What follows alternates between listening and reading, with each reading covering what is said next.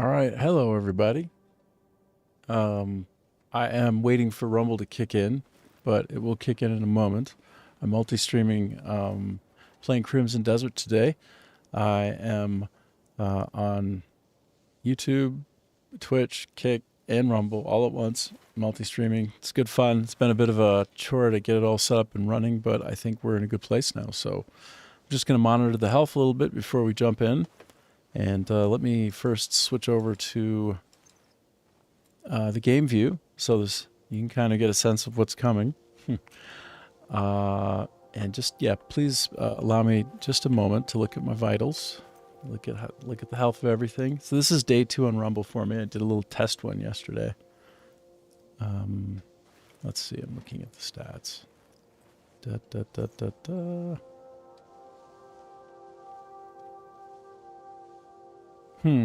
Okay, so right, I'm seeing a couple of frames missed, which is interesting. But it seems pretty smooth.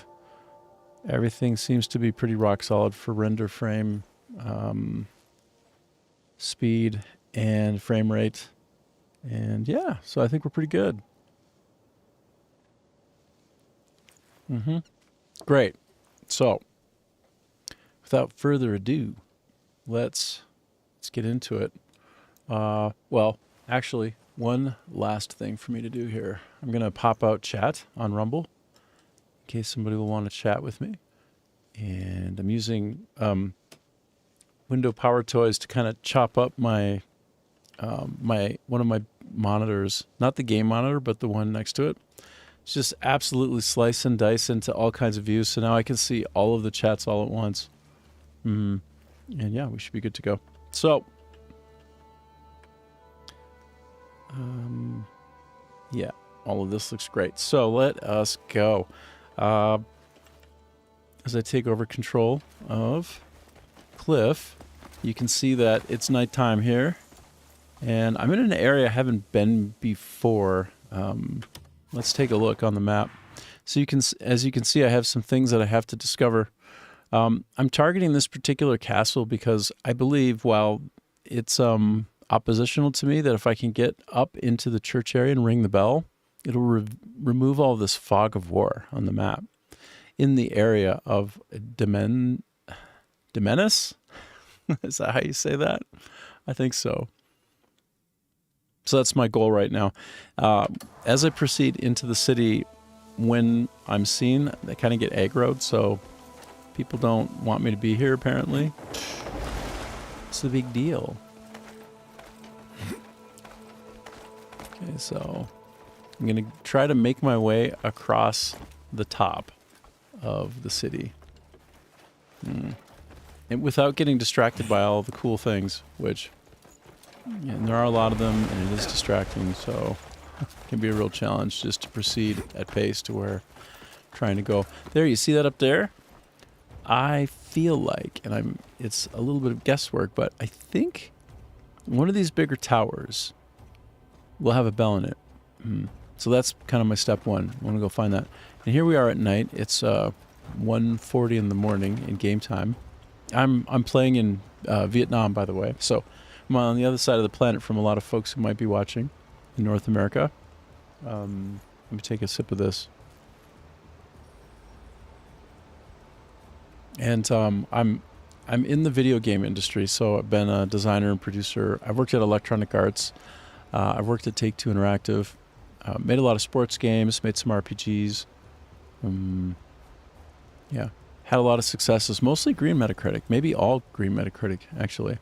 I was on SSX. I made American football, so like NFL games like at 2K Sports, NBA, hockey, and tennis over at EA.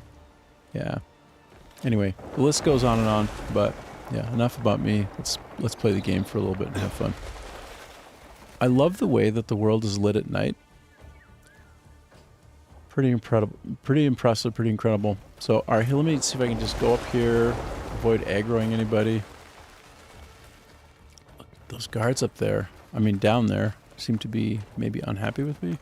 I'm trying to, like, just rest for a minute. Oh, maybe I can rest in here. Come on. So there's stamina, and if you run out of stamina, you will fall. So I try to go part way up, let my stamina rebuild, and then I proceed. So if you look at the character that I'm controlling in the center, roughly, of the screen, you can see that he's got a stamina bar there.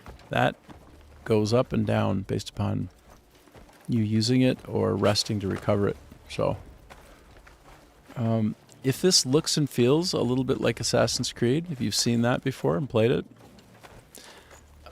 that's because it is. But only in just this one dimension, right? Like, the game evokes many other games. Like, it takes from a lot of the best games in open world gaming and just melds them all together in the most creative way. Shadow of the Colossus, do you ever play that game by Team Ico? Oh man, it's so good. You run around in a really vast area, on horseback in many cases. Your horse is named Agro, and you have to find these colossi, these really giant colossus life forms, and you got to kind of take them out because they're a problem. But then as you go along, you realize, oh, maybe they're not a problem. Maybe I'm the problem. Beautiful and amazing game, but you basically deal with enemies that are a scale that just dwarf you, like maybe 100 times as big as you. And so you climb up them, and it could take you like as long as it took me to go up this particular building, there might be a boss in Shadow of the Colossus that is that big and that you have to spend that much time climbing as it's flying or running around or what have you. So, but this has elements of that as well. So it takes, from games like Oblivion or Skyrim and pulls those into view as well in the same kind of way. So a lot of best practices. And it also has some Souls-like feel to it, I think.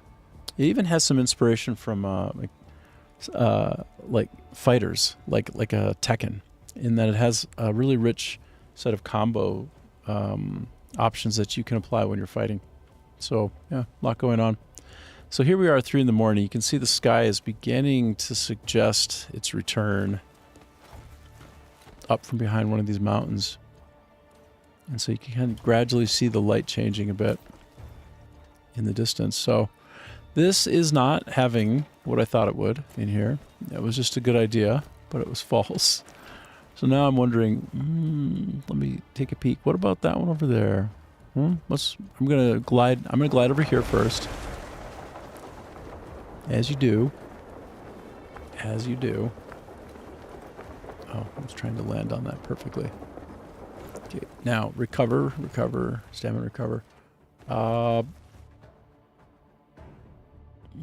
Looks like there's actually a way in over there. Is that my imagination? Hold on, let me go back. It's worth going back, hey? Like, let me just quick try. It's not gonna hurt me to try. Yeah, look at that. Is that an entryway? Maybe there is a bell that I could gong right here, if so. I'm just gonna give it a check, see. I just want to know. No. It's just like a random place that you can drop. Okay. All right, then. Looks like there's a circus over there, hey, in the distance. Okay, so I'm just I'm assessing the frame and the rendering and if there's any lag. No, it still looks rock solid. Yeah. Hold on. Let me check one more thing, okay? Before I continue. I'm just looking at the health of everything. Okay, so Twitch is showing that it's been up for 9 minutes. Good. Good megabits per second or megabytes per second. Yep, 60. Same for Kick. Same for Rumble. Really excited about Rumble. Rumble seems great so far. Really love it. So, heck yeah. Everything seems good. I'll continue.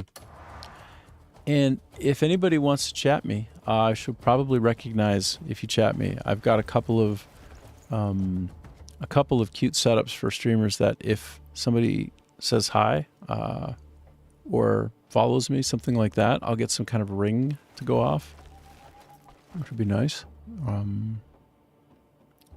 But as for what I'm doing next, I think over there, that's my next target.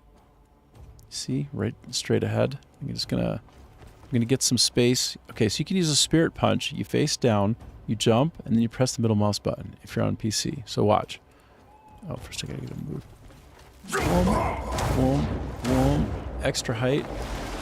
And now I'm just going to glide over there. I put a lot of points into my stamina. So stamina also affects how long you can be in the air. So that's great. I'm just trying to see, is there a bell in there? It'd be nice if there's a bell in there, hey? Come on. Come on, bell. Be there. Don't let me down. Ah, you let me down. I was let down. There's no bell. You know, to be honest, there might not be any bell here at all. This might not be where I can reveal the world and kind of like remove the fog from the map. Maybe I can't do that here at all. I want to spend time in here, but not yet. So I had a purpose, okay? The reason I wanted to open up the map a bit is that down here, you see, here, let me just show you the map. Look, it's huge. It's huge. There's fast travel points all over the place, or I could just get on my horse and go, or walk it. But down here is something called the Serpent Marsh. Now in this area, there's a really cool weapon, as I understand it, that has a whole different kind of move set than a lot of the typical weapons that you have in this game. So instead of it being like a sword or like a piercing weapon, so instead of a slashing or piercing or a pounding, you know, if you have like a cudgel or something, you can find a fan, sort of like an Asian themed like a fan of sorts. And then apparently what's interesting about it is that the moveset of your character is entirely different. Looks very different from anything else. It's much more fluid and flowing. So that's what we're all about right now. I'm trying to find where that's hidden in this area. And I figured if I could remove the fog, it might help me a bit. No, doesn't seem like it. So I'm going to fast travel. Here we go. I'm going to fast travel to this area, and I'm just going to start looking around, try to find this fan-type weapon.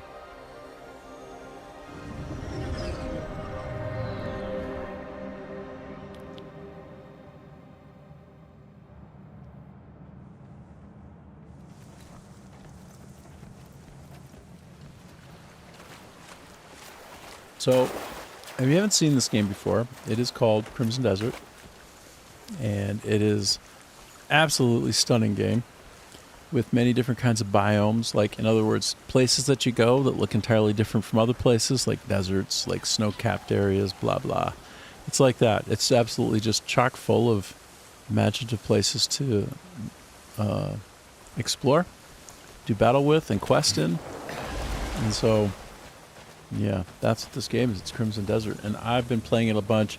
You know, it's sold over 5 million copies, easy. I think it's probably somewhere around 8 now. One of the best-selling games ever. And you know, the initial reviews, including by some of the biggest review houses such as IGN, really panned it and said, oh, not such a good game. And then the people bought it, and then the people begged to differ quite a lot. And so there's a bit of a interesting transition happening in media in general. This is, I won't be surprising anyone with this opinion, but you know, where there used to be sort of standard media outlets, oh, I'm so happy to find another fast travel location. Oh yeah, watch this first before I continue. Oh yeah, that's a big deal. Anytime I find one of those, it just makes me so happy. So I can right click on the map and get a new target. And so I see a question mark here. Again, what we're trying to find is a hidden thing. So question mark feels like it's a good place to look. So I'm going to come back out and then orient. If you look at the bottom left corner, that's my mini map. And I can kind of, you know, get where I'm going up at the top of that mini map. I would say it's due north, but it's not. It's actually east, and that's north. If you look, it's one of those it's one of those mini maps that rotates based upon the way that you're facing, like which way your character is facing forward. But as you can see, there's north, south, east, west as well. But anyway, I'm going this away, And yeah, naturally, there's a big, huge cliff in the way. So what am I going to do there, hey? I'm just going to go over this way. Wait, oh, hold on. I'm always looking for secrets. This game is so loaded with secrets that it's great. If you want to feel like you're adventuring and you might be the first person to find this game ever, something in the game ever, well, could be. It could be. Look, there's cats. Why are the cats? Well, I don't know. I didn't make the rules. But here, this is like a cairn, or if you come from Canada, a nooksuk. And what it is it's like a little altar. And wherever you go, 556 one-handed weapon using / okay, something like that. You are allowed to plunder it, so don't feel bad. Wow, there's like a little dog over here. You can basically gain trust with anything in the world, up to 100. So you just interact with someone. Gradually, if you see them enough times, then they like you a bunch. Oh, these are kids who are monks. Oh, super cool. Got a pond with lilies in it. I bet you it has got frogs in there too, hey? With a bunch of cats. So this game has all different kind of characters in it, like humanoids, just everything you can think of. You can have pets, you can have horses, you can ride dragons. It's rather ambitious. They appear to be learning some kind of martial art. Actually, their form isn't half bad. It's so cute. Look at this. Oh, it's so... The form is not bad. Like, they're using the hips, and they got a decent stance. Okay. Well... Yeah, you get the sense as you watch me play this that everywhere you go, there's just endlessly fascinating things. Like, now I'm running through a bunch of these birds. Like, they're here goats. Like, I actually followed an army, like an army that came out of a castle at 10 in the morning in the game yesterday. 10 in the morning in the world, in the virtual space. And by the time sun was setting, they had combined up with another army. It did like a zippering, like a zippering up effect of rank and file, and they like doubled both width and length. And they had like war banners in the front. They had people in the back with like extra heavy. They had like a shield contingent, arrow contingent. And as they went through the world, there were parts of it where there were a lot of people that would congregate, and it became like an ad hoc parade, and they're clapping for these people as they went through. And I was just stunned. I'm like, I can't believe this world just has a random army leaving a castle and then meeting up with another part of the army and then just going out on a patrol or somewhere. So I'm like, what is happening? Where are they going to go? And I followed them, and by the time the sun went down in the game, which is, I don't know, it was like an hour and a half, something like that, I just slowly followed them. They had gone through like 8 or 9 groups of bandits, just absolutely ripping them to shreds, and then reforming ranks. So it looked and felt so natural, but just like the stunning quality of the game and the people in it, that you could just run into an army that is out on patrol. Ultimately, they were headed to a fort, and they were providing reinforcement to that fort.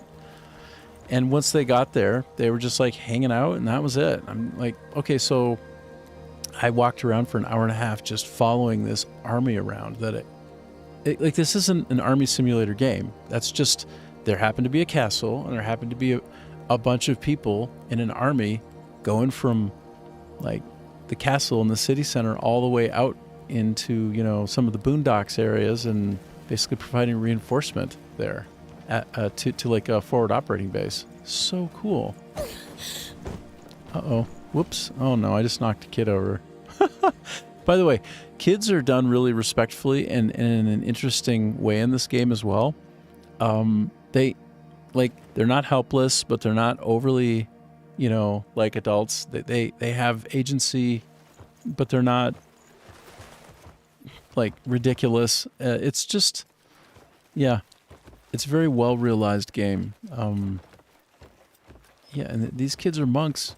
I will tell you, of note, that here in Vietnam, where I live, Southern Dalat, in the south of Vietnam, in Dalat, which is up in the mountains, very, very mountainous. Ozone layer is very thin here. So people, even on a hot day, will put long sleeve shirts on and hats, make sure that they don't have skin exposed because they'll get sunburned. But there actually are a variety of religions. Christianity is very popular and strong here. Like, I feel that it's more open and embraced than even in the West, for the most part. You know, you see people having like figures of Jesus on their wall, and it feels to me sort of like what my parents lived through when they were, say, in the 60s and the 70s. It feels like that now here, actually. But also, you know, Buddhist folks, and, you know, just a variety of a variety of belief systems.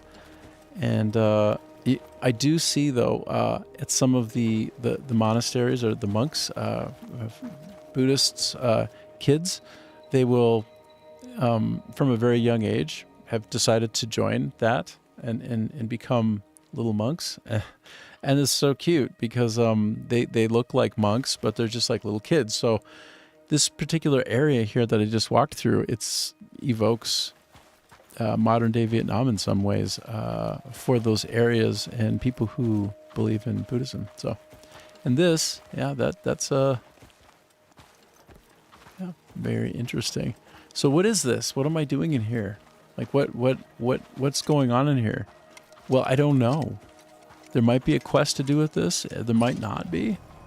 The game is so vast and intricate, and I think they spent, 5-6 years building this thing, 7 maybe, and it was like built off of a game that they had already fully completed. So using a similar engine and approaches and mini games. So it's like this game looks and feels like a team of genius, hardworking, passionate folks had been at work on it for like the better part of a decade. And I suppose, in fact, that's actually the case. So if you see what I'm experiencing here, and you can imagine what it's like to control the character at like that, what you just experienced coming and going from this cave.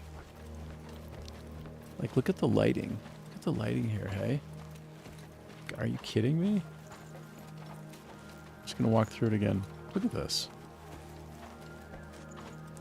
I'm a glass half full kind of guy, and so when I play games, I'll find problems and I'll complain, but I tend to sing the praises and see the things that are good about, I don't know, everything around me, because I don't know, with my one life, I don't want to be miserable. With my one life, I want to be happy. So, okay, so this is interesting. I want to drop down. I'm going to drop down to that walkway. I've never been here. I have no idea what to do. I should probably find a quest in this area and do something. Look at the flock. Look at the flock down there. Look at it. Look at them. I don't know if you can see that in the distance. Pretty stunning. Oh my gosh, there's something up there. I wouldn't know. I wouldn't know. Okay, let me see if I can go up and around here a bit. We are looking for that secret hidden... Maybe it's not even that secret. I don't know. But we're looking for a fan. A weapon of some description. This feels like I should try to punch it or something. Sometimes you come upon something and... I don't know. I'm just like, is there something hidden back here? So you can go into interesting altered states in this game. Like in this case, I'm looking for some secret embedded object, which if I punch it with my spirit, would like blow a hole open. And I could maybe go through that hole to the secret area. So that's what I was doing right there just now. Yeah, everything looks golden on the recording front. I'm not seeing many drop frames. Although I will say, I did a lot of tweaking yesterday. I really did. To all of the streams, I use a streaming tool that's open source and free. It's called OBS, Open Broadcasting system or software, probably software. And it allows you to do multi-streaming and all that, but you can get into some serious trouble because there's a lot of configuring to do. So I feel like I should, I mean, I have the urge to stop and review all of the streams and see if things that I did yesterday worked out. But I imagine they did, and the imagining will have to do for now because I'm going to be here for the next 5.5 hours. Yeah, because I go 7 days a week, 6 hours a day. That's been what I'm doing.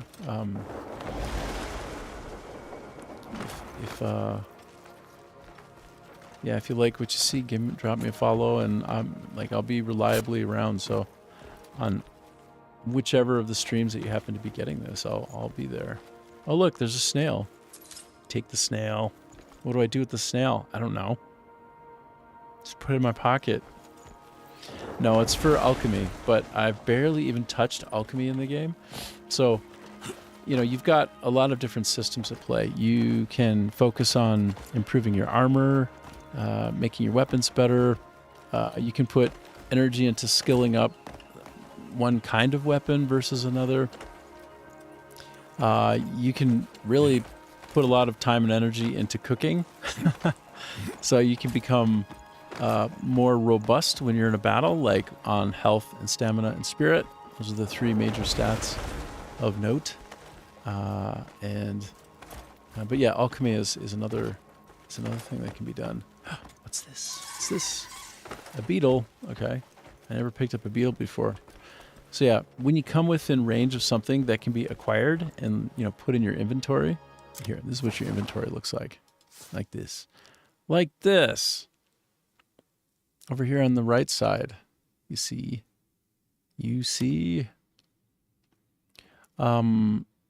As you complete challenges or rewards, just push the story forward. I didn't say that quite right, but you get more space for inventory, and you get more abilities unlocked. But here, this is the skill tree real quick, as long as I'm in the pause menu. So when you find these abyss artifacts, like you saw me find at that cairn or that Inuksuk, like that little makeshift rock built out altar on the ground, you pick it up and you can either use it as a skill right away, or you have to unseal it, which means you'll have some challenge associated with making it something that you can use to allocate into your skills. So in the case of what I had gotten before, it was like I have to do something with a one-handed sword, like kill 5 enemies in 15 seconds with a particular skill, like a slash skill or something. I didn't read it carefully, but that's okay. So yeah, that's the skill tree. You have more than one character that you can control. But right now I think I'm stuck on rails with Cliff, but that's fine. But also have this girl, and she's more kind of steampunk. Like she's got like flintlock. She's got a whirligig when she flies around. It's quite interesting. Here, look at that. Look in the upper right corner. I don't even know if you can see that. It's quite small. But yeah, she's almost like an engineer in a way, but I haven't had much opportunity to use her yet.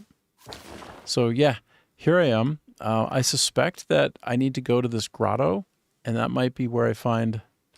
No, I really don't know. I really don't know where to go to try and find this hidden area. Oftentimes I tell myself before I get on the stream, I'll do some research, but then life happens and I don't. So what you'll often see is somebody who is just as lost as you would be, honestly, if you were playing it instead of watching it. Or maybe you're playing it while watching it. I don't know. But if you get that sense of being lost at times and, wondering, what do I do next? Or how do I solve a puzzle? Well, I embrace that. So I'm a try-hard. Not necessarily all that bright, but we'll try hard, and if you have the time and willingness to expend energy into something, you'll figure it out. You'll eventually figure it out. Okay, so where am I? And where's that fan? Where's that fan? Give me that fan.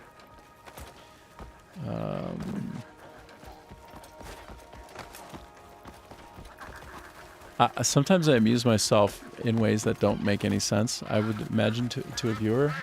In that, I just have memes going through my head all day. Probably like everybody. Honestly, in this day and age, everybody's dancing around with memes in their head. Like, it's like that.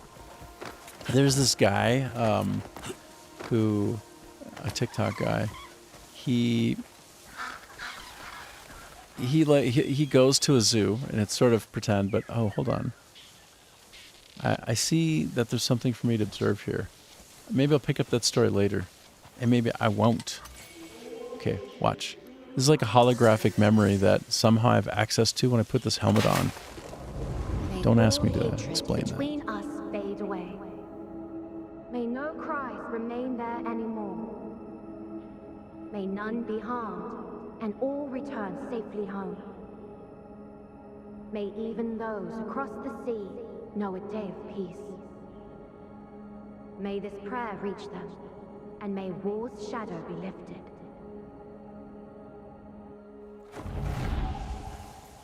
Okay, so sometimes those have a fairly informative layer of information that you can kind of extract what to do from. I think you probably agree with me that that one didn't know what to do with that. Some kind of benediction or something. Just, did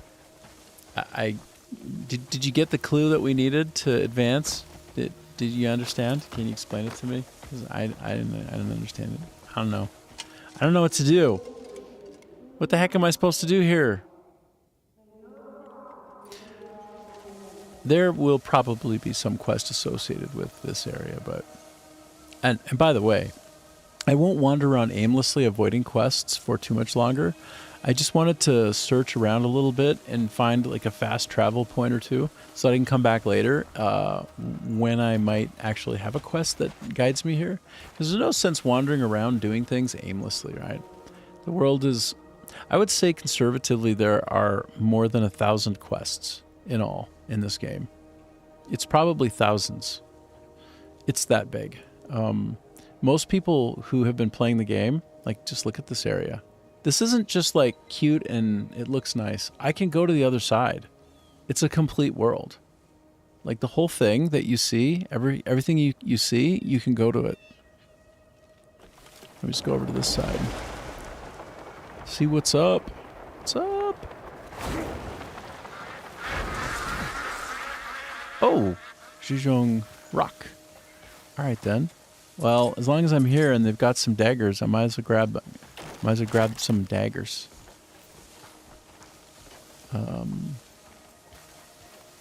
Yeah. And these are like Anuk Cairn. There's a lot of this stuff in the game. A lot of things that have parallels to the real world, frankly. And sort of historical homages, maybe, you would say, to a lot of Western myth and some kind of Western history, too. Somewhat. Oh, this place is so huge.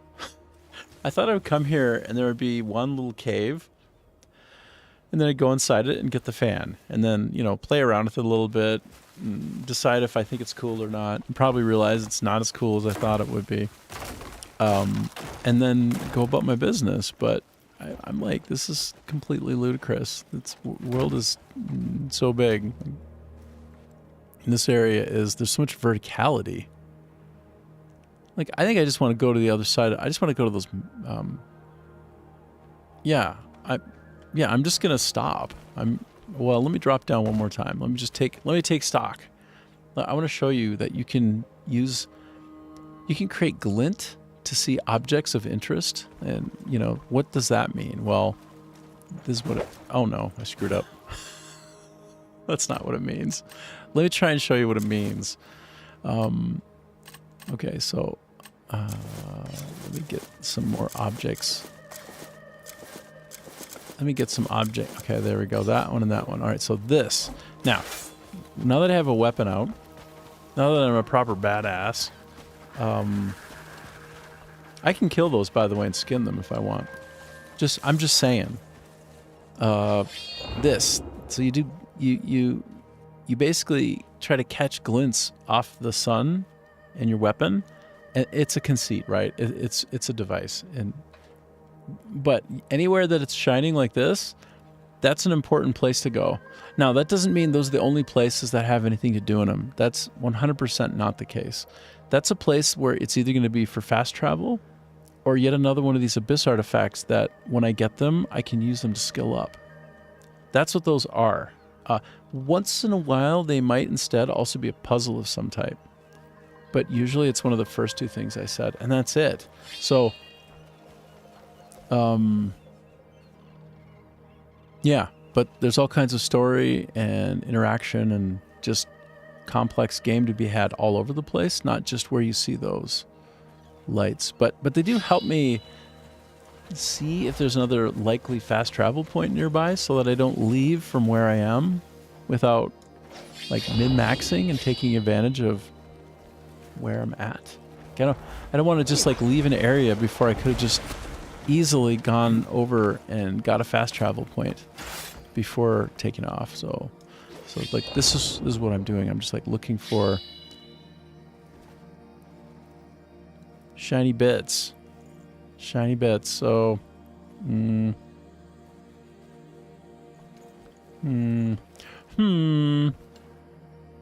okay, let me go take a peek at my map one more time. Oh, I'm far afield. Oh, hello. Oh, I didn't know I was here. I might actually be coming up on the edge of the world. No, there's a whole other place over here. Oh my gosh. Are you kidding me? Crazy. Like, look, the game is called Crimson Desert, and as I understand it from the metrics, almost nobody's even been to Crimson Desert yet. Who has the game? Who's probably playing it incessantly? Like, the game is so big, it's like twice as big as Skyrim, and way denser. Way more to do. That, yeah, almost nobody's even been to the place that the game is named for. Like, come on. What? That's crazy. That's crazy. All right, so as I glide down, I'm going to try and be cute with it, as the kids say. Try to get cute with it. Anything else that I can go for? Oh, anytime you see like a waterfall, you look for a cairn. You look here, I'll show you. I'm descending very slowly because I can. Okay, because I want to, all right?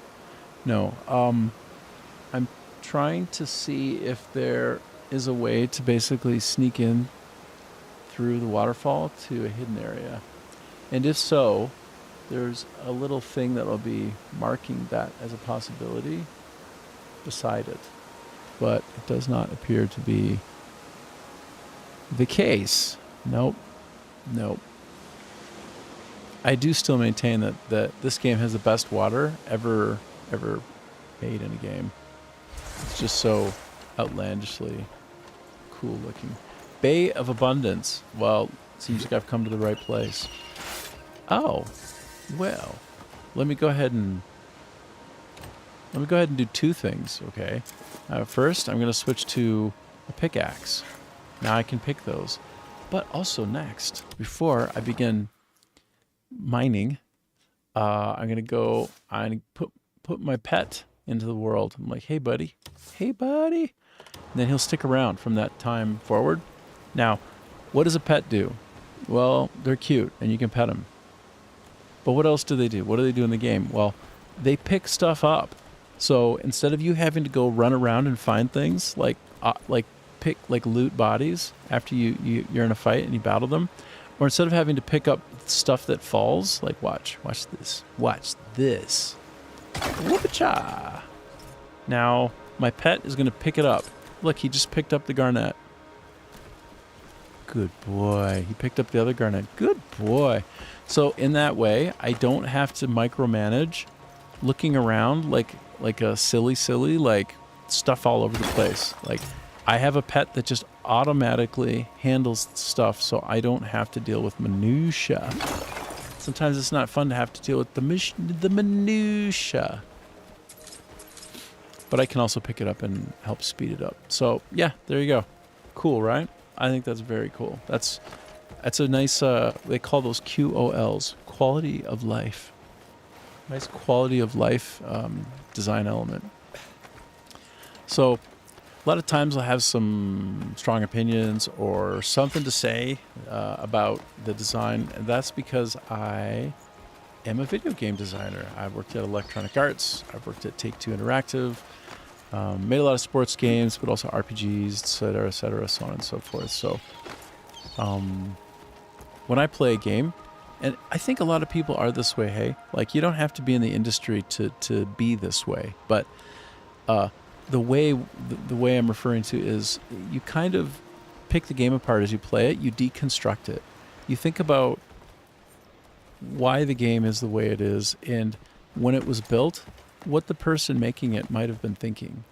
You know, what were the trade-offs involved, for instance, on being able to do something a certain way when the act of making it that way meant that other things might be more difficult. So just, I kind of like to unpack the experiences as I enjoy it, but I'm like that with movies, and I don't know, I think a lot of us are like that, but that means that I'll probably talk a lot of shop, like a lot of shop talk about game design and production and even just the nature of teamwork in the video game industry, and little stories about quirky personalities, all that. Like that'll come out as I play with you and we hang out together.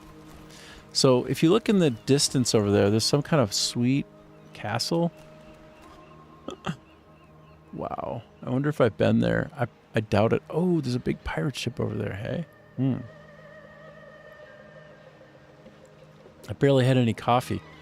So I'm on the other side of the world from a lot of folks who'd be in North America. These birds flying around are just epic.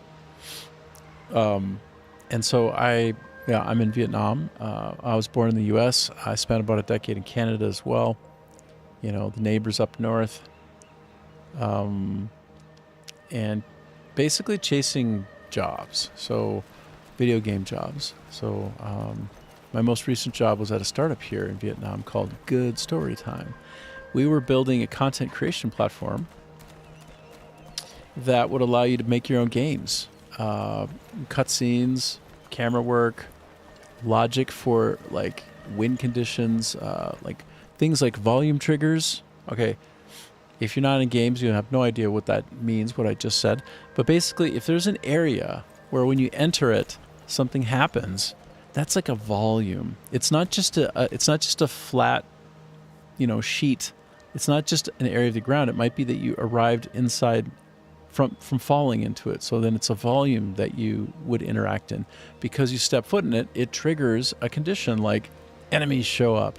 Enemies come out of some holes because you triggered them to do that by entering a volume.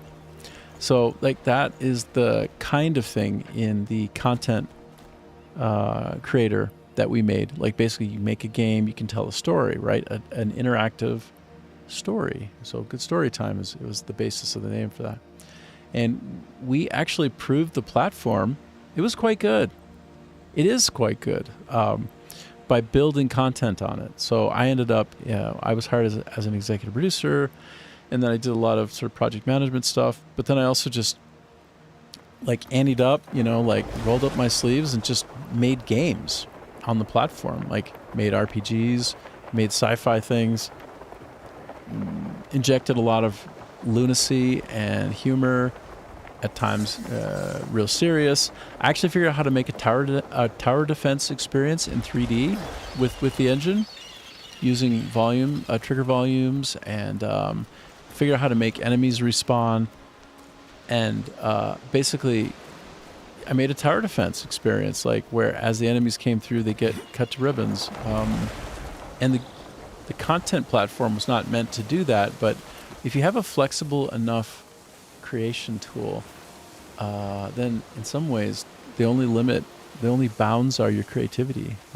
So yeah, that was what I did most recently, and I'm still here in Vietnam, and I want it to be my forever home because I love it here. I love the people. I've got good relationships here. I have 2 dogs. It's a little bit of a hassle coming and going and renewing my visa, but it's a small price to pay for such a beautiful place. That I don't know, for whatever reason, it just hit me in my heart. So I like it. I like it here. I like the people here. But one truth that you come upon if you're open-minded and you're free to receive it is that in traveling around the world and experiencing all the people in it, and I've been in a lot of places all over the world, right? Like I've been in India. I almost took a job in India. All over the place. Like you realize that the good people are where you find them. Just like music, right? Good music is where you find it. And there are also, bad folks too. And that we're all human. Like, step 1, we're all human. Step 2, see step 1. And then, of course, there are differences, right? Like, let's not be silly about it. I'm not woke, but I am thoughtful. I think that there's room in this good earth to both find the commonalities and celebrate those, and even let folks just be who they are as well. So, like, I mean, what do I know to be able to tell somebody how they ought to live their life? Maybe I know some things, and maybe I can express those, but I also want to realize that if there are some interesting conventions that are a little different, it's like say in Vietnam, and there are 100 million people here, and they've more or less lived that way, and their parents have, and their parents' parents, down through generations. 100 million people, are they all wrong? I don't know. I don't think so. How about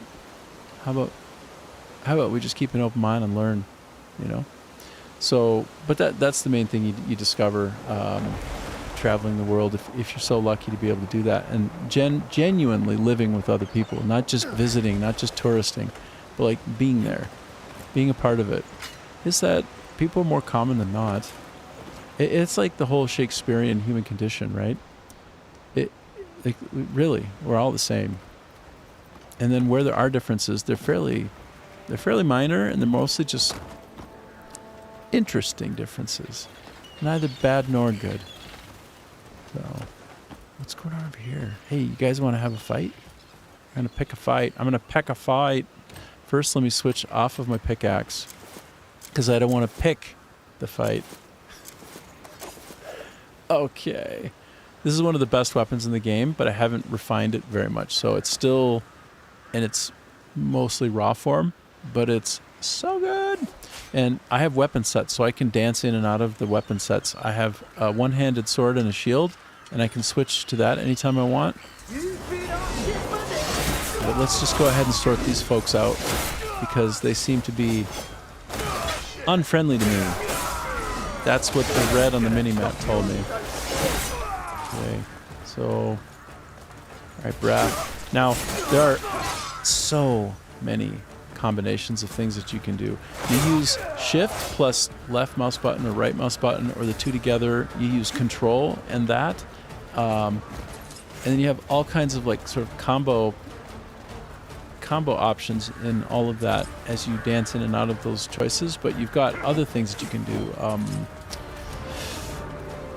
Here, let me just watch.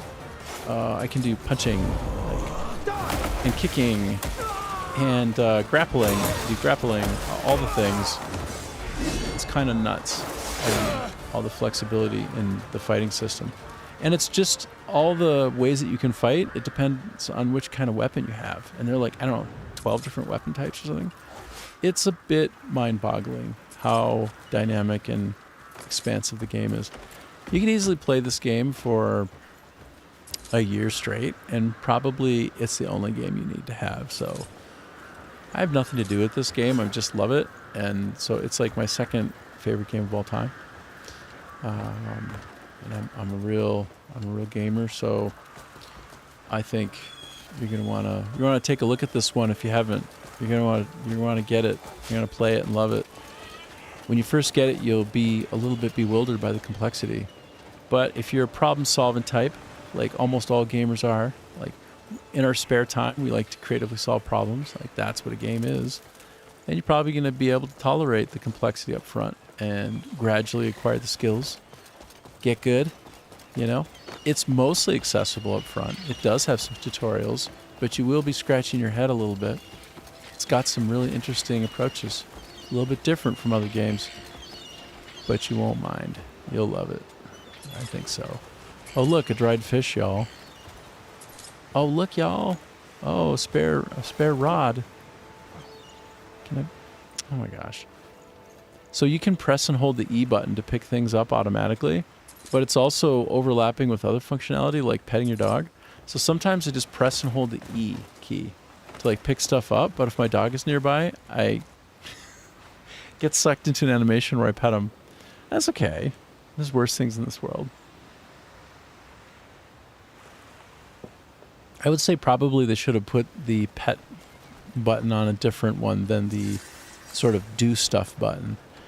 Because how often when your pet follows you everywhere are you going to be focused on trying to pick something up and you pet them instead? Like the answer is often, okay? Like a lot. So is that cool? I mean, it is what it is. But I personally don't like when I'm trying to pick up like a sword, I pet my dog instead. How about you? Let me go back to chopping away things from the side of the mountain, hey? Because I'm all about it. This is garnet, and it's not necessarily so easy to find, so I'm stopping, even if it's boring for you, and I'm sorry if it is, but I gotta just treat it like ASMR.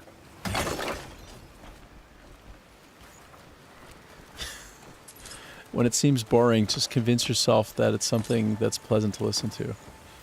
It's not boring, it's relaxing. In the same vein of, I'm not lost, I'm exploring. You know what I mean? It's like all in the way you look at it. Is this a guy over here who is trying to get away from me? Is he a bad guy? Or like, what? He's like, what? Look, he's a pirate and he's just like losing his shit. What in the blazes? What in the blazes? Look at his helmet. Look at his fish helmet. Oh, I want that so much. I'm gonna punch him a little bit. Is that okay? You pay for this. Is it okay if I punch him? You okay? How you doing? Brah. Little shit. Oh, am I? Who's who here? I could knock you down in seconds. I'm not sure about that. All right, now I'm gonna tie him up. Okay.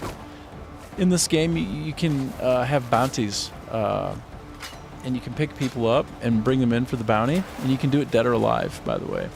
Dead or alive, you're coming with me, RoboCop. Or you could like think of it as a Django situation where it's like you get more money if you turn them in alive. But sometimes all you got to do is just bring him in, just get that body and bring it in. We don't want him to breathe in the air anymore. Get him out of here.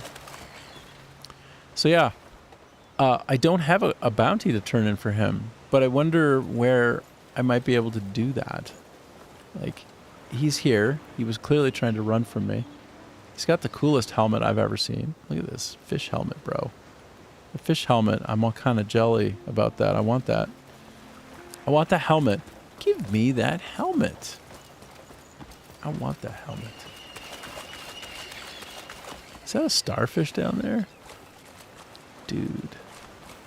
Dude, can I pick it up? No, I can't pick anything up when I have a guy. Okay, I'm going to set him down because I don't have a quest for him. Actually, I'll throw him. Rude. Okay, I'm going to untie him. What do you think? What do you think of that? Can I untie him? How did it come to this? Hold on. I'm just going to take one break here. I'm going to drop him instead of throwing him. Oops. And now, is he in a state where I can untie him? No, he really isn't. So I could pop him. I could pop him and see if he drops the helmet, which he could. But I have this idea that he'll be part of a quest later. And I don't know if he would respawn if I kill him for that quest later. I don't know. I don't know about that. I don't know one way or the other if it's the case. So, here. I want to cross. And if I don't have enough stamina, I will drown. I will absolutely drown. Which I did once in like a foot of water. And I was like, what? So, let me try and do this right. You know what I'm saying? Okay. There. Now I should be able to mostly get across before burning all of my stamina. Oh, are those beacons or bombs?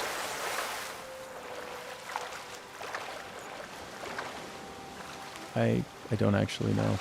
Okay, I have enough. He's underwater. I always wondered, can I just swim underwater a little bit? Like, I don't actually know. Okay, I gotta mind my stamina though, because like I said, I will drown in the most inglorious of ways. Like a bastard. I don't know about you, but how did I learn to swim? I was at a camp, and I was maybe 11, 10 or 11. Parents just sent me, right? And like you learn skills. You learn how to row boats. You learn how to canoe. You learn how to shoot a bow and arrow. You learn how to shoot a gun. Like when you're in Minnesota, like it's different, right? Like it's a different place. And so I had like gun safety training before I was even 10, I think. Could shoot a gun, knew how to load it, knew how to keep it safe and right. Like I wouldn't be like that. I wouldn't be that person who was running the ICE agency who like had the gun pointed at like one of her workers' heads, like is holding it in the weirdest way. Like that's not how we roll. Like something like this. Meanwhile, like pointing the gun while she's on camera, like the rifle at like at dude right next to her, and he's like this. It's like, like she's not gonna have this job for long. That's just, you can't be that dumb and hold your job. Like it's not actually possible. Anyway. Greetings. I'll sidestep the politics and all that, but I just, that all comes to mind given what I was just telling you about, which is that the way I learned to swim, that wasn't where I learned to shoot, but the way that I learned to canoe and rowboats and swim, just straight up swim, was they just pushed me in. And like literally one of the guys is like, well, I mean, either you start swimming like a dog, and he said, do dog paddling. Just move your hands and your arms. And I'm like thrashing, right? I can't swim. I don't know how. And he says, well, you're going to sink or swim. This is it for you. And I'm like, as a kid, I didn't have any sort of sense of humor or a belief that somebody would say a thing but then make sure I'm safe regardless. Like, I didn't know any of that. I was a dumb kid. Now I'm a dumb adult, but, you know, that's how I learned to swim. Like, literally, the way that some kids learn is they just get thrown in, and it's like, well, try not to drown. Every grain tells a story. Don't drown. Favorite?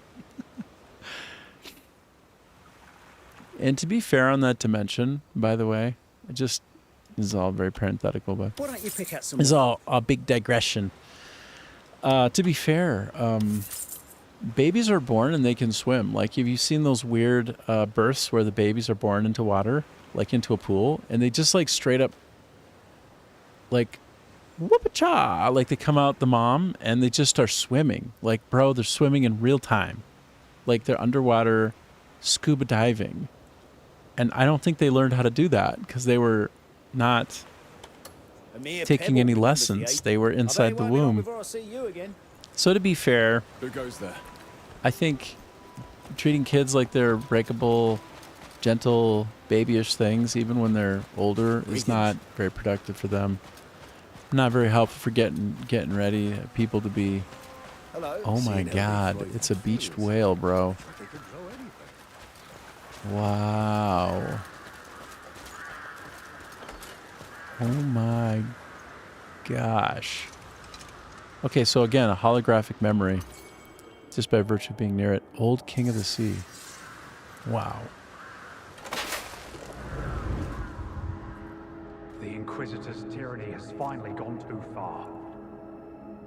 He shared every hardship with our guild. Rest now, my old friend.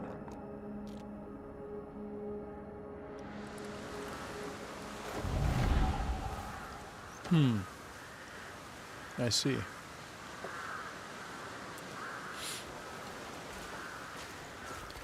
And what's the next thing that I think immediately that you also think, if you're engaged? Can I find some sort of loot in here? Is there a secret weapon? I'm not giving any particular cares about what? Bro, why don't you back off? Do you see what I just did? I like disabused him of his weapon. I don't think so, brah. You think, oh, you're so tough, brah? You're so tough. You're so tough. You're so tough. Whoop-a-cha. Pushed him. That's what I'm all about. That's what we're all about. Boom. Get wrecked. Sometimes I just get in my head. I just want to do some kicking. That's like all I'm about sometimes, just the kicking.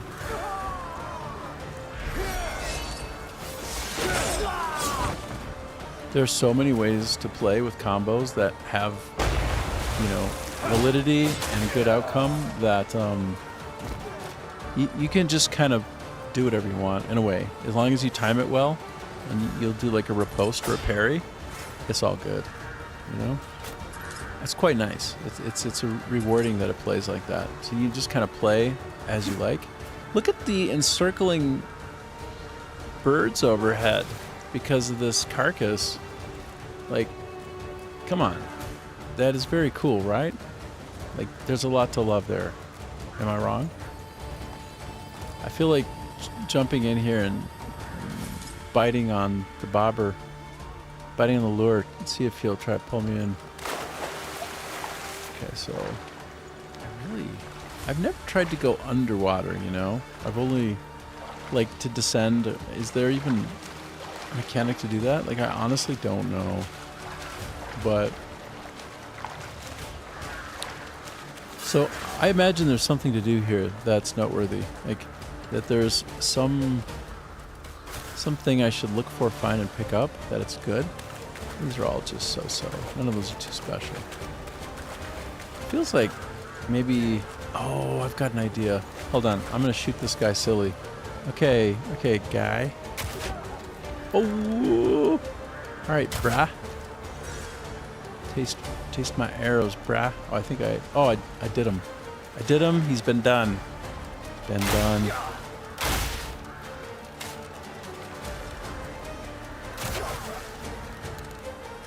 Right. Whoop-cha. Finished. Your goose has been cooked. You are a goose and you have been cooked. So, I just want to try a couple of things while I'm here. So this is something called a focus. See this? Get myself into a focus. It's good because doing special moves with weapons consumes some of my spirit. But also I can do other things with the spirit, like very strange thing like this. See if there's some thing inside something that I could sort of bore a hole through to get to. I don't see anything. I don't see anything. But let me try straight on and then from the side. Because I only recently got this ability to do this. And this is a little bit forward from that area. So it makes sense that like maybe there would be some utility in this new ability that I could apply here.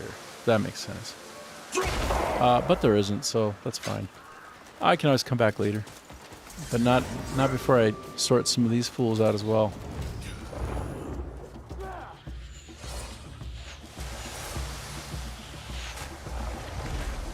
Whoop-a-cha.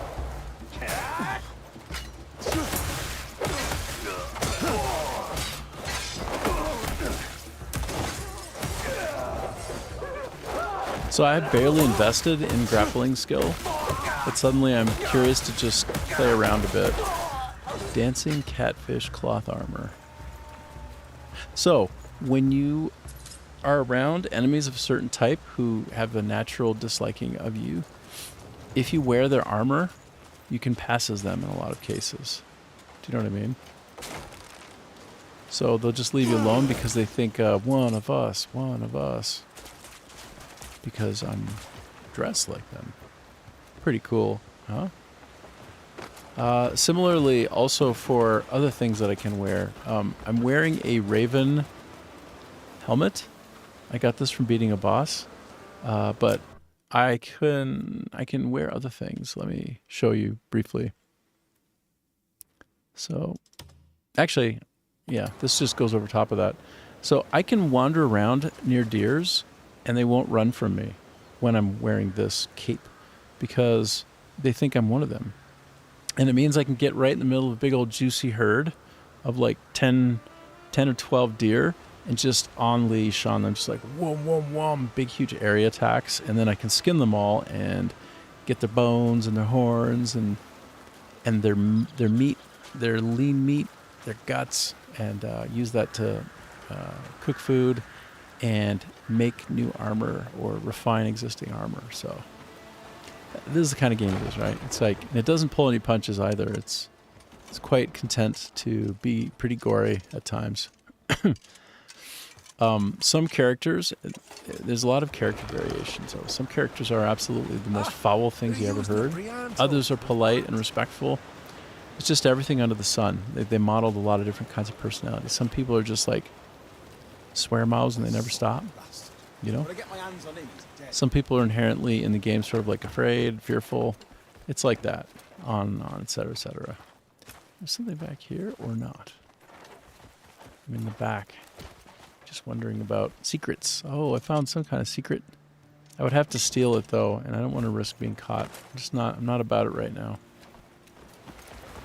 Not about the stealing scene at this time. Maybe later. Okay, so I was up here before. Hopefully I don't freak anybody out as I draw my weapon.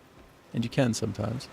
I'm looking for any place that I might be able to go around here that I can actually fast travel from later. So like they've got little places where when you find them, you can fast travel to and from there from then on. And that's quite nice. Quite helpful. You're going to want that. Okay, I've never seen this vendor before. I've never been here before. Let's just see. Any quarrel, you come to me. I'll settle it. Oh, really? Troll Mag. He's going to troll mag me. Shop. Every smart deal starts with a glance at the going rates. There's a little bit of a disconnection at times, I feel. What? Price tendency. All right, hold on.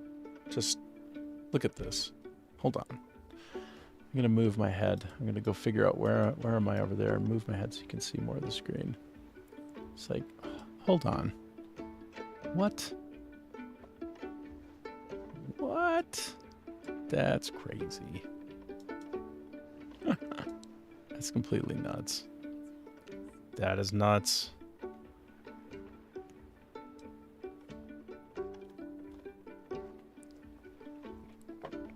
I've never seen this user interface before, and I don't know if they just added it in a patch or what, but now I'm seeing trending on tradable goods, and I can see that in this area the trend has been downward, and so if I wanted to, if there was value in it for me, I should buy them up. Which is, there's no wagon nearby to load objects. What? Oh, so if I had a wagon, I could come here. Oh, but I can put no horse nearby. The finest details can decide. May luck and fair weather follow you. Hold on. Hold Let's on. have a productive discussion. There are a lot of chatterboxes. They chatter even more than me sometimes. That's saying something. Can I Can I call my horse? H. Horse. I sure can. All right. So I had to tame this horse. It's a legendary mount, this one. Rocade. It was extremely difficult, the minigame, to get him. Standard horses in the game to tame are easy. They take like 6-7 seconds. I had to like keep him from bucking me off and maintain my stamina for like 35 seconds. It was momentous when I finally did it. It was not easy. But, you know, he's a legendary mount, so he's like one of the fastest in the game, and he's really saucy right now. Why is he tripping so hard? I've never seen him this agitated before. Why is he so agitated? I don't know, but I'm going to see if I can buy these items now that he's within range. If I switch out to horse inventory, am I out of my mind here? Yeah, I can do it.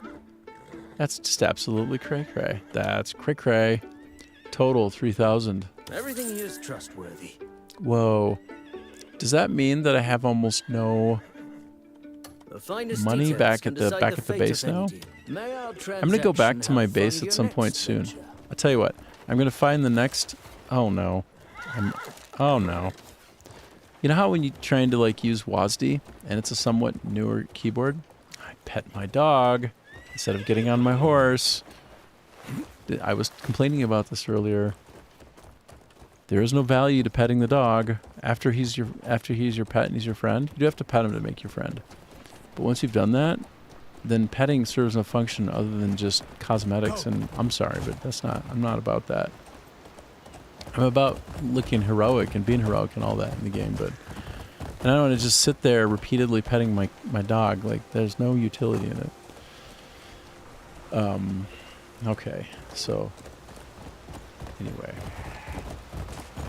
Let me just go a little bit further down this way, because I've never been here before. And I want to find some fast travel points so I don't have to spend a lot of effort to get back to this area again. I can just quickly warp in. So where would that be, if anywhere? It must be. I would expect there's some, like over here perhaps.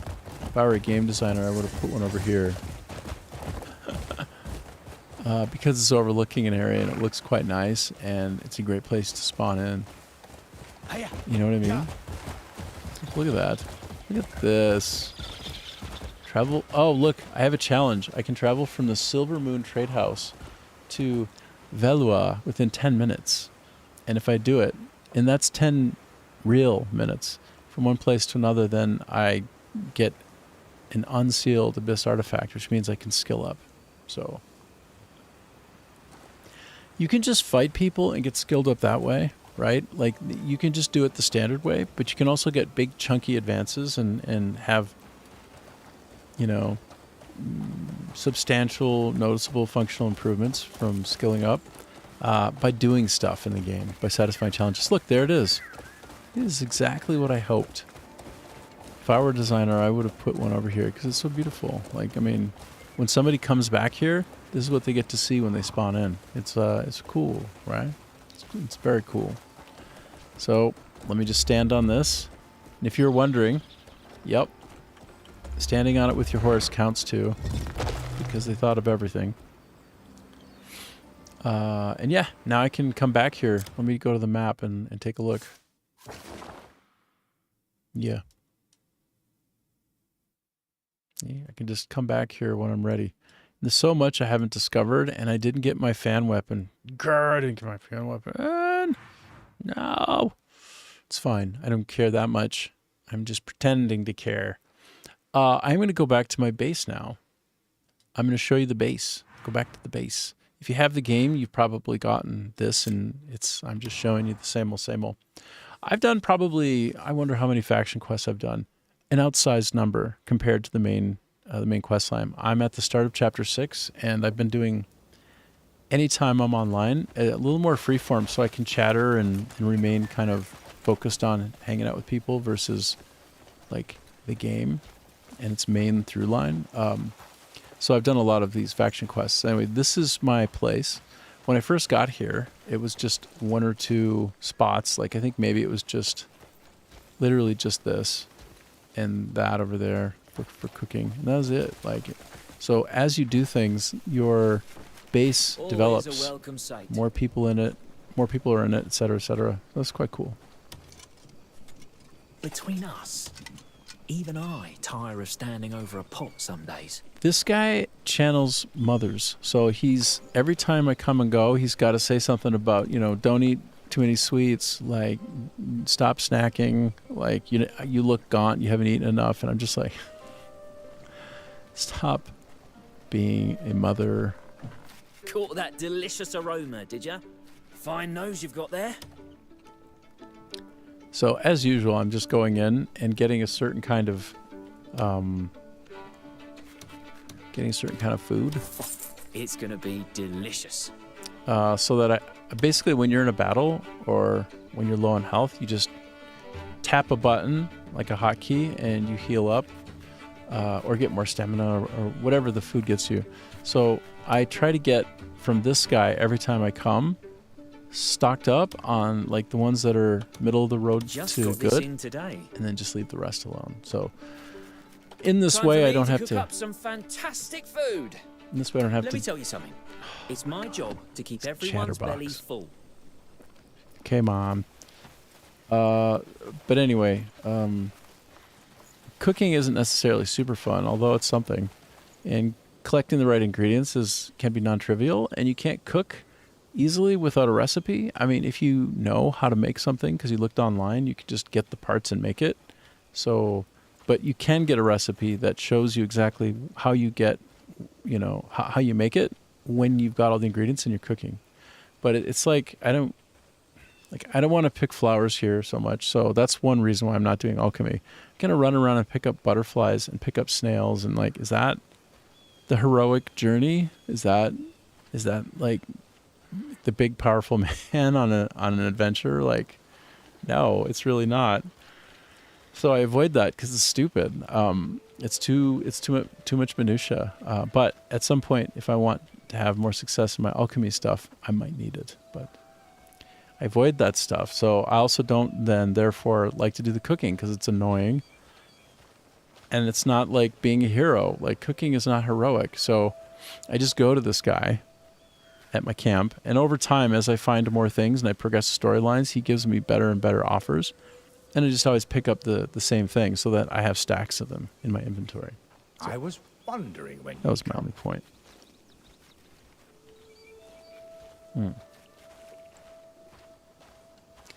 So, yeah, right now I have a bit of a problem. I would like to direct your attention to the upper right corner above my picture-in-picture. My problem is I have almost no currency, no coins. And I used that currency to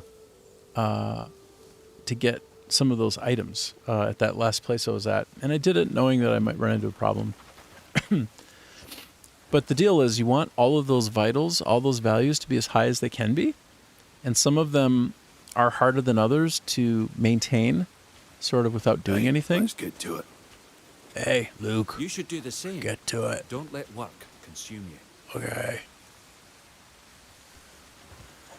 So this guy dispatches people in my camp, like fellow Greymanes, and I have 16 of them. Like, look in the upper corner there again. I can dispatch something like that many to go out on missions. They come back with money, or they come back with some resource. But the problem is that sometimes, in order for them to go out and make money, they need some money. So I really wanted to get that item and see if I could put it on in my horse's inventory. Like, my horse has 2 slots for inventory. I don't know if it's on the saddle or if like some other secret location. But I wanted to just put the painting in the horse, and I did it. And the cost was, now I'm potentially in a bit of a bind where in order to make money, you need some money.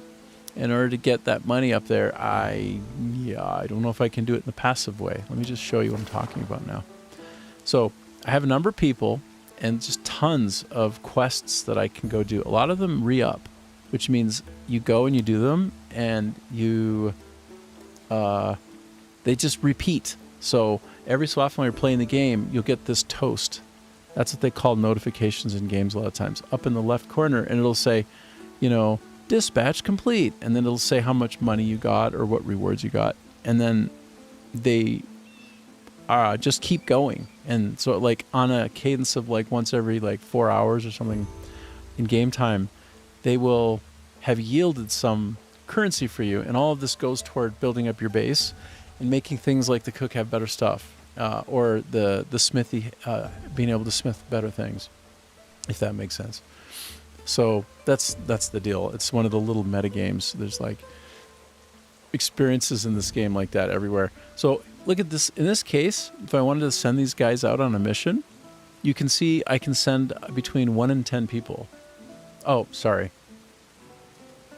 Sometimes I monitor what I'm sharing with you, and then I catch that I'm telling you something that is obscured, and you can't see it. So how does that help you enjoy the game?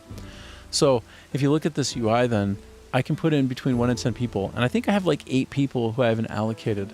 But in order for them to go, there's a prerequisite. And in this case, they need to have a bunch of armor, and it's marked in red here, 1.2K. I don't have enough. You got to kind of squint maybe, especially if you're on a mobile phone watching. And this one here requires 2K. And then they come back with, what's the benefit they come back with? Well, in this case, literally nothing. Literally nothing. All they're doing is recapturing a stronghold. What does that mean? Well, it means various things. I just as soon go there and reclaim it on my own. But you can. And so that's one of the ways in which you can play. So, but if I back up, and I'm just going to drill around and try and find something that has a decent sort of reward for the trouble. Nope, nothing. All of these seem to be of the same ilk, which is just restore order for a cost only and no reward. But look, this has a reward. This one, do you see how it cost me 600 to do it? But if I had somebody who knows how to fish, well, I need 2 people, it appears. It appears that I need 2 people, and it costs 600 to go do it. So this is the quandary. This is the trouble. I knew the trouble I was getting into. I knew what I was doing. That's okay. Trade goods, long leaf, long bottom. What I'm looking for now, and I should honestly just scroll higher up because this is probably not going to help much. I'm looking for rewards that come back that increase my currency. That's it. So I think those can often be protection missions. Let me just go further up. Let me stop playing around. So this, oh no, that's not true. This one, look. So I can run security, and they come back with monies, and I can go with 2 to 4 people. The more people I go with, the more money I actually will come back with as a result. So if you look here, you'll see there's conversion. So you can tithe to the church, which I've done a ton of in this game just to do it. And why not? And I'm at 142% conversion, which means this reward is 142% of what you see when it comes back to me. So the reward would have been 1.8K if you look above where it says conversion and then scan over to the right. The reward would have been 1.8K, but actually it's going to be 4.3K because of this massive conversion bump. And as you can see, there are other multiplier benefits in there as well, but I don't have any of those right now. But I might get, if I pick people who specialize, like look, now it's an extra 40%. Now it's a 5K reward. Oh boy. Oh boy. Oh yeah, 5K. 5.4K. Let's go. So I'm picking people in my list who have skills on the dimension that are needed for this. If I have them. And in some cases, I can't actually continue and do the thing unless they have the skill. And I haven't exactly figured out the ins and outs of that. Okay, so I could do it between 2 and 4. There, I did it with all of them. The cost to doing it, all I need is 100 food. And if you look at my food, that's what I have the most of. I have 76,000 food. So the goal of this area of the game is to kind of keep passive income coming in. So this is like a passive income system. There's also a bank where you can inject money in, and then the markets change over time, and you go once a day and see if your currency has risen or fallen. which is, it's a life simulator in many ways. It's kind of obnoxious in a really good way. If you like being distracted, oh boy, you're going to be distracted. You're going to be driven to distraction. So look down at the bottom before I continue. The bottom right of the screen, I can either dispatch them or I can repeat the mission. Okay, repeat mission means dispatch, then keep doing it. This didn't exist a couple of patches ago. They decided to add this as a quality of life thing, as a QOL, I guess. So I'm going to make it a repeat mission. I'm just going to have them continually go, go, go, and never stop. A couple of these guys that I sent out, 1, 2, 3, 4, yes, actually have missions that I want them to do, but I'm going to just let them, while I'm on the stream playing, generate some passive income so I can get back to more of a balanced view of my resource portfolio in the camp. As you can see, I have almost no coins, oops, and I have very little armor as well, oops. So is there then, with the remaining people that I have, a place perhaps that I could get some armor for the trouble? I honestly don't think so. I don't think so, but I'm just taking a peek here. So, okay, mining.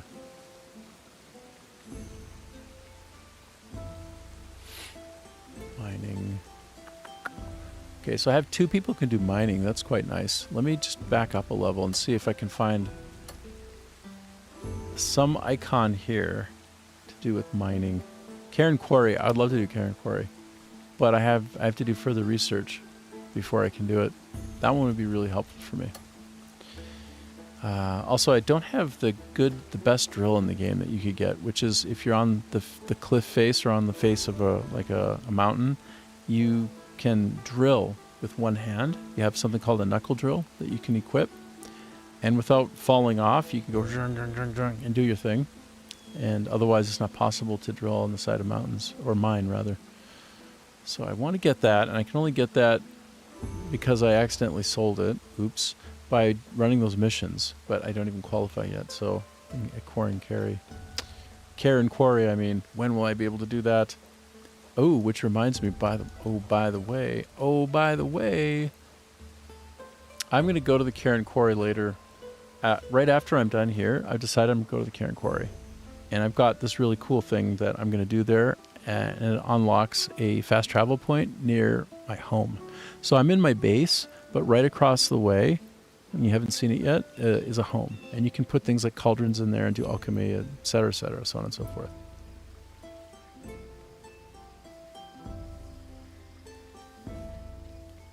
Okay, unmuted myself there. Had to cough.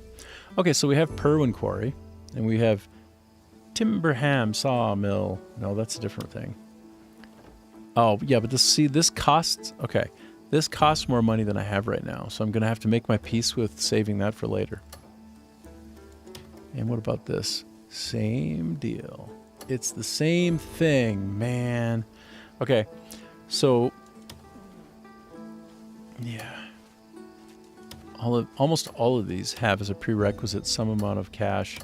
This is why I always need to have people out on those security missions, unless there's some equivalent. I've only seen in my list those as generating a consistent income versus, earning tomatoes, for instance, versus something like that.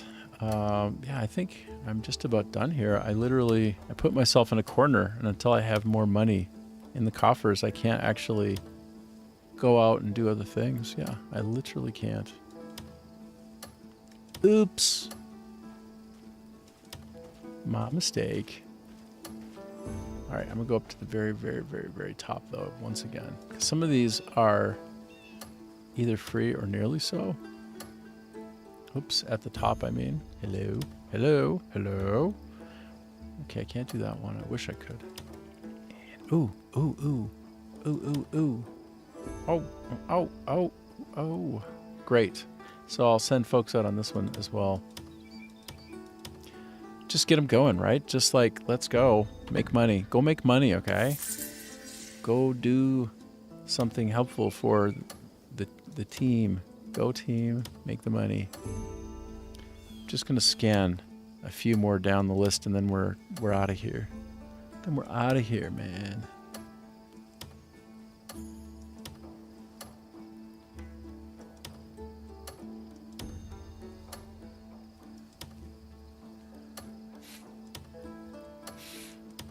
Yeah, everything else.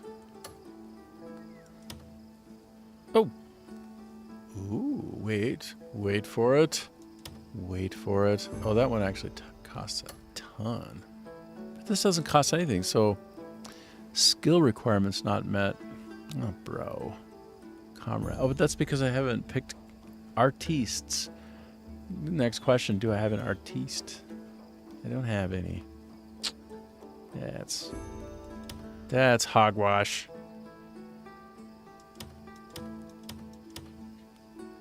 Skill requirements not met. All right, well, we'll just bounce out of here then. I'll fetch whoever you need. Get out of there, Dax. You can't do anything else. Can't do anything more.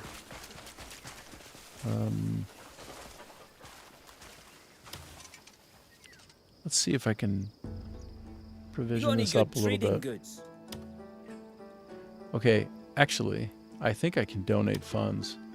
You know what? You know what? Look at me doing good for my people. Just quantity. Let me put that much in. Jumpstart the coffers. Okay. I forgot that I could do that. That's cool. That's cool. Cool. All right, I'm going to just dump some of these in because, as you can see, I'm also really low on equipment for the team, for the Gray Main Camp. So let me just toss a bunch of these in. Yeah, I think so.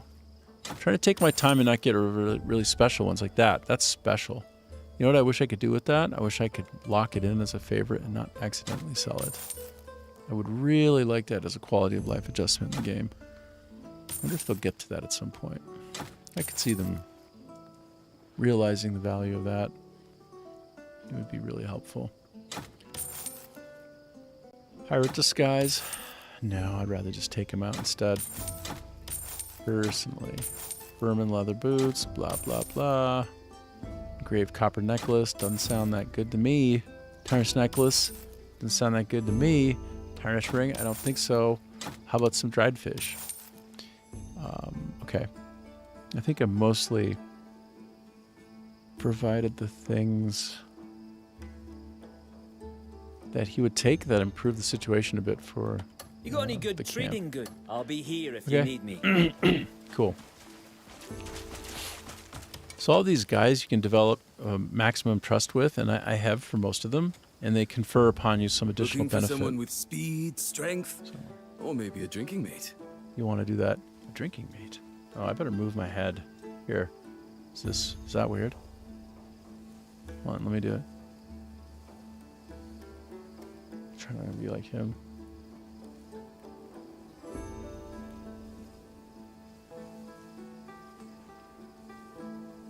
Trying to just be a real hard guy. He's so badass. You know, I can't even go as high as he is actually with his. Oh yeah, I'm a big guy. So tough.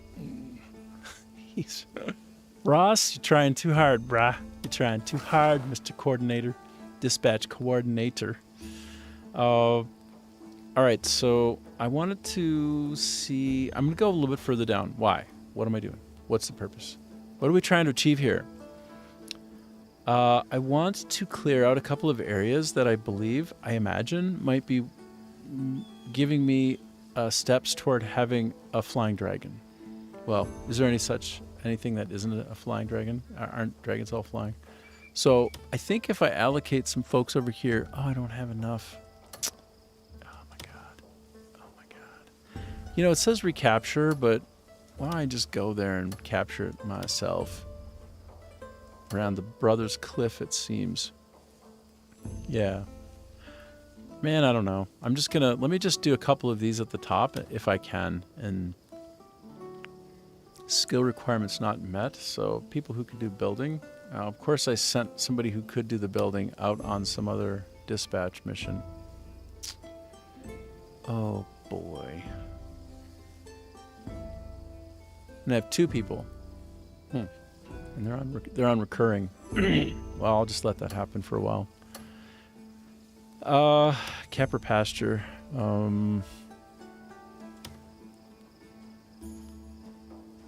She's really good for this. And can I just send one other person along? Crafting missions. Man, I don't know. Can you guys just go do? Can you just go do the thing? Can you just go? Great. Thanks for going and doing the thing. Muck Root Ranch.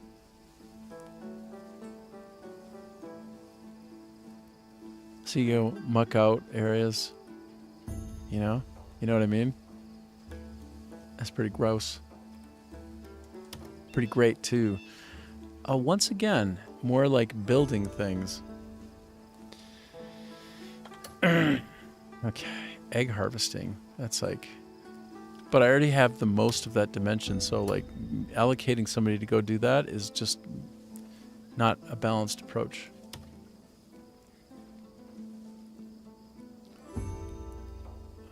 Reward for food. Again, I don't need food. I don't need food.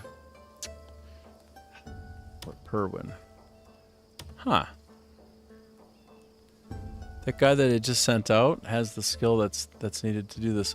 My failure is complete. I keep allocating people who I could have allocated elsewhere and locking them down, so I can't put them in places that I wish I could have. So that's fine. Whatever, man. Whatever, dude. Dude. Okay, this is chunky. This is good. This is beefy, pops. That one is adjacent, maybe. Skill adjacent. Oh, I can do it. And I can do, okay. I'm just going to send the rest of them out. Go time. Come back with, yeah, I don't have a ton. Well, it might be better if I sent out folks on logging missions, but that's fine. I'm just going to have them go out and I'm going to repeat the mission. I just need to get people to work, okay? Sometimes you don't have the right job for them, but you need to min-max and have them get busy. Otherwise, they're just going to be sitting there loitering, smoking wacky tobacco back at the camp, doing all kinds of nothing. This is one of my pets, hey? Gun Tang. Gun Tang. That's how you say that in Vietnamese. It's a tonal and accent-based language, and there are sounds that I can make with my voice that I did not even know were sounds that I could make with my voice in Vietnamese with lots of practice. Still not very good, but getting a little bit better every day. Okay, so this is the basic area where I would go to and from. And this is my base. So we're going to go to a Karen quarry next, and hopefully we don't run into any Karens. But first I want to show you why we're doing it and where we'll go after having done it. So see this little bridge? I don't know if this bridge was here until they patched the bridge for ease of getting to and from versus going around the long way or flying over. Honestly don't know. Or if as they further developed the camp, somebody decided to build the bridge, but this is my home. This is my place. And it's crazy dark in here. And I have one solitary, creepy as hell doll in the corner. And one weird whirligig. It's an infinite motion machine. And then I have this chest here and another chest. And that's all I have in here. Because I've been derelict. I'm just dumping this crap out so that I can get more crap. Okay. Understand? This is a holding bin for what they call gatherables. I just bought this chest yesterday in game. Or maybe it was the day before. And prior to that, I didn't have 1,000 slots. If you look down in the bottom left corner, I have 1,000 slots for just this certain type of item. Now, is it hoarding for hoarding's sake? No. Does it feel like it sometimes? Absolutely. Absolutely makes me feel like maybe I have a problem. Maybe I have a big problem. I don't know. Okay, so there. This can also hold 1,000 things, but they're all just collectibles. So that shows you how many collectibles there are in the game. And I don't even know what to say about that other than whoop-cha. That's crazy. Now, here's what I wanted to show you, though. Let me direct your attention to right here.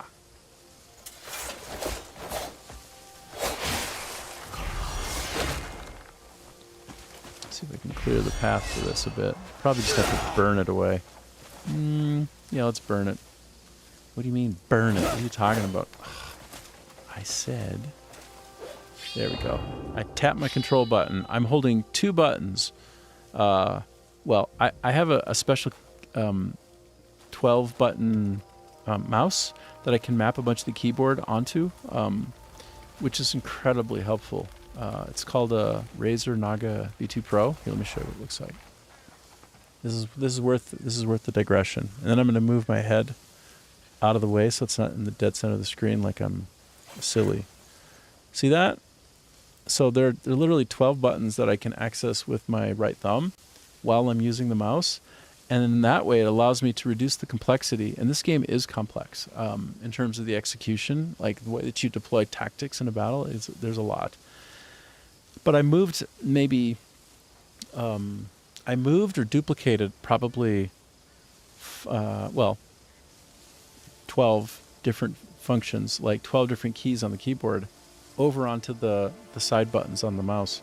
So then I can focus more on WASD with my left hand with some kind of state switching, like holding my shield up, that would be with control, or preparing to do like a piercing attack, that would be with the shift key. And then some other things as well on there that round out and are more than complex, more than enough for you to do with your left hand while you're playing, right? To focus on. And then I was able to offload the complexity of the left hand and the stretch involved. There's so much stretching with the hands, like I'm trying to find the camera, like so much stretching with the hands with some of the key combos that they've established by default for you, that throwing them onto a mouse side button like array, it's like a 4x3 array, it's a game changer. Like, yeah, that's for the rest of my life as a gamer, I will always have a mouse like this, period. So do you see this? I burned away the thorns, or the shrubs, whatever they were, and now what we can see is it looks like a defunct fast travel point. Looks like it needs to be repaired. Okay, well, let's go make the magic happen of that becoming a viable location to fast travel to. So let's go to the map. I use the side button over here, by the way. I use like the number 9 button. Hold on. I like tap that one with my right thumb, and I don't then have to press the escape key. So basically I've mapped the escape key, then I don't have to stretch and reach up and take my hands off of WASD while I'm doing things to like engage the pause menu. It's very handy. You know, that's the kind of thing that I've done with this very helpful mouse and its side button array. Okay, so let me tap the R button to focus on where I am. That's where I'm at. Okay. And I'm going to scroll out. Where's Karen? Where's the Karen quarry? I feel like it's up here now.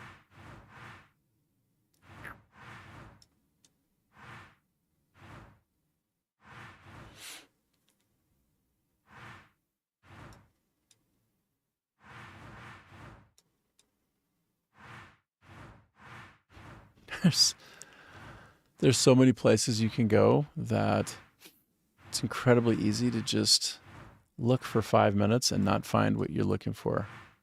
Like, we're talking thousands of points of interest. It literally makes me feel overwhelmed from time to time. And they did recently add a filter search mechanism, which when I press T, oh, this is different again. Oh my God, they added new functionality. Did they patch it again? Okay, so can I just look up K for Karen in here? Oh my God, I can. Oh my God. I don't know if you appreciate how incredible that is, but it's incredible. Okay, now if I exit out, I can right click on it. Now I have my target. Okay, they didn't have that. Like last week, that didn't exist. And they just upgraded it. This development team could rest on their laurels from having sold many millions of copies. Like maybe they're upwards of 7.5 million now. And I hope it doesn't stop. I hope it's the biggest selling game of all time. I honestly think it deserves to be. Let me take a sip of my coffee. I haven't had enough coffee. I'm not even awake yet.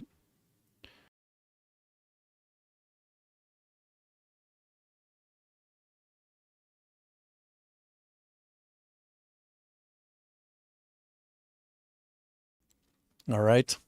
I'll unmute myself. That's also done on this keyboard, by the way. I have a macro for my streaming. So most of the buttons are for the game, but some of them are for other applications. And I can point with this mouse to this, that, or the other, or all at once. It's really badass. So basically, if I have to cough or whatever, I just take my right mouse button and tap the corner of one of the side buttons and hold it. And then I can talk or cough, and presumably you don't hear it, which is nice. And I can look at my audio mixer sound levels. And as I'm talking, if I press it, then you can't hear me. So look, I'm just going to... So yeah, that's... Anyway, I'm talking shop because I'm on like 6 hours a day, 7 days a week. At some point, I have to just get outside the game's frame and talk about other things.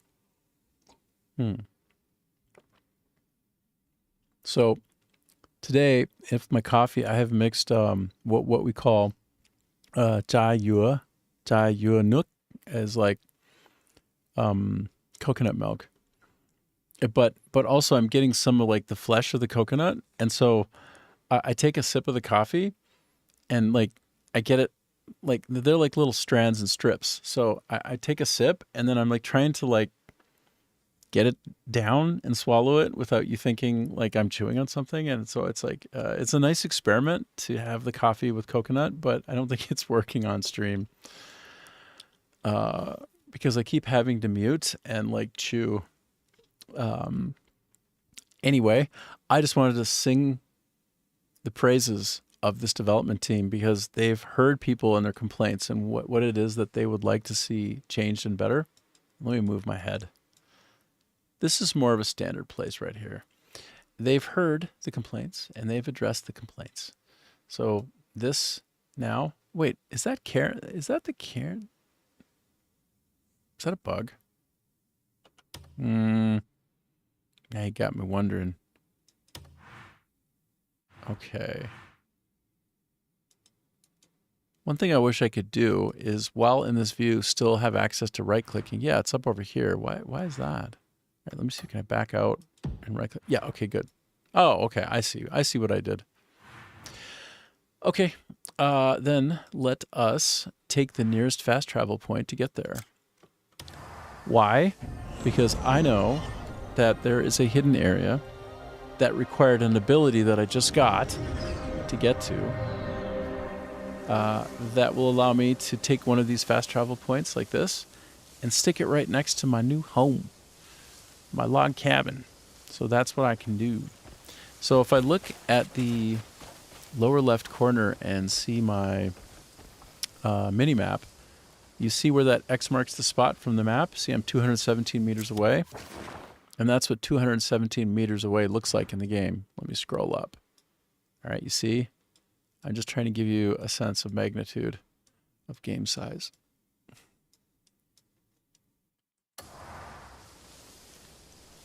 It is a lot. All right, let's go. Now, this area is friendly to me. When I first came here, it was antagonistic. There was an opposing faction, and I had to fight them. I conquered them, and now this area is filled with my friends. Yeah, it's got my buddies now, and that's okay.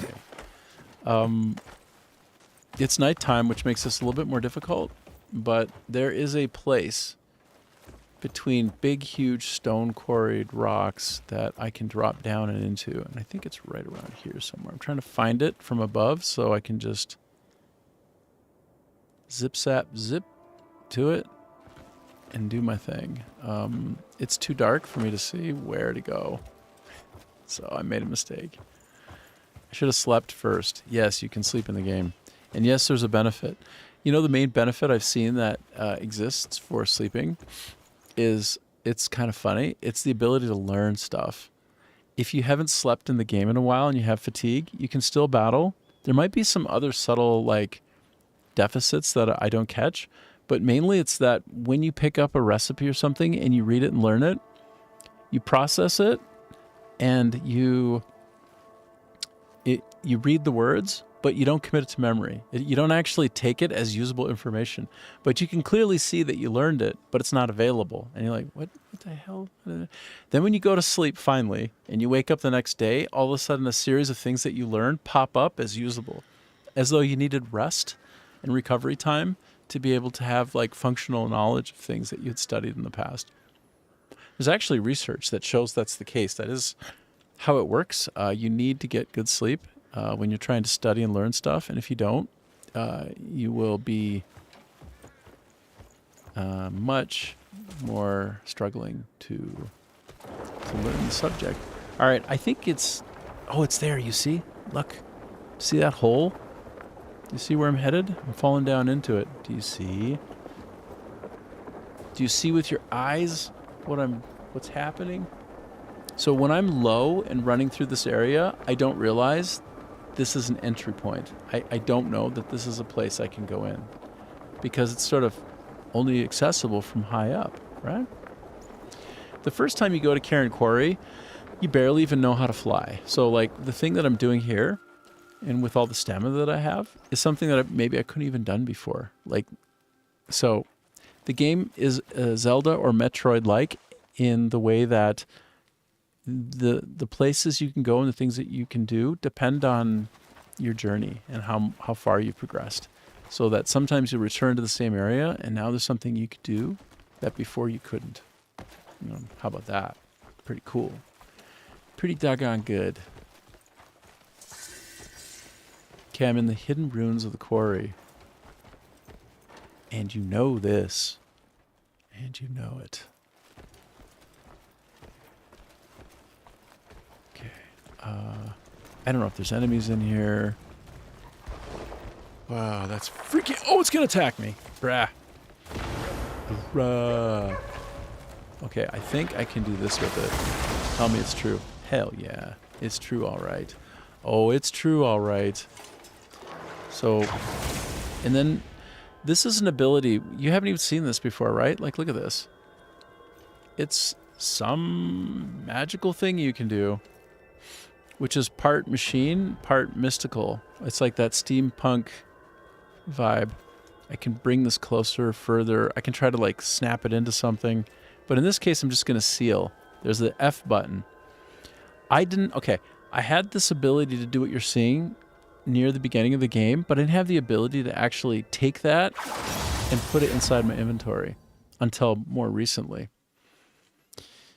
In Chapter 4, there's something called the Cuckoo Pot, and you get the ability to take really weird things like that and store them. So this looks like the thing I need to do. This is a fancy-looking wall, hey? It's like bismuth. That's the kind of ore it is. If I get close to it, it'll damage me. Watch, I think. Watch this. Look at this shit. Look at it. I didn't really do it justice. Look. Cha. It's doing damage to me.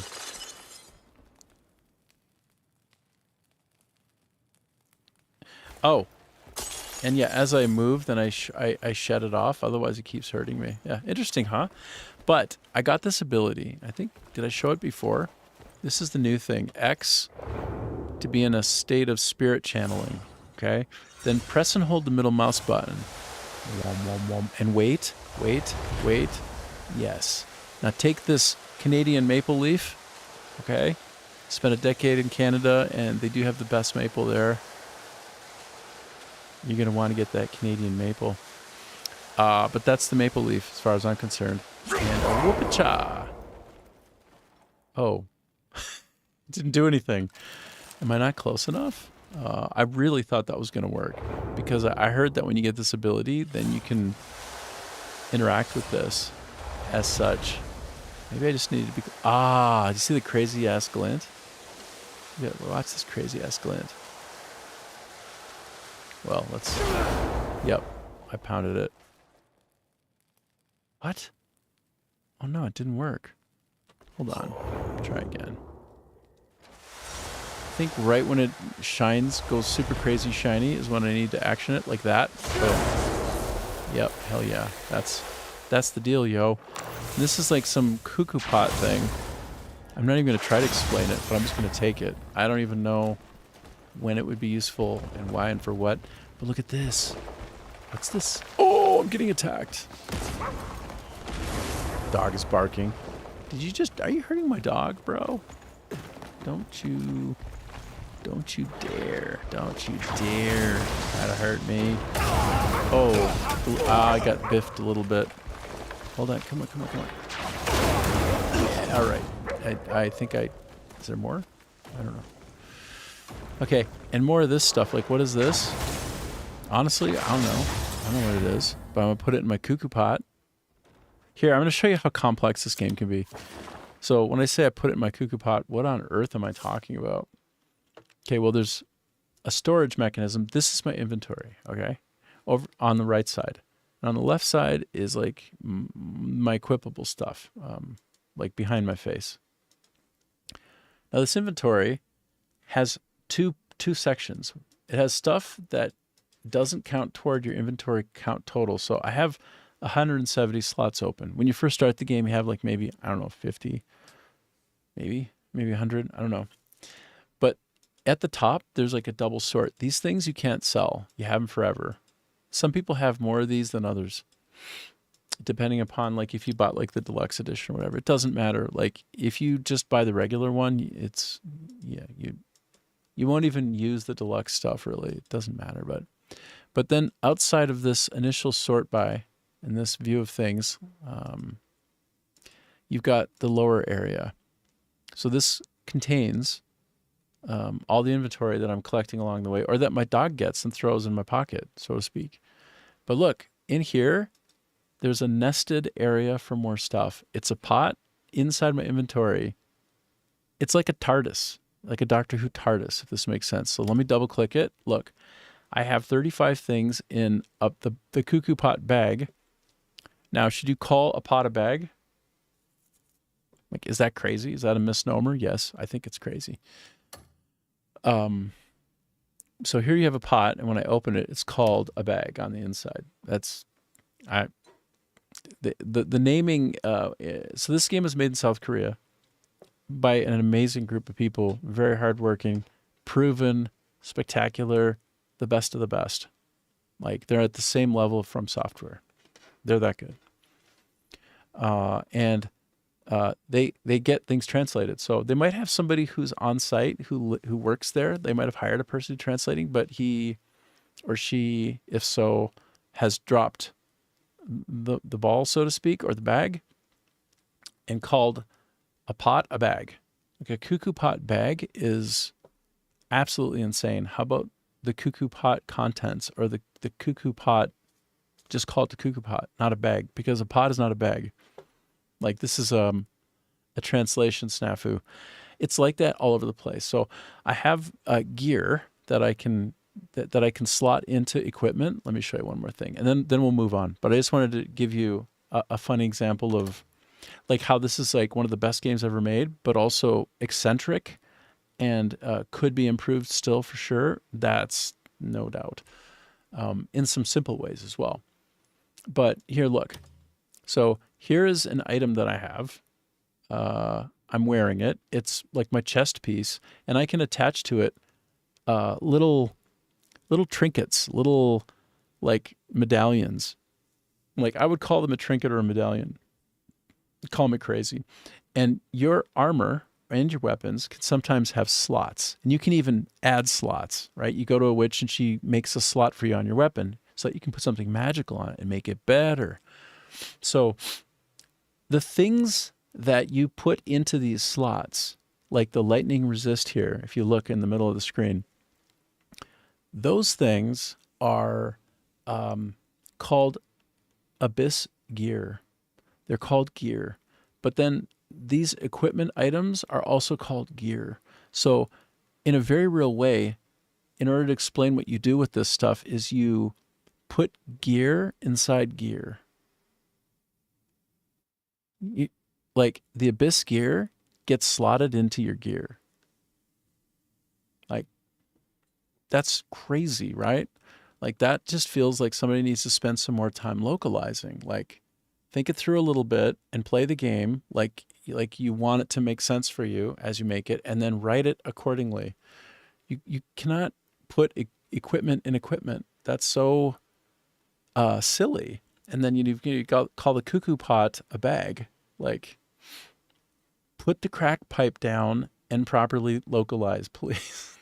Stop being high and focus on being clear and coherent. Like, because the game is so complex that with the barrier of confusing terminology and sometimes calling two things that aren't the same thing, by the same name, you just make a game that's already complicated even more nebulous and strange and hard to like get with. So the thing is, changing text is quite easy, but finding somebody who can bridge the gap between sort of the Korean, which is probably starts off in Korean and then they put it into English, like, well, you got to make sure you got somebody who can actually do that and that they have the passion and the vested interest to make sure it's done really well. This doesn't feel like that. It's like, just turn me loose for 2 or 3 days. I'll do it for you and I'll make it so it makes sense. I promise. Make it so much clearer for gamers. Anyway, I just want to take a moment and explain that. So look at this. I'm going to go get that. What's it for? It's a power core, a verse of sewing. I don't know what that means. This one, I can also shove in my cuckoo pot. And what was that? That's Abyss Transporter. Remember I showed you that thing that looked like it was defunct and needed to get sort of repaired? Well, we just got the means to do that. I think we now we can do that. But before I leave here, hey, I've never been here. I don't know what's going on. I have no idea. I'm going to see if there's anything else to get. Like, why would I just get that and leave? Let me explore this with eagerness and an openness to discover new things.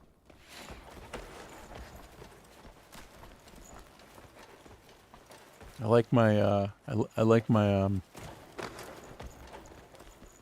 leather. Like, you get like you got the deer butt waggling as he walks. It's like kind of walking like he's tough too, and he is tough, and it's cool. But he's got like his little tails going back and forth. Okay, so these things, Palmer pills, are great. You can make those as well, but it's the same problem. You make them with alchemy, and you have to like pick up flowers, and you got to literally pick up 15 flowers, and then find 2 water and combine them in a pot, an alchemy pot, not a bag. Pots are not bags. Bros. Get your story straight. Stop being ridiculous, people. But the problem is I have to pick up 15 rosemaries to make 1 Palmer pill. And what is a Palmer pill? What am I talking about? So there's 2 types. One is like the premium one, and one is a regular. I just got 3 regular. So the regular ones, if you die, like in a boss battle, you can revive with 1/3 of your health back. And then the more special ones, you revive with all of your health back. So it's like a get out of jail free card. Like, you get to continue fighting the boss, and if the boss had like only 20% health left, you revive and he still has 20% health. Versus you lost and you have to like reset at the nearest respawn point. So those Palmer pills are valuable. But for me, they're extra valuable because I'm lazy and I don't want to go picking rosemary in chunks of 15 to make 1 Palmer pill. Like, 15. Okay, like each time you pluck some rosemary, I think you have a chance to get between like 1 and 3 or something like this. But like just a lot of times you're just getting ones. And that's... I don't want to pick flowers. That's not why I'm playing this game. I'm not here to smell the roses. I'm here to like make the ground look like it's got liquid roses on it from all the fighting and all the chop chop, all the bang bang, not the picking flowers. Like, so that's curious and strange. Some of those design elements are, I mean, I suppose you just wake up one day and you're like, okay, today's all about harvesting. It's about hunting and gathering, right? Like you as a gamer in this game world will think, today's about hunting and gathering. I'm not going to do any questing. I just need to basically get a crap ton of like Palmer pills and I need to just go find rosemary everywhere. I just like to spend like 5 hours straight collecting stuff off the ground and like literally netting butterflies in the air, right? Or finding salamanders running around or catching some birds and chopping them up for some of their feathers because those will go into potions too and whatnot, I think. I don't know. Just sometimes it's a bit extra in the way that I don't need it to be. So how do I get out now, huh? I could find my way out, gradually climbing, or I could just fast travel. That's the whole point of the thing. We're coming full circle. Okay, so that's where I'm at. And I know that's somewhere down here. Oh, that's the cuckoo pot area. The Clendon Workshop. There we go. That's it. Okay, I'm going to fast travel back to the base.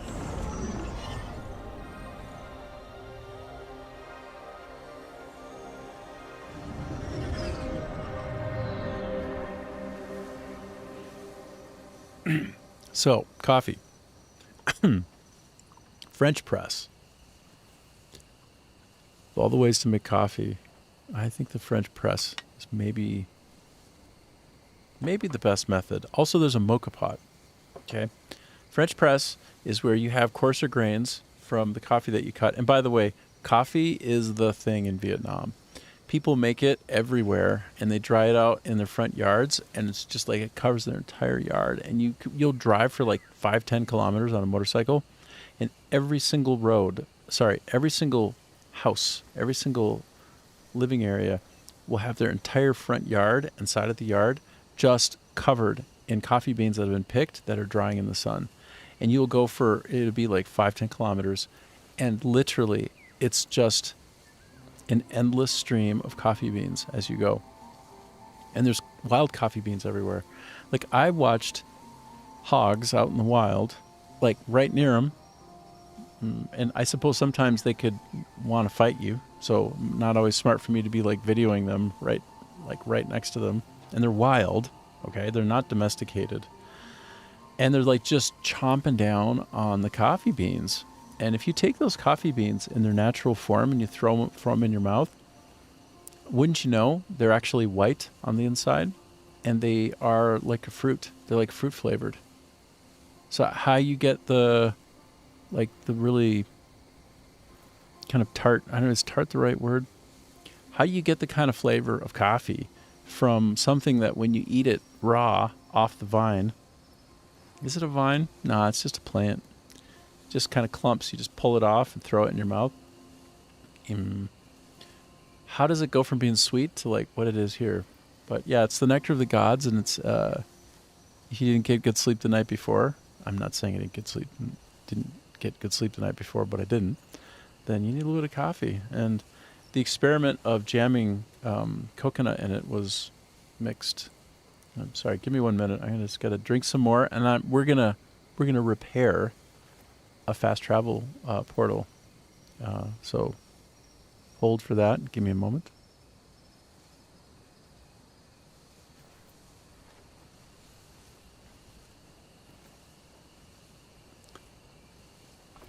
Okay. Here we are. Now, I want to draw your attention to... No, I have 12,000. Oh, but I did have more. I'm looking at how much, look at how balanced my resources are in the upper right corner there. How balanced are those? Yeah, they're better than they were, that's for sure. Better than they were. That's for sure. How do I... Let me go back to my home, okay? This area. I don't have a bed yet in the home, so I can't even sleep there. I have to go back to the base and sleep on a cot. Can't even sleep in my own home. Bruh. Bruh. I'm not adulting it. Not adulting it at all, bruh. So this is it. And as we go out here, we hang a left and go this way. And now I'm going to take that thing out of my cuckoo pot. Did the vines come back? Of course they did. Damn you! Get the hell out of here.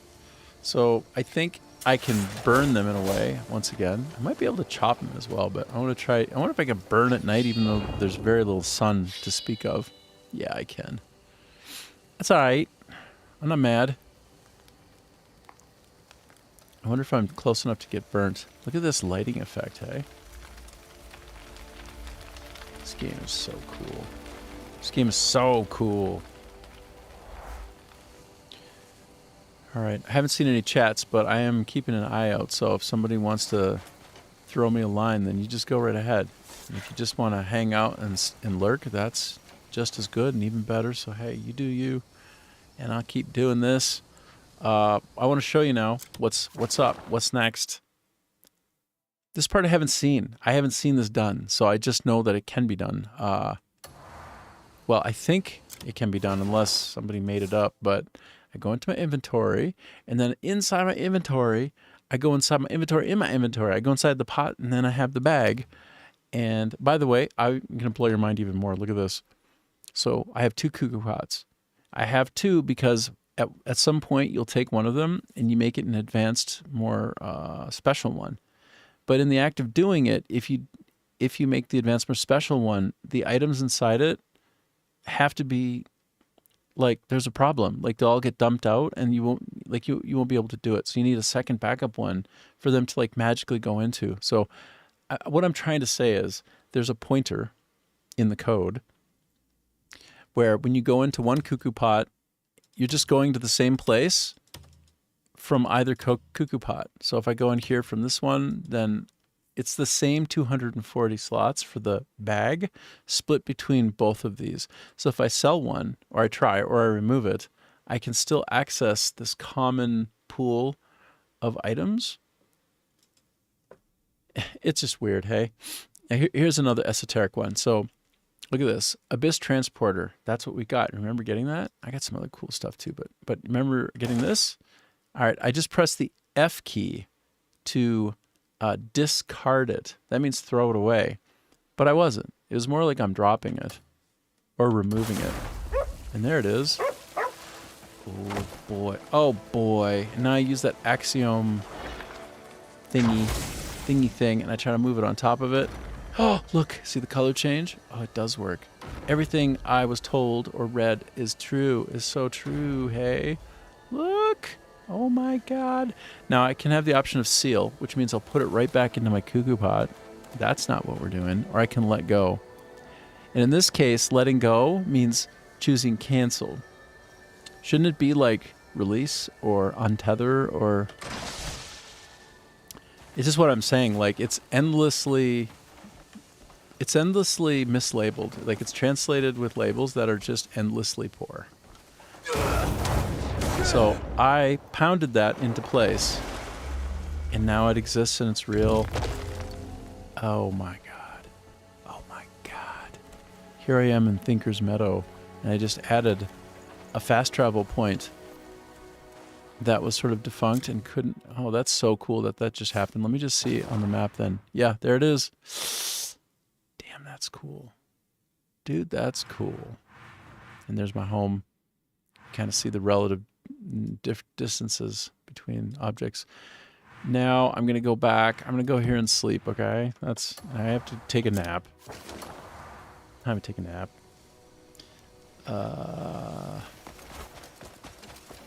Actually, I'm not sure if I technically need to take a nap. But I accomplished something great here, and now I feel like I should take a rest. Take a little rest. Do do do do. Take it back. Do, do, do. Okay, so. Alright, let me go into my storage before taking a nap and kind of yank out stuff that I'm long-term keeping but don't really need on me. What's that? Pirate plate gloves. Ooh. Ooh. Interesting. Okay, I only need one of those masks.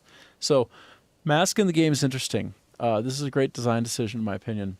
And I'm blocking your view of it, as usual. I am talking about something you can't even see. Okay, look. I'm trying to find... Hold on, where's the... Struggling. Oh, I'm looking the wrong area. There, you see this? Right above my head? So, yeah, that is shown here as well. And it's, look, above my head again. Allow criminal behavior. So, the design decision was made, and it was a good one, to make it so it's hard to accidentally steal shit. Because if you accidentally steal shit, you lose faction points, people want to fight you, you go to jail, you have to pay fines. And having that as a dimension of the way to play is excellent in a game like this, of course. But accidentally doing it when pressing the F key is how you do the stealing, or the E key is how you'd steal, well, that's unbearable. So how do they manage that?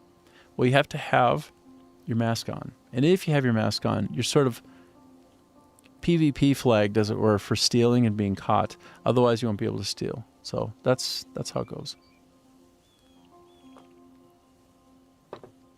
Cool, huh? I think it's really cool. It's a really good design idea. So let me continue to offload some of this stuff that I don't need to carry around. Apparently, I'm on a run of collecting lanterns. This makes no kind of sense. Tree branch is very cool, but I don't want to use it now, and I won't be using it for some time. Fishing rod. I'm going to keep some of these in my inventory and just sell them, actually. Like, I'm deciding in my mind which things are just going to be quickly sold. I'm going to keep this leather footwear for later. That can be good. There are quest lines where you need to kind of, you know, like role play or pretend or be like somebody dressed in a certain way, and then you need this gear for later to put on to do those quests. So I'm always trying to keep one of everything of that type, just in case, for the time when that will be relevant. I'm going to get rid of this pet equipment.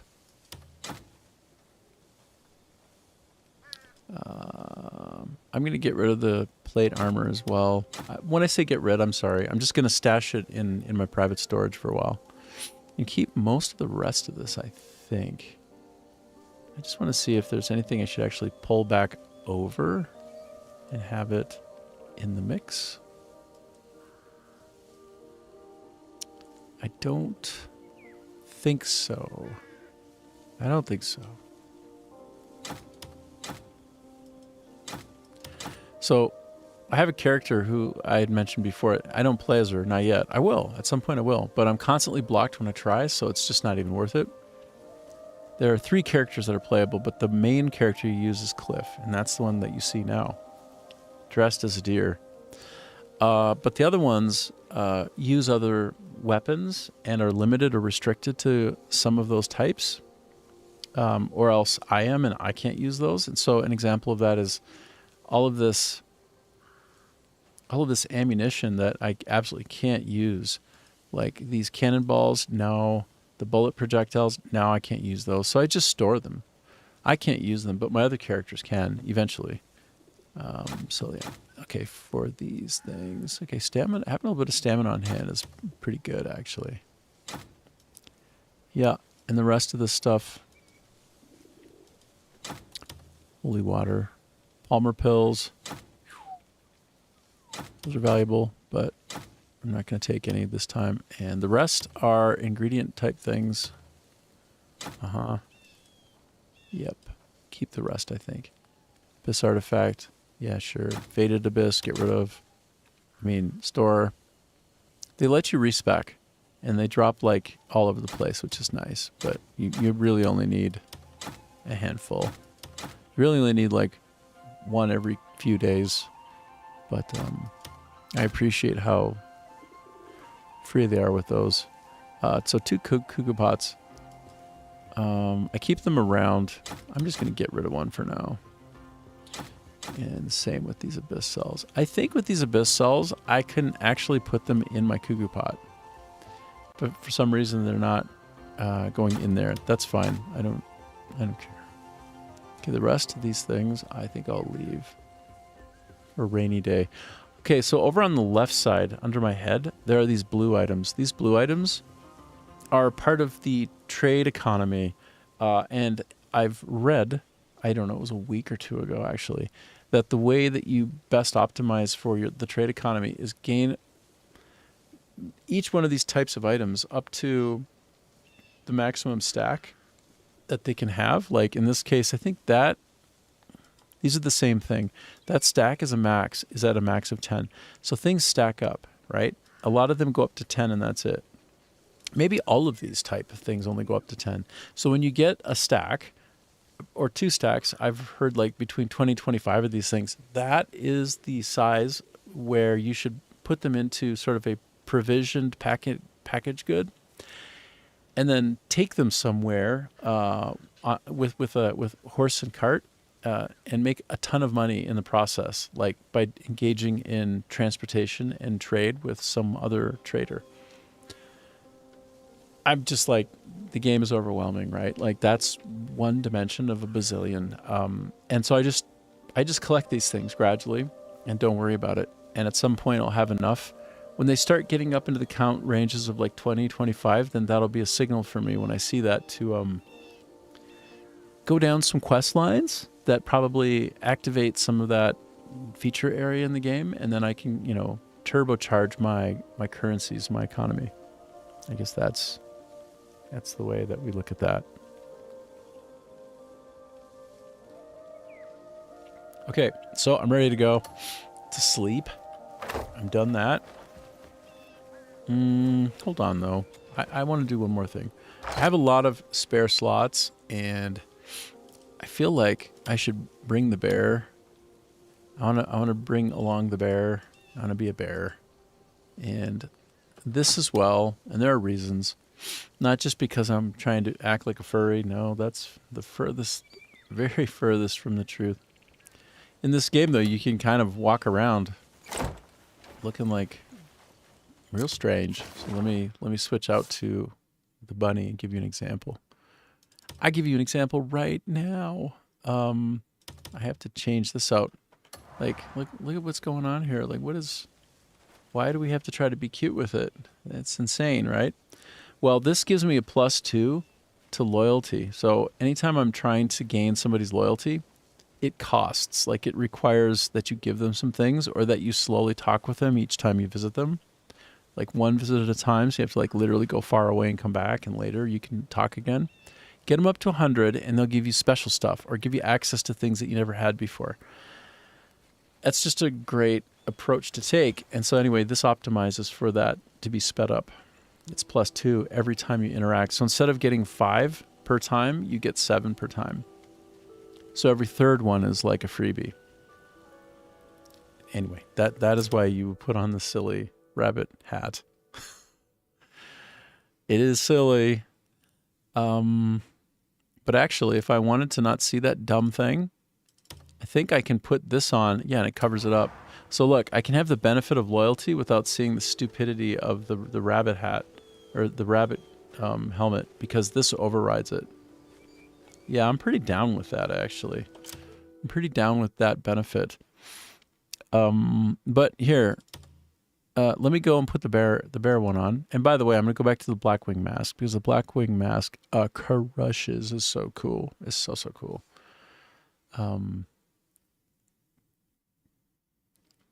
But I want to show what the bear looks like anyway. So under here, you can't see it, but I have to take this back off. Look at this, hey?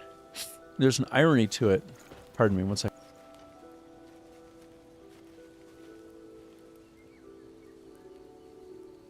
So the irony is, I am the Greymane. I'm of the clan Greymane. And at the very beginning of the game, if you have it, you'll understand. there's the Bear Clan, and they come and they wipe out the Greymanes. They just wipe them out. And you lose the big leader. Like, he's not the leader. He's like a hero. He's he's maybe the hero of the clan, but he's not the leader of the clan, which I think is damn cool when you think about it in a way. Life shakes out like that, by the way. Very often you'll have the leader running a team, say like a game development team, and this person engenders respect, is persuasive, is typically more confident than they should ever be, and they are often coming off as like confident, and you want to trust them because you want to have a leader that you can trust. But like in your heart of hearts, you know this guy is making low-key an idiot and doesn't actually know what the hell he's talking about, but he's confident. Confidence goes a long ways, and then you'll have some hero adjacent to him, and that person, that hero, makes the shit happen, right? It's the unsung hero, not the glory hound, that is persuasive and says and actually suggests ludicrously stupid things quite often. Not, I've worked with a lot of genius leaders. Like, I'm not saying they're all like that, but many are. Just, if you've been in the industry, in the game industry, and you've been on a team and you've not noticed this, you've not been close enough to leadership to see it. Leadership is not about intelligence. It's about confidence. Like, period. There, done. End of story. That's it. There's nothing more to say. That's the TLDR, the beginning and the end. Confidence. That's all that you need. And that requires that you be real crazy in your head, that you have an outsized certainty around things that are inherently uncertain. But that's the game. That's the game of life, isn't it? You're not lost. You're exploring. It's not that you're not sure. It's that you're inquisitive. It's that you're excited to find out more. But you actually, meanwhile, another way of saying that is you don't know what the hell is going on, and you're just pretending.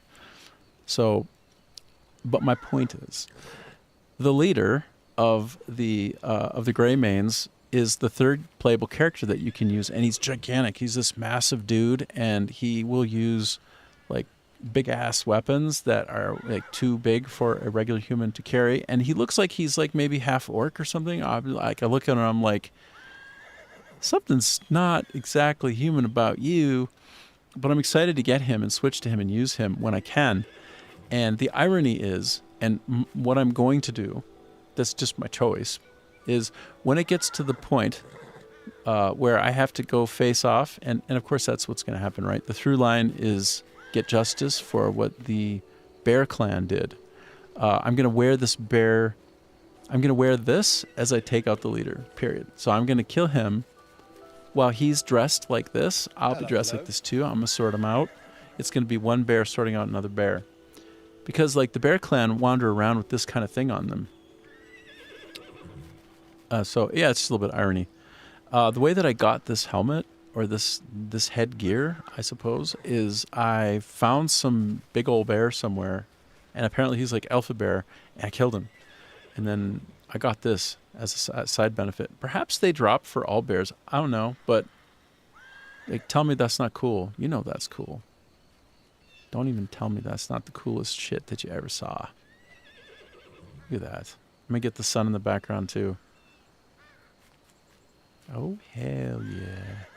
That's right. Okay, so I've done my thing. Naturally, it's the middle of the day, so it's time to go to sleep. That's normal. That makes sense. I don't completely understand the benefit of doing this, but I know that there's an undeniable benefit for it.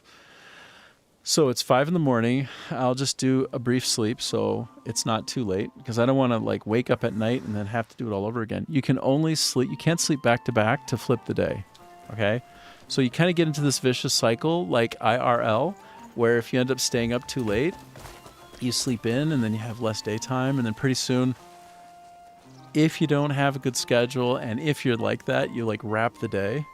I wonder if anybody listening's ever wrapped the day, where gradually you sleep through and your cycle, it's not consistent and it's shifted each day like by a half hour, and you like wrap the entire day. At some point you are a complete night owl, and then you phase out of it and you go around in a circle. I don't think that's the natural way for humans to be, but I think I've done that once. It was when I was in university.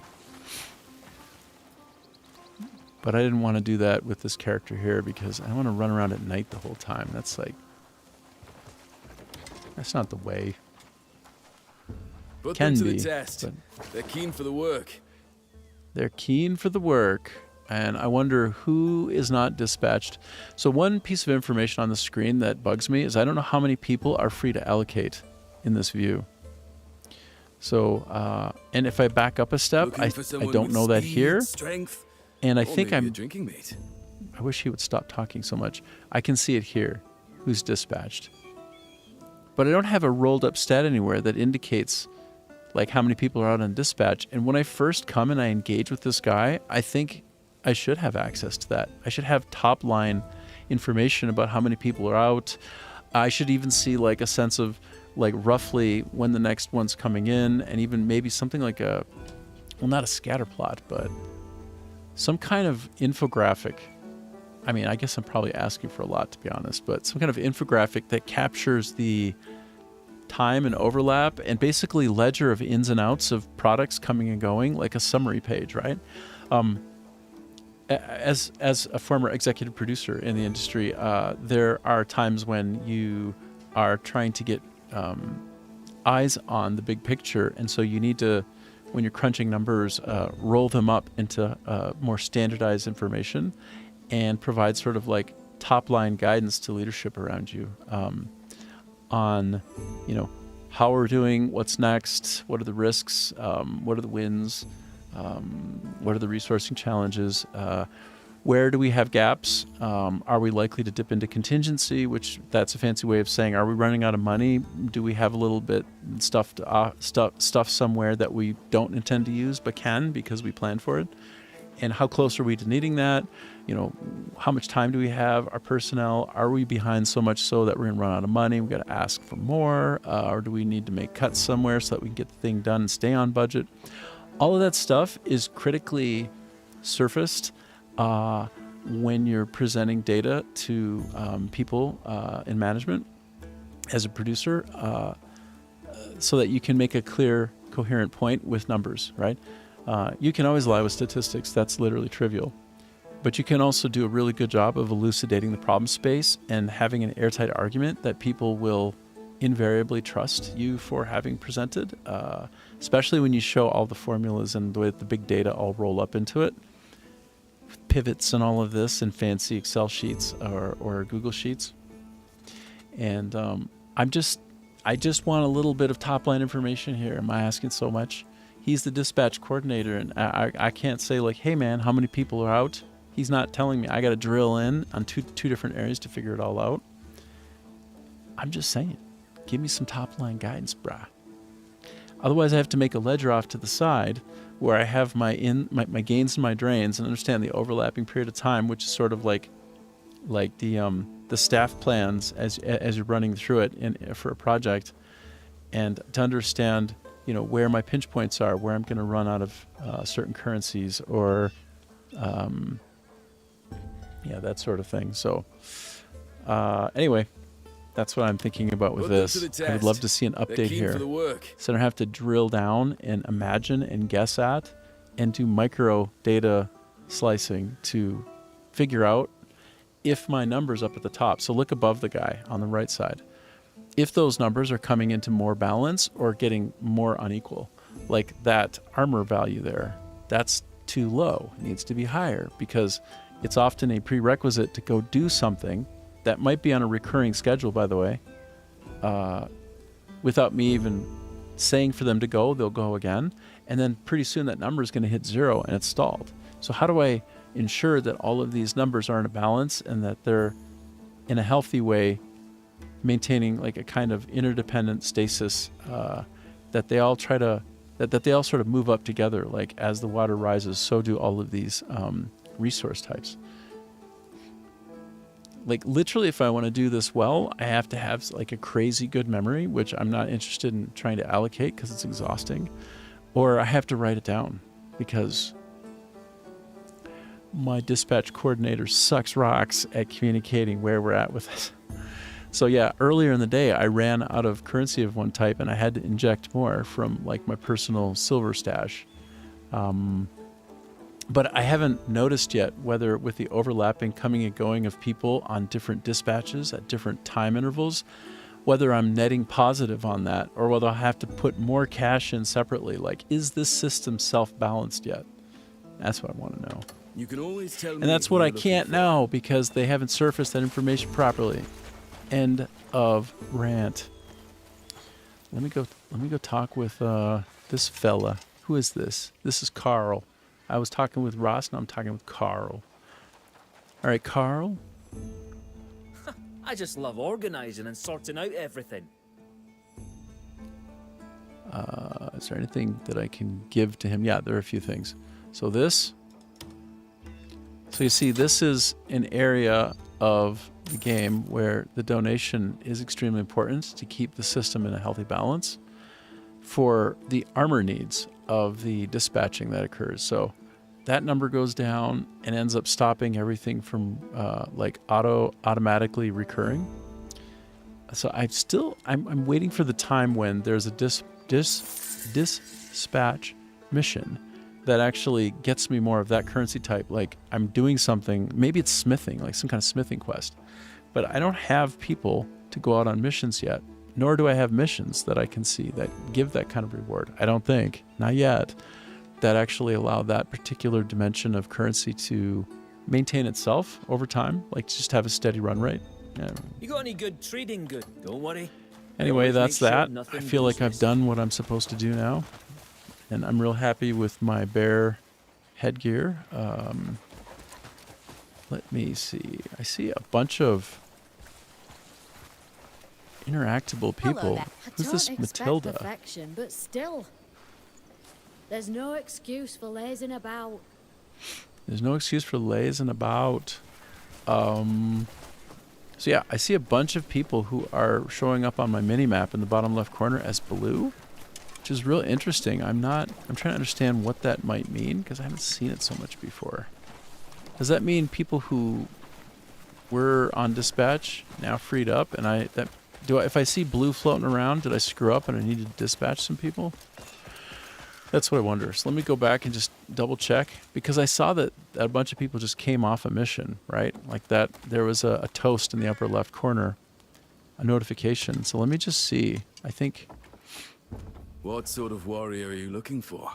Let's take a look at managed comrades real quick. You'll see a bunch of them are not dispatched, correct? No, it all shows dispatched. But wait. Okay, so comrades found 16. But is this list of 16 or is this of only the people dispatched? I'm going to lose my shit if that's the case. Hold on. 1, 2, 3, 4, 5, 6, 7, 8, 9, 10, 11, 12, 13, 14, 15, 16. Okay. No. So like that's the superset. So they could either be in a state of dispatched or not dispatched. But then who are all these other people? Waiting for you. Let me go back into mission dispatch and just make sure that there aren't slots for people going, yeah, that's interesting. So, right. So the people who are showing up. I see that everyone's well looked after. Sorry, I just don't want to interrupt while he's talking. There are a bunch of people here that are lit up as blue who don't seem particularly to have anything that they need to do right now. Nothing pressing but to they're do. not on a mission. Might as well nap. Maybe these people are on a mission, but they're in between before when they leave next. Is that crazy? Is that true? So, hold on. I'm just going to double check because I am quite curious. What do you say? Oh, there's Balder It's finally. good to hear they received the shield. Okay. You know, sometimes it takes more courage to raise a shield than to wield a blade. I hope when they see it, they'll be reminded of the strength that protects others. Thank you so much.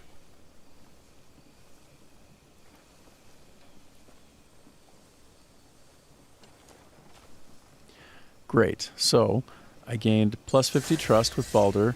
Now, what's very strange about this, and you're going to see why I think it's very strange, is this guy, I think, is supposed to be out on dispatch, but maybe he's taking a break, and I'm catching him at a moment where he's at a break.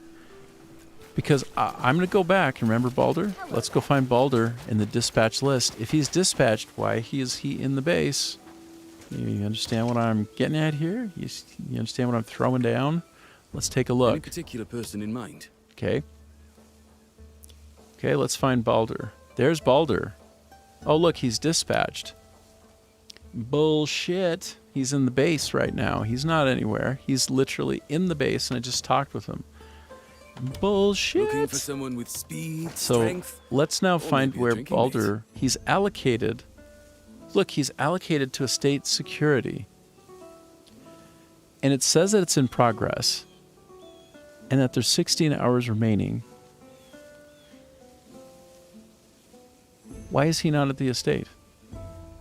Does this mean that he's taking a little break? Like, is it a lunch break? Hold on. This is insane. What time is it? Always tell me who you're It's looking 11:10 a.m. So you understand, if you're looking at this, why that's confusing to me, right? Because if a person is dispatched, like in real life and in this game, they are at the place where they've been dispatched. I can literally go. In fact, Good to see you. all right, this is insane. Let me see. I'm going to see if I've just found a glitch in the Matrix. So there's Balder. It looks like he's having like some kind of a Nick fit. Balder is, where is he? Mission ended. Okay, another one. Okay, hold on. I'm going to go find where he's supposed to be. And then I'm going to fast travel to there and see if he's Put in them to both the places test. at once, sort They're of. keen for the work. So Balder should be in Hillside Manor, Estate Security, okay? Hillside Manor. Hillside Manor. Okay, so we're going to go to Hillside Manor right now, and I'm going to see if I can find him there. Like, I don't know if this is a bug, or if he's taking a break, or what the hell's going on. It's very weird to me. So let me go look at my map. Hillside Manor. And I'm going to use the brand new filter system that literally they just added. Unreal. Hillside Manor. Where's my Hillside Manor? There it is. And look, there. These are my guys there. You can see. At House Felix. Exactly. Correct. Correct. So I'm going to back out. Right-click and go there. So you see how they're allocated? Okay. Let's go to the nearest point. And then head on over there. I'm telling you, Balder is in two places at once. Balder is at Baldur's Gate, and he's also at the camp. Okay, now, the way that people come and go in this game is they walk or ride horse. I'm the only one, I think, who does fast traveling in the game. So I want you to just think about what that means. It means I got there, I got to here before he could have traveled normally. Now, I'm saying that, and it sounds like maybe I'm making it up. I have seen what I just told you actually occur. I watched an entire army go from one place to another. Instead of just warping there or showing up at a place, they left the castle and went to a stronghold somewhere. It is absolutely crazy. So I don't know if it's always that way. It's probably not. But I think it may be that way often enough. Look, there. Okay. Hold on. Okay, so there's Sylvan. Remember? Sylvan was just back at... Okay, hold on. And this is also the girl, right? Matilda. And look at this. What the hell? Bayside, nothing amiss. Nothing amiss. 5 days Everything's at amiss, best. bro. How are you back at the camp? But also here. Okay, that's all right. I'm not... Fancy a hunt. It's just a Nothing video beats the game. thrill of hitting But your mark. I'm just noticing Nothing that pressing shit's to a do. little bit crazy right here. So I am happy that they were back at the base because I have a couple of missions that I need to solve by talking with them. And if they're always dispatched, how am I going to talk with them? But then on the other hand, what's the rule set where sometimes they're in the base versus sometimes they're on patrol where they're supposed to be? Like, they are supposed to be providing guard and watch over this place here. That's the job. And they're getting paid like 5,000 bronze pieces, I think, like per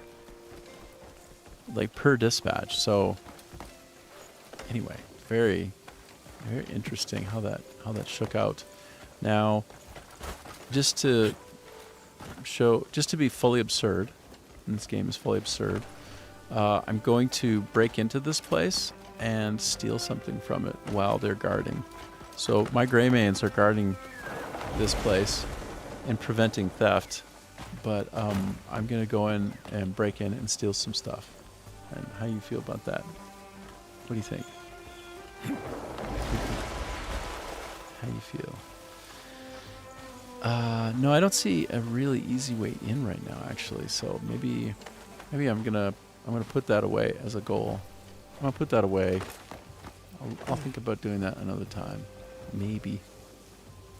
Okay, so there in the distance is Crimson Desert, the namesake of this game itself, right there in the far, far, far, far distance.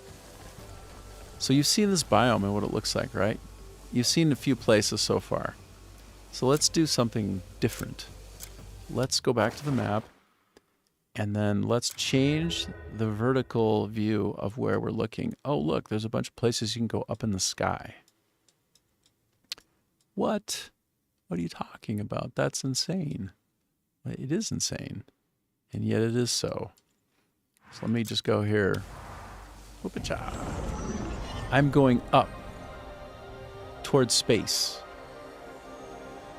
I was on the ground, and now I'm going to be way, way, way high up in the sky. I'll show you what I mean. I'm at Crescent Skybridge. So there's a bit of a steampunk aesthetic and vibe here, right? Look. What's this? Where am I?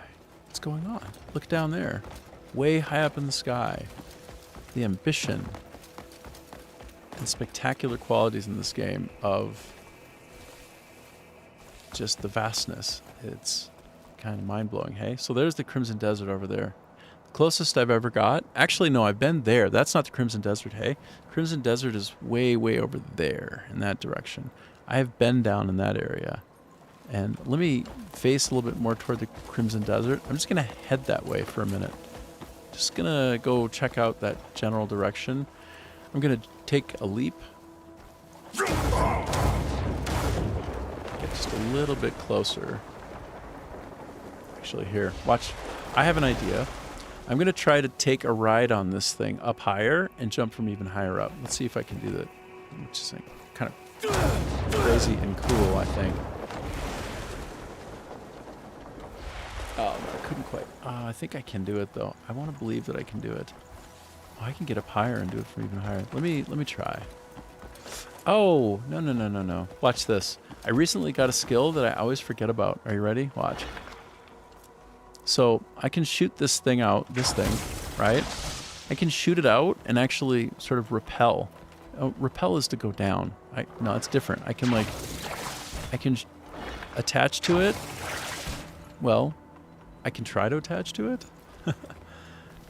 It's quite a bit. Oh, I see. Up here, let's do this one. Okay, watch this. Whoa, boom. You see that? See that action? Okay, now, if I hold on to this, can I hold on? No, get on. No, not that. No, not that. There, I'm holding on. Look at this. Do you see? Okay, I'm holding.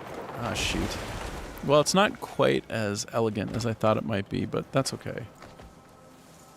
Oh, it is elegant. It's as elegant as I hoped it would be. Oh my god, look. I'm running across the top of it, trying to stay ahead of the ray. I'm trying to stay. Oh my god. Okay, pretty epic though, hey? Isn't that cool? What a game. I'm just going to jump from here and go as far as I can in that general direction, and let's see where I end up. I think I'll fall short, so to speak.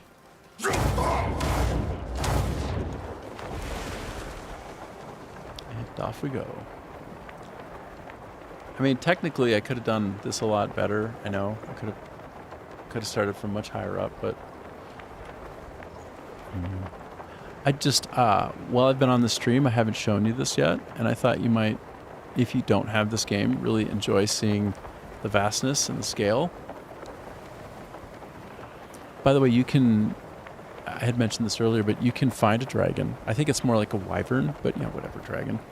Somebody would be very angry at me. Some nerd would be so angry at me for having said a wyvern is a dragon. And then clarify why a wyvern is not a dragon. and basically lose respect for me. But anyway, you can ride a dragon in here, in this game. You can.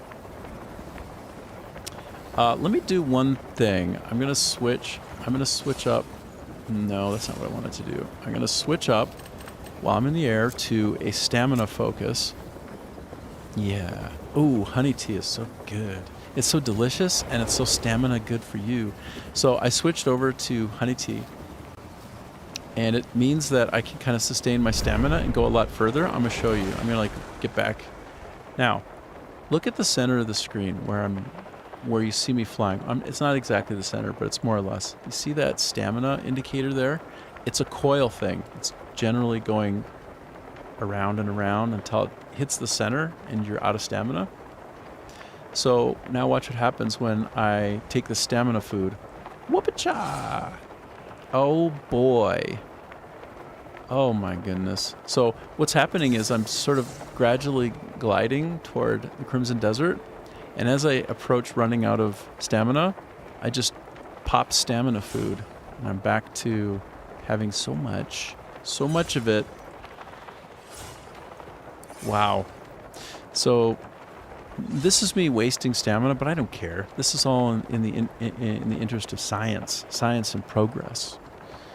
And yeah, you can see I'm gradually edging my way into desert area. It's happening. Everything is happening for us in the sky. But eventually I'd be able to just freeform fly all over the place with a dragon or a wyvern, as the case may be. I think I have probably been to this area before. Yeah, I've been here before. Have I? Yeah, I think I have. Yeah, I actually have, but I haven't been far into the distance. Oh, look at the bar. I want to take a look at the, do you see how there's a fire icon? I've just entered into a burning hot area, and it depletes my stamina faster because the sun is cooking me. It's like super hot environment. And I'm almost all out of the stamina. I'm just like trying to eke a little bit more distance out of where I'm at. But yeah, I've been here. I'll tell you why I've been here. At one point, I thought it would be really fun to go from one corner of the world on the stream all the way to the other corner of the world. I'm almost all out. And then start from the other side and do it again. But when I started trying to like case out the path, it was just like, there's no way. Like this is lunacy. There is no way. Hold on, what's down here? Look, there's something down in here. Just randomly finding a cool place. Look, there's something in there, huh? Oh, I found a fast travel point. Oh yeah, look at the fast travel point. Oh baby, that's the stuff. That's the stuff right there. Ooh, it's the cloister of enlightenment. Okay. Anytime I find a fast travel point, and look at this environment. This is what I wanted to do. I wanted to show you the insanity of all the different looks of the game. Like, I am now in a fully different biome, entirely different from what you have seen so far. You saw me in like a harbor area near water with nice like jetties out into the water and like mountains that kind of spike up out of the water, like from volcanic activity. And you saw me in the forest, like an arboreal area. You haven't seen me in the snow area yet. Like there's all kinds of snow, and it's insanely rendered. Like I'm from Minnesota, so I grew up in the snow, and I know about the ice and the way that flurries look. And it's just like the best example of snow I've ever seen in a game. You know, I made SSX at Electronic Arts in Canada, which is, if you played that snowboarding game, you know how good the snow can look, right? And all of the particles and effects. Well, I mean, this game exceeds that handily, which you would want it to, right? It's been some time since the last SSX was made, but here we are in the hot sun of the desert, and I'm about to dive in and just see what's up. What's up? What's up in here? Whoa. What? Oh. Okay. Oh. I ended up where I don't belong, and they booted me out. So this happens if I'm somewhere that I shouldn't probably be yet, they will just jettison me from there and say, sorry, this area is limited to a quest. That's probably where the final boss is. I don't even know. But, so that was cool. Over here, look up there, front and center. I've been up there, I think. Let's see. Yeah, I have been up there, roughly, in that area. Up at World's Navel. I was trying to approach the Crimson Desert, as you can see.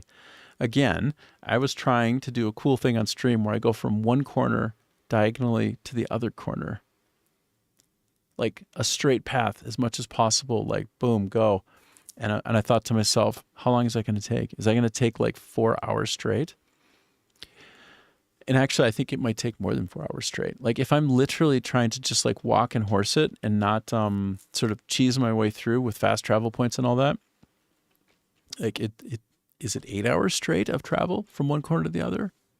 Like of real game time, 8 hours. That's how big the game is. I'm trying to give you a sense of the enormity, and it's insane, right?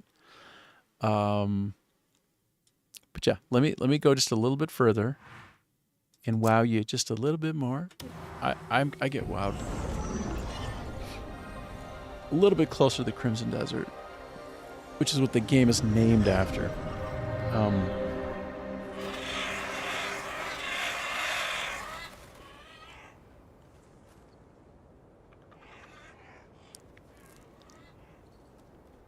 I think it speaks for itself how awesome that was. Look at this place. Look at those crazy structures moving in the wind. Like, what is going on here? And it's got like a really kind of neat Middle Eastern style influence, or maybe, yeah, Eastern anyway, some kind of trying to place it. It seems like a Russian architecture a little bit, or I don't know. I'm not completely clear on the full inspiration, but it's amazing. Now look, I'm looking back at the world. See that water in the really, really far distance? Maybe you do. That's a place. You can go there. You can hang out there. You can do things. And even across the water, you can go there. You can do stuff. You hang out. So I think, let me just face in a general direction. And now I'm going to go into the map, and it will respect the directionality that I'm facing to give an indication of where I'm looking. And I can kind of think, okay, that is the Crimson Desert, and it goes out a ways. Ooh, and there's a Desert Lake gold mine. Who doesn't want a little Desert Lake gold mine? That sounds a little bit like a non sequitur. Non sequitur? Basically, how are you going to have a desert? Well, I suppose every desert can have some water. Look at the desert here, and actually there's a big body of water next to it, though, come to think of it. All right, I'm going to try to go up, up, up, and then go across, cross, cross, see what's possible. Now, the problem is I'm in a state of burning alive, so I might not be able to go across so easily because the stamina goes down so fast. Now, it's 2:10 p.m. right now in the game world. If you look, you can see it's 2:10 p.m. If it's early in the morning or night, I do not suffer from exhaustion, and I have full and complete stamina access. Just to give you a sense of how cool the game is. Like, it is environmentally meaningful to be here in the desert during the day and to kind of get cooked. You get kind of cooked, and that's the game. You want to travel in the desert at night. Doesn't that sound like everything you've ever heard about trying to cross a desert in movies and popular media, books? Of course it is, because that's how it is. Like, you can't walk around in broad daylight in the desert without cooking. So, it's in the game like that. Pretty cool. Right, I'm going to try, though. I'm going to make mistakes, because it's all about exploration, having fun. I will probably, yeah, my stamina is just disappearing so quickly. Like, I'm just, like, this is a hot mess.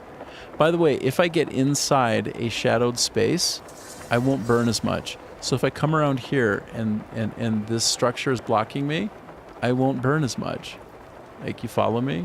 You know what I'm saying? Like, oh, I used all of my stamina stuff.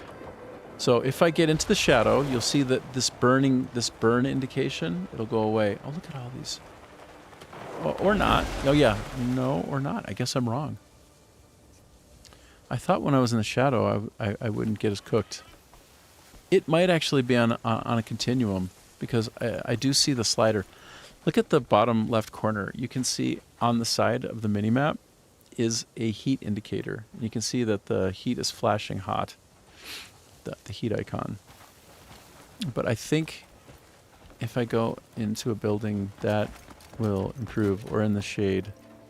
Is it happening? Oh, it's not happening. Huh, well, Solomon always welcomes a new face. maybe this whole area is just meant to be, it's just coded for being hot. Hey, these people aren't fighting me. It's like I'm okay with being in their presence, and they're okay with me being in their presence. So everything's fine. We get on just fine here. Friendly. So my goal is currently to get a little bit closer to the Crimson Desert. Ask a question. Dragon Knight Commander. My bunkmate snores louder than a bloody sandstorm. My bunkmate snores louder than a bloody sandstorm. Okay. Good day. Good day to you, too. What kind of a man fights like a... Atima is the beginning and the end. The Atima. source from which all life springs. To understand this truth is to understand your place in it all.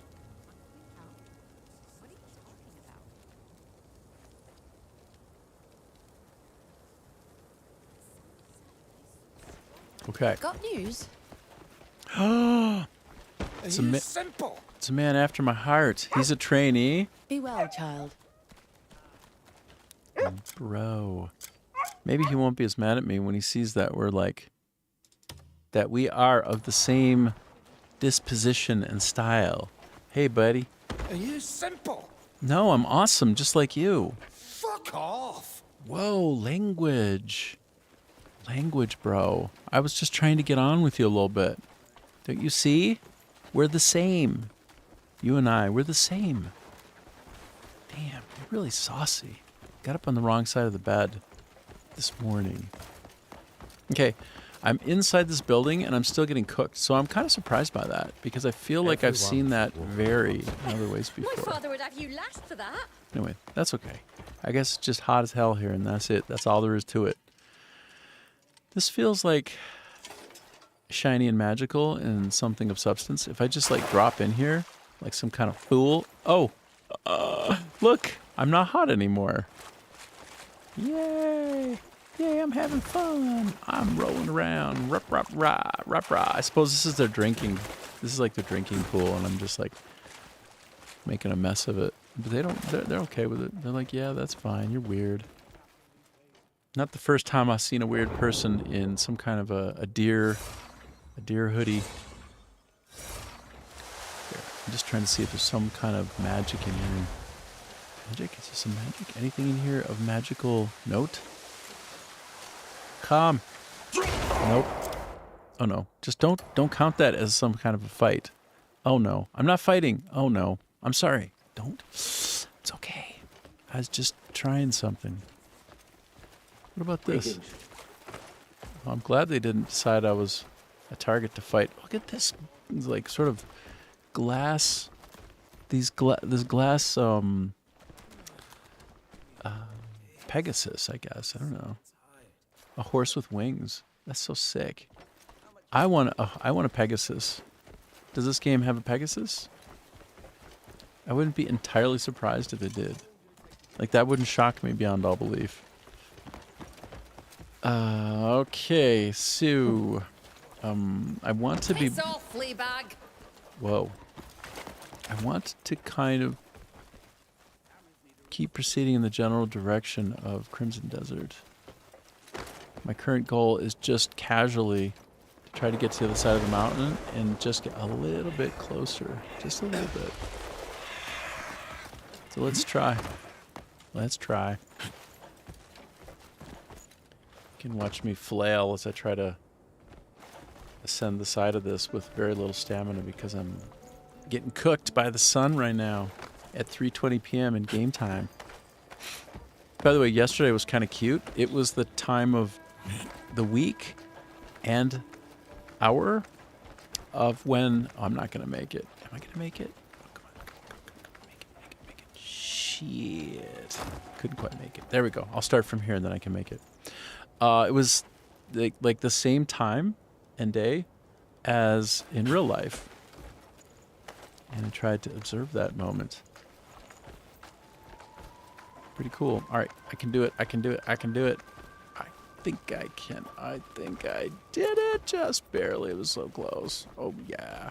So I put a lot into my stamina, actually. I'm like, I think I have 9 or 10 stamina out of a maximum possible 14, which is pretty... It's kind of like overdoing it, arguably, but then it affords me the ability to search better like this and to fly for longer, and I'm okay with that. That's what I like. Let me play the game that I want to play the way I want to play it. That's all. So we are not following a quest right now because I'm streaming and just having a good time. This is day 2 ever for me on Rumble.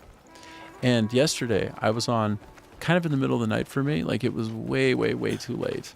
But I was testing the stream and trying to get it ready. And somebody followed me on Rumble. That was really nice. But I was only on for a half hour, testing it out. And then I looked at the processing of it after the fact. Really good. Like, better than Twitch, hey? Like, a better quality than Twitch. That's because, by default, Twitch kind of throttles people who aren't partnered or affiliated or in some other way blessed by Twitch to have an 8K stream. And so they only permit like a 6, and this one, Rumble, permits 8. And from what I've read, I can try to go up to 10 as well, which is like, hey, good job. You know, like when you're trying to take up more of the market, you need to offer slightly better services for that to happen when it's a streaming platform. So I guess I'm just saying you guys are doing a good job. Keep it up. Hold on. I need to go back down. I'm sorry. Whatever this is, I need some. I need a taste, okay? I just need a little taste. Just a little sousson. A little sousson. So I take up my trusty pickaxe. Pop, pop. I don't even know what this is. What is this? What is it? Oh, azurite. Azurite's good. I mean, it's nice. It's not all that in a bag of chips. It's a bag of chips, but it's not all that in a bag of chips. So, but you know, it's rare enough that when I see it, if I don't get it, then I'm not doing it right. So, it's your ASMR moment to hear rocks getting pounded and fall and go bing bing. Like it's your opportunity to watch me do something boring, but maybe it sounds cool. Can we go with that one? That's what we'll go with. Okay, so picking up some arrows. Becker bow. No, thank you. I don't think so. While I'm up here, I'm going to stop and look for any kind of place that might allow me to fast travel, because you know my obsession and delight with fast traveling. Like the further in I go, the more important it is for me to try to find a fast travel point, because then I don't have to go through all of this again. Mind you, it's delightful and I love it. So, like, don't get it twisted. I really enjoy exploring. But sometimes I want to get someplace in a bit of a hurry. And what are these things? Interesting. Sehr interessant. What about over here? Some kind of... I'm going to go around. Okay, I'm going to go around the side a little bit because I've never been here. Oh, yeah. Sometimes you just gotta... Sometimes you just gotta get a condor and do some skinning. So, at some point I was wondering, who does it better? Red Dead Redemption or Crimson Desert for skinning? Okay. A million times more visceral on Red Dead Redemption. Like, the sound effects does most of it. It's just the most disgusting, squishy, gutsy sound that you ever heard. But this one does it faster and it's less gratuitous. If you're following me. What I mean is, quick skinning is something that you can do versus it taking a long time and being a little bit like, okay, so George R.R. Martin, he writes what people describe as pardon me, but armor porn. So basically, he overindulges when he's writing in the description of like a shield or a weapon or equipment to the point where you're like, is he like fully insane or just 80% insane? Like, it's like a page later, he's still describing like armor. It's like, okay, dude, like do it in your own time. Like keep your kink to yourself. I'm trying to read a book here, not like this extended discourse on the luster of a weapon. So what I'm saying is Red Dead Redemption is gratuitous and is overwrought and goes too far with the skinning method. It takes a little too long, and it's I don't even think you can skip it. So it's kind of like, well, God, every time I want to like experience the visceral nature of skinning an animal, like no, I just want to get the stupid skin and move on. Like, I mean, it's cool the first few times, right? But then after that, it's just sort of stupid. So in this case, all of these, I just go up to it and I get it real quick. It's not going to take, see, it's fast. Like, don't sit there and be silly with it. Just skin the damn things. And so this is an example of why it's better in Red Dead Redemption. But is it? No, not really. This is better because it's faster and more efficient. And by the way, I go back to how if I don't do it, the dog will do it for me. He'll literally skin the thing for me and take the guts and put them in my pocket, so to speak. He didn't literally put them in my pocket, but how else would it get there in my inventory? Well, he'd be put it in my pocket. So it's kind of adorable. I need to switch to my other weapon. Whoop-cha. Oh, no. I should just, like, go full bore on people with pickaxing. Like, that's kind of cool, too. Look at that. There's, like, a road being constructed in the far distance over there. That's like an aqueduct or something. Here, let me... You see that? In the distance? I'm trying to, like, look between my horns. If you would indulge me and look between my horns, you can see that structure over there. Are they transporting water? Is it like an ancient aqueduct? Or is it a road? Or is it an aqueduct with a road on it? I don't know. But let me switch off of this pickaxe now and go back to something that when I see... Wait, my doggy isn't doing the skinning for me. I thought he also did skinning. I thought, like, he would wander around and skin things like crazy. Maybe not. Well, then all the more important that when I do skinning, it's fast and efficient versus visceral. That's the idea in game design and in production and just delivery of products that is worth noting, which is trade-offs. Games and products that you make in general, how you implement what it is that you deliver to the market. And again, I'm a designer producer, so I've done this stuff for a career, and it will be trade-offs. So the benefit in Red Dead Redemption of a really slow, drawn-out, kind of nasty, even nauseating skinning experience is that it feels organic and real. But that I have to see it that way every time is it takes too long and it becomes boring and stupid and monotonous because, like, all right, I saw it, I'm good.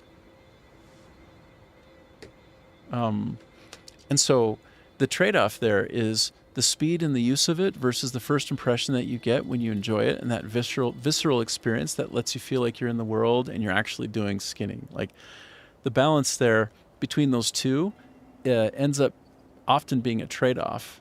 And on the design team and in production, you decide as a team, which way do you want to go? Now, when you're really legendary, you do both. So that means the first time you do the skinning, and maybe thereafter, it's different. The first time, maybe the first few times, maybe the first time that you boot the game up, like try and follow the flow of what I'm saying here, is you get the visceral experience of the skinning. It's like, oh, wow, oh my God, that's like, oh, that's just crazy. Like, I've actually done some skinning before, like when I was younger, with the deer hunting stuff, right? Or just like whatever, filleting a fish. So it's not like it's like so crazy that you would be grossed out like in real life, really, after you do it a few times. But the point is, deliver that experience up front and then make it faster after that, with the idea being that people will have in their mind the initial impression that you gave them of the experience of the skinning and how visceral it was, but then don't make it so fast and boring every time thereafter. So pack in the experience and the emotion of it up front the first time. Then, after, make it shortcutted. And don't make it even where you can like press the button to shortcut. Like, just do the shortcut. Because people having to dismiss something that is otherwise longer and more gratuitous is itself a burden and arguably stupid. So the trade-offs that we make in game design and how we decide to release a product will often make the difference between something that is a great first impression versus annoying. And then the hacks that you can deploy when you're really doing it right and you figure it out, like you're a master of your craft, is you figure out how to deliver that first impact. That first punch is just, oh my, wow, amazing. But then you just get out of the way of your own first impression and make it real fast thereafter. Then you have the best of both worlds, don't you? And what was your trade-off? There wasn't one. There is no trade-off, except for perhaps arguably the cost to do it both ways, right? Because there's always a trade-off one way or the other, but is it a customer-facing trade-off? Things to think about. Oh, I'm so happy. I'm so happy. I found another shortcut. Oh, another fast travel point. I'm so happy. Everything is good. The world is better anytime that's... Why is it... Look at the weirdness of this. What? Is that because the sun was in just such a way that it was... Yes, that was a dynamic light moment. Wow, absolutely bizarre. So, as the sun begins to set, it's almost 6 p.m. in the game world, you will see that the heat index goes down and my stamina goes up. Like my base stamina becomes better. So I'm going to go up, up, up, up, up, up, up, up. I'm going to climb, climb, climb. Can I get up to the top? Can I do it? I can do it. Whoa, whoa, whoa, whoa, whoa, whoa, whoa there, sir. And I want to get up to the top of this. I want to get a nice vantage point. Let's go. Let's get up there. Come on, up to the top. I didn't come here not to go to the top. I came here to get to the top. Okay, so, and we look at the world. That's where I was, remember? And they didn't want to fight me. And then I was, prior to that, all the way across on that other side over there. And you can see how we're making the progress. Look at that aqueduct. / road. I don't know. But this is toward Crimson Desert over here. That's the target.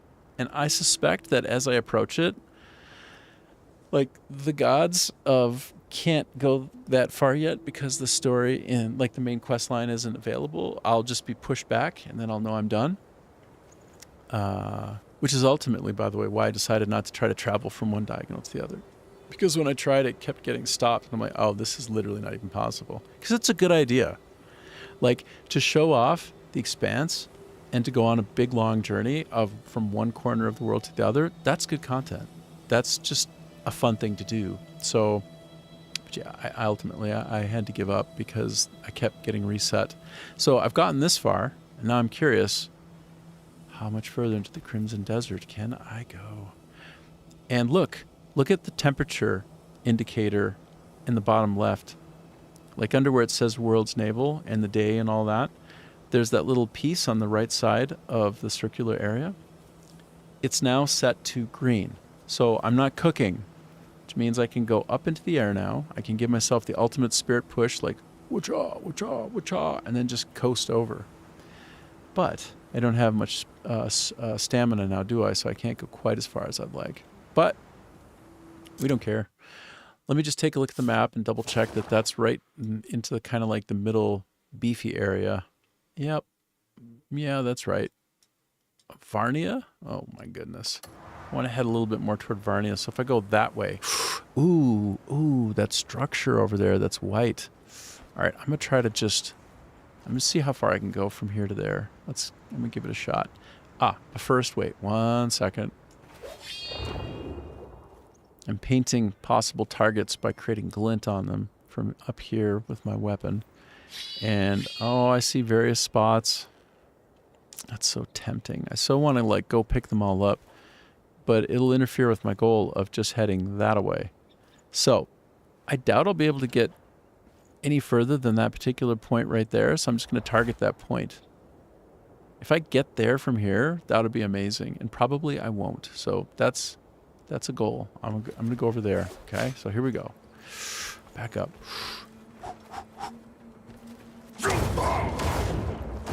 And coast. Will I get there?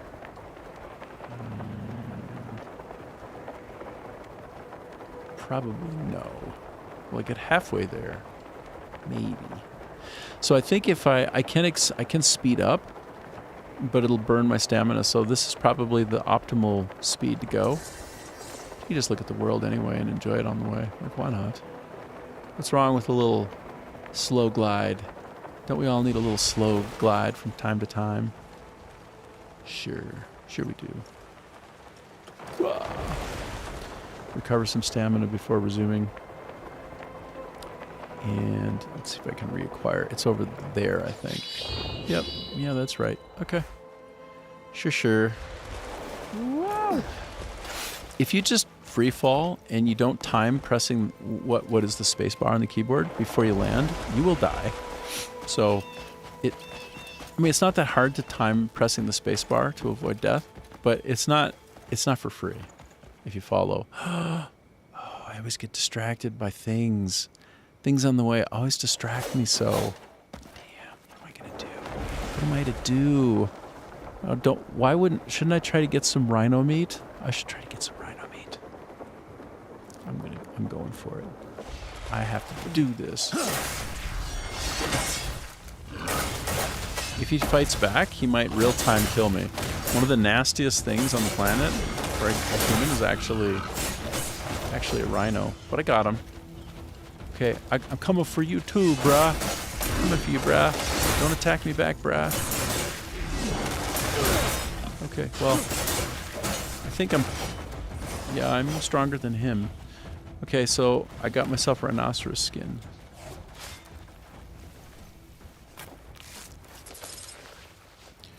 So getting large bones is not quite as easy. So when I see really big beasts, I think getting large bones and large horns, etc., is well worth it. Okay, so let me proceed. That was a good departure. That's a good little moment to take. Okay, I think if I go, hold on, whoop-cha. So the world can actually block those indications of glint. Sometimes you can see through things at the glint, but not in this case, not here. Salt Road. Oh, I'm somehow in the Salt Road area.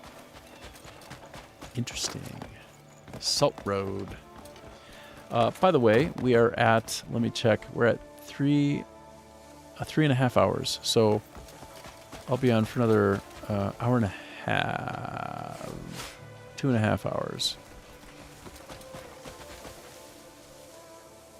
There's a weapon here. Is it a special weapon or just a boring regular weapon? Try to just pop it all down. Oh, there's a desert melon. Pick it up for me, buddy. I don't like Glenmore swords. They're cheap. I'll take that desert melon, though. Give me that melon. Give me that melon. Okay, so... there. That's where we're headed. Wait, is it? I don't know. I think there are a couple of points where I can... yeah. I don't know. Let me jump up. And look this way.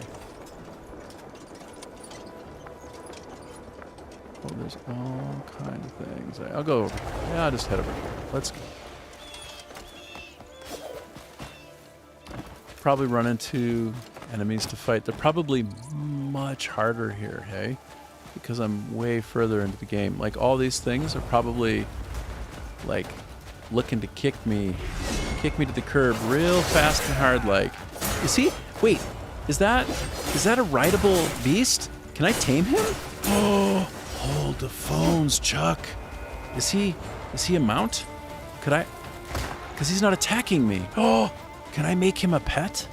Or like a mount that I can ride? Oh, I'm so curious right now. I'm so curious. I think I can. Oh no, he's just gonna fight me. Oh shoot, it looks like I could ride him. I want to try and ride him. Can I try and ride him? Hold on.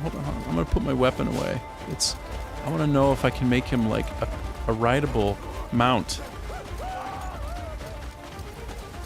Like, he looks like he's rideable. No? He's got. I think I just have to kill him, regrettably. I'm just gonna take him out. But it looks like, yeah, he's like an enemy. Okay, well, I'm kind of sorry for that, but we gotta do the things that we gotta do in this life. Oh, he would have been a great pet, though. Look at that. How weird. Anyway, stirrups and everything. What the heck? Okay, this is what was glinting. It wasn't actually a fast travel point, but instead one of these abyss artifacts. They're generally sealed, and you have to complete a challenge. Cook 3 dishes with a field cooking tool. Oh, don't mind if I do. Oh, is this rosemary? Save me the trouble, please. Save me the trouble. No, I don't think it is. Can't pick it up. Oh, a little watering hole. Roll around in it, as you do. Artisan's Touch. Oh no, I already have that one. So it's this Feast for the Road, and I'll get Gourmet too. Huh. Well, I don't have a field cooking tool right now, so how about that? Maybe I'll find one sometime. But not yet.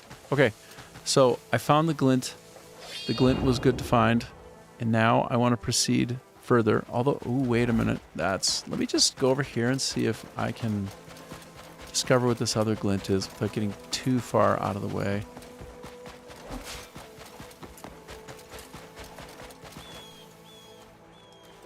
Yes, it is a fast travel point. Hot dog. Hot diggity dog. Oh, yeah.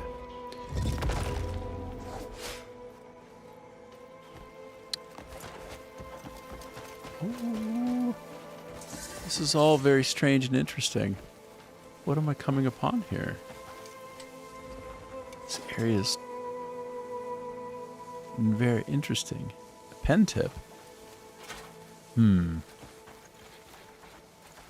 I can't take it. I can only carry it. That's, you know, you have something a little bit strange. It's not meant to be had, it's meant to be held. What does that mean? I guess it just means what it means. Okay, so back to my trusty pickaxe to get this azurite. Azurite. There's a little snake there, weaving its way through the world. I think I was supposed to go over here and activate this, unless I already did. Yeah, I did. I just forgot. I'm silly, I forgot. What about this? Anything down here while we're at it? Oh, there is an Abyss Nexus over there, so another fast travel point from here to up there. I would be remiss not to go grab that real quick. Give me that Abyss Crescent. Give me that Abyss Crescent.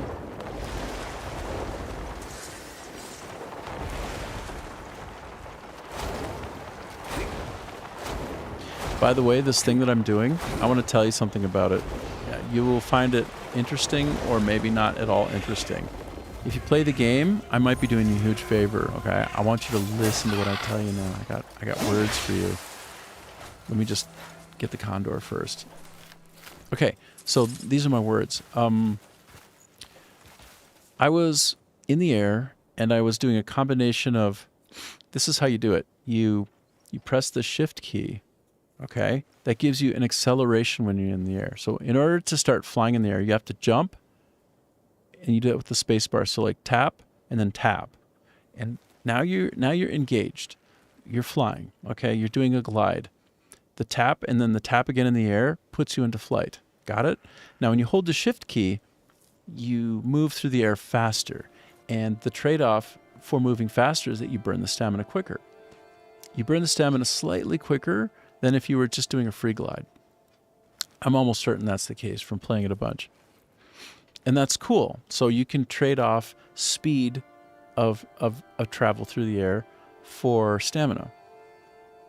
Okay, great. Now, you also can punch through the sky and go even faster with little burst moments once you have the aerial skill to do so by pressing in the direction of WASD that you're going. So it would be generally W, right? Because you're heading in the direction that you're pressing, unless you're doing crazy camera work at the same time, so that you're pressing S into the camera as you're looking at yourself from the front. I don't know if you're following what I'm saying, but anyway, the act of doing Shift plus Alt plus spacebar is going to be, in that particular scenario in this game, a combo that goes off almost always, all right? Especially if you're a bit fat-fingered, and once you go tap-tap and you're in the air and you're shifting plus Alt to basically do a speed run and a burst within the speed in the air, those three buttons together will activate a Windows command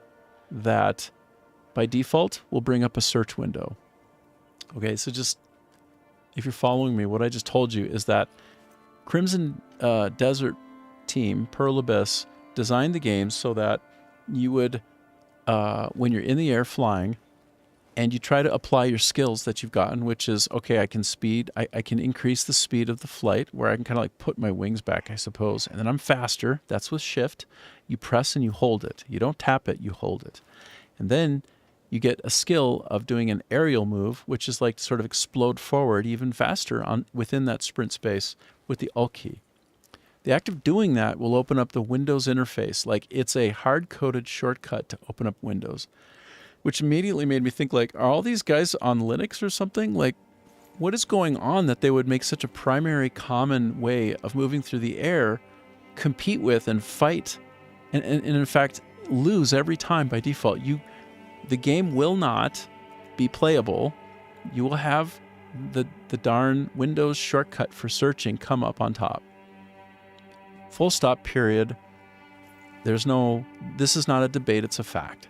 What I just described is a core way of flying in the game that makes a Windows interface pop up, like a shortcut appear, and it takes away your control. And while you're pressing and holding these buttons, you're literally typing stuff into the search window from the Windows shortcut that you activated on top of the combo system in such a way that everybody who's ever flying who wants to go a little bit faster will action these buttons in combination and make the window come up. It's like, are you kidding me? They must be on Linux. Or they must have taken some of those buttons and parked them. Just follow my train of thinking here. Oh my gosh. Oh my God. I'm trying to show you this. Or they did something where they moved controls and inputs onto different buttons. But it begs the question, why would they ever have done that? Because when they first came out to the market, they didn't even have a remappable keyboard interface. So it's like, I'm sorry, but you couldn't have been playing this game regularly and just flying without having the Windows interface come up on top of you and slap you in the face. Like, it's horrible and it's insanely frustrating. I solved this. I solved it without putting buttons on my mouse, and I solved it without remapping. How did I do it? And so I got something called, and it's free on Windows, Windows Power Toys. Power Toys. P-O-W-E-R, Power Toys, T-O-Y-S. Free, and it's a very, very robust, arguably one of the best apps that you can get that Windows makes for their own operating system to do unbelievable a number of things that improve your quality of life on Windows. Like, it should be that the functionality of Windows Power Toys is baked into a lot of the OS by default. Like a lot of what you should be able to do should be what is possible in Power Toys. Not as complicated as it might seem as well, like when you go in and you start looking, but you can basically change the nature of what the keyboard does and deaden shortcuts. You can make it so that the keyboard doesn't permit certain combinations to make a shortcut come up. It basically will interpret pressing 3 buttons at once as only having pressed 2. It'd be like, you can press 3, and if you press 3, we only count 2 out of 3 of them. Now, it means that you won't have the Windows shortcut come up, but it also means that it will never interfere with the game. And by the way, this isn't the only game that has this kind of a problem. Like, first-party layers on top of a game that you play, like Epic Games friend interface, has shortcuts that you will action constantly by doing basic things in the game in combination. Like Crimson Desert will make your Epic Games friend list come up incessantly, unless you reinterpret those inputs so that when you do 2 or 3 of them at once, it will not send that command, and you make your peace with not having shortcuts that come up when you do 3-button combos on the keyboard. But like, honestly, if you're like me, I'm techie, right? I'm fairly hardcore, and if there's a problem, I will almost universally be able to fix it. Like, oh, I can't stream properly because I'm seeing like there's some kind of bloat buffer issue. I'm just telling you how like I can figure out and solve things. But like anybody can solve these problems that I've described by using Windows Power Tools. Just consult Gemini, Google Gemini, state the problem, right? It's like, oh, the Windows search interface keeps coming up and I want to use Power Toys to solve it. Help me. And it'll be like, oh, all right. And it'll literally show you step by step exactly what to do. It's so great. But there are other things that often aren't so solvable, like switching. This is the joy of being like a gamer who solves problems for fun, but then also can solve them for a living. You know, if you're lucky, you can do that for a living, because I think if you are playing games like this, you just fundamentally enjoy solving problems. Like, that's relaxing for you. That's exciting for you. That feels good. So another issue that I'll just tell you one more thing and then I'll get back to play. Another issue that I had with my setup is I'm streaming to 4 different services at once now.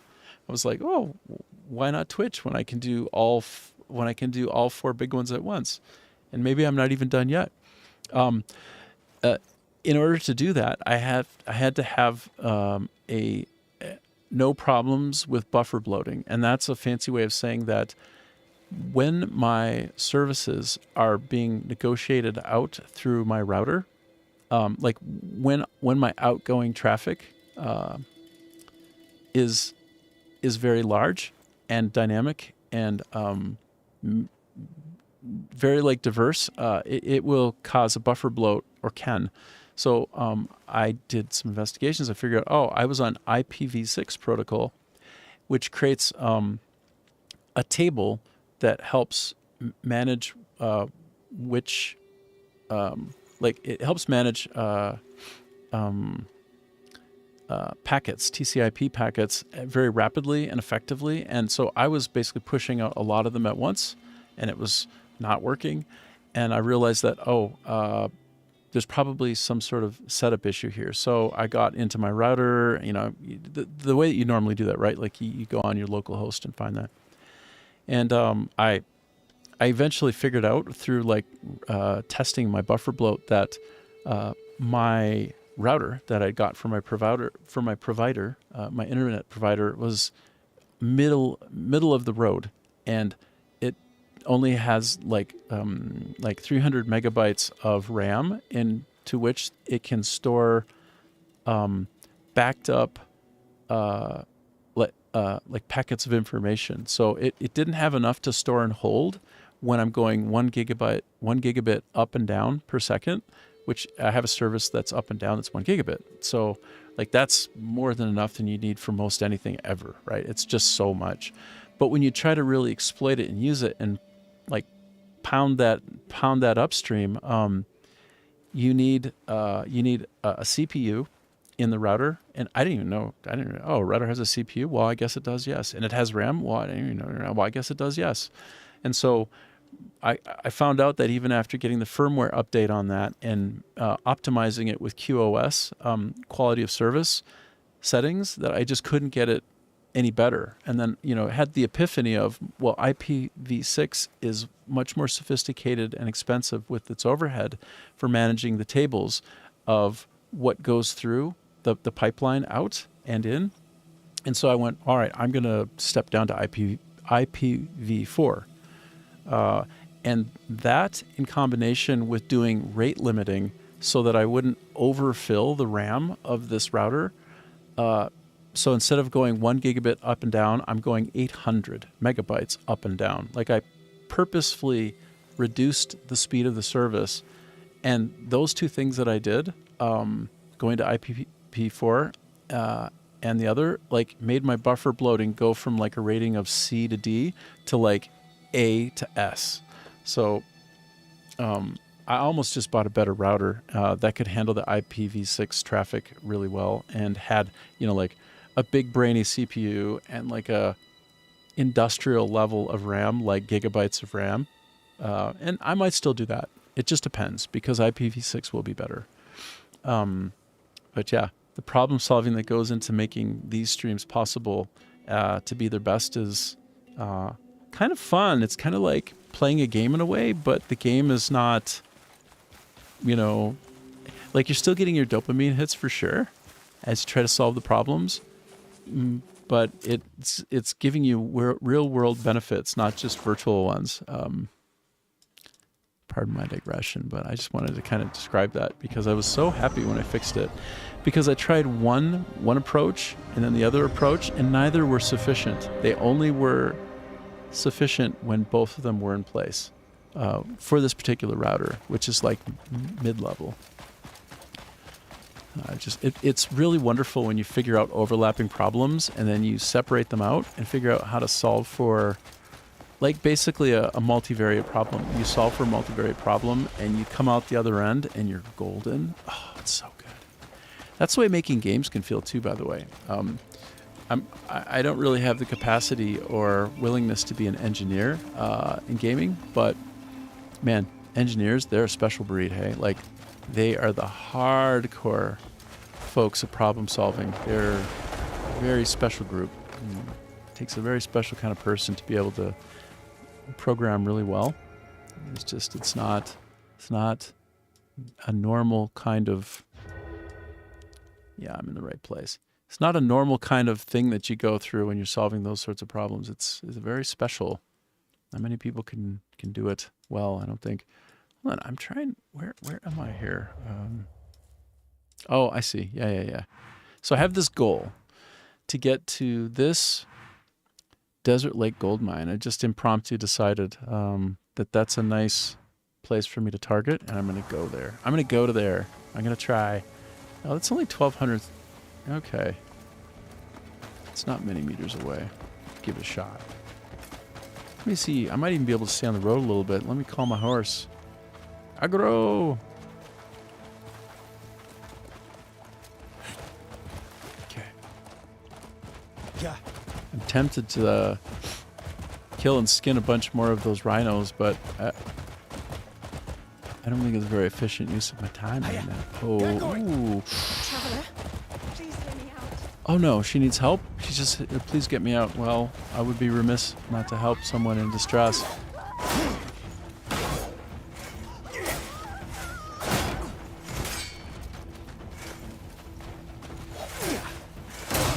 Wow. Oh, I see. Okay, watch. I'm going to dispossess him of his weapons. Now he has no weapons. He's looking around. He's like, what the hell? Where are my weapons? And he just goes like, well, I guess I have to punch him and that's it now. Okay, where's the girl? Oh, no, I have more to fight still. But I want to rescue that girl. Where's that girl? Is she around, or did she get accidentally...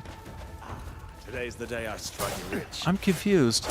Or was it a trick? Like one of those, I'm in distress kind of scenarios, and then the people come out and attack you, and it was just a setup. can happen.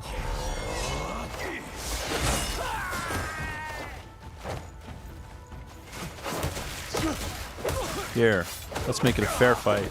I'm not using my weapons either, brat. So cool.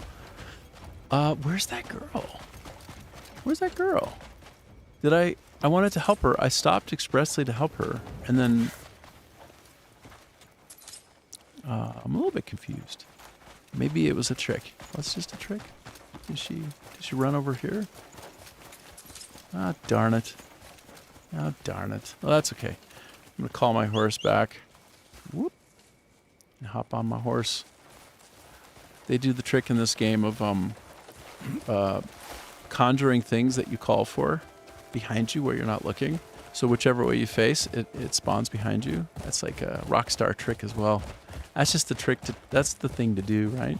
Something materializes right in front of you. It better be some kind of science fiction reason. Not because it's the only way to make it show up, is just to conjure it out of thin air. Oh, look, they're not afraid of me. Do you see? Look, they think I'm one of them. Look at this. Do you see? Look, they're not afraid because I'm one of them. This is gonna be great. I'm gonna do some hacking and slashing. First, I'm gonna pick a weapon that's more optimized to hack and slash. See, they didn't care, but then they saw me take out my weapon and they're like, "Oh, he's not one of us. He's a bastard. He's a monster." Okay, well, but still, you could see, as long as I didn't have my weapon drawn, they thought, yeah, he's just one of us. It's cool. It's cool. So if I don't have this this headpiece on, they will run as soon as I show up. Like, with or without a weapon, they will run. Like, look, he's like, hey, look at this. He's like, hey, dude. He doesn't know. He just thinks I'm his mom or something. He's like, I'm a cousin. Like, hey. Hey there. Anyway, pretty cool. All right, I'm still headed toward my destination, where X marks the spot. Let's go. Let's go. Let's go. Let's go. Right, these interesting structures. Can't see as much in the dark, but I guess that's the point. Okay, along the way, hold on, let me look back here as well. No, yeah, okay. I'm gonna go over here, go more to this area. Although this is just me entering an area that will be very... It won't be pro-me. It won't want to fight me. Yeah, Salt Road Camp. Oh no, another person is acting like they're hurt. Are they? What? Breathless touch? Hit 9 enemies within 5 seconds using force palm. Oh. Like, it just ran off. What was that all about? That was strange, but cool. The world is filled with curiosities. Okay, so the next place, I am headed that way. Okay, but I want to pick up one or more of these points along the way.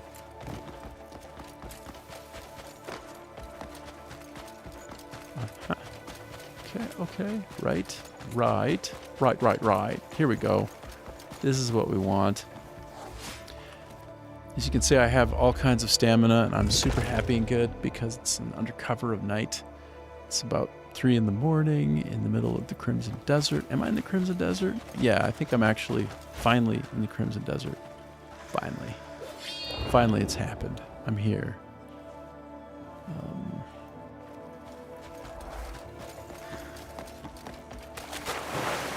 Just get dirty in this water hole. Oh, wait. I just noticed on my mini-map, if you look in the bottom left, there's some curious indication. Oh, somebody's hurt. Ooh, he's hurt. He seems to be in trouble of some type. What's going on? It was the Sunfang Marauders. I never should have come this way in the first place. I don't think I'll make it.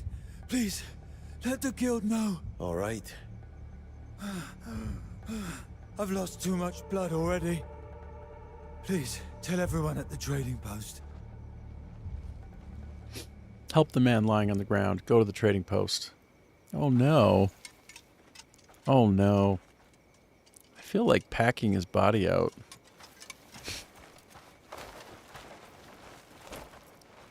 Is that weird? I feel like packing the body out. It's kind of weird, isn't it? There's probably some epic weapon here that I'm neglecting. Ooh, hold on. I don't know that I should pack the body out. I think I'll just do literally what he said. Grindstone. Oh, a tumbleweed. Whoa, I've never had a tumbleweed before. You know? Never had a tumbleweed. All right, I'm gonna hit the grindstone. Grindstone makes your weapon a little bit sharper, so to speak, and I think it gives it some kind of like 20% buff for a number of hits past then. I don't know exactly what it is, but all I know is it's apparently quite worth the trouble to do. Oh, water. Get all the water, huh? And sugar, I guess. Water and sugar. And then I'll just chuck this, like, for no reason.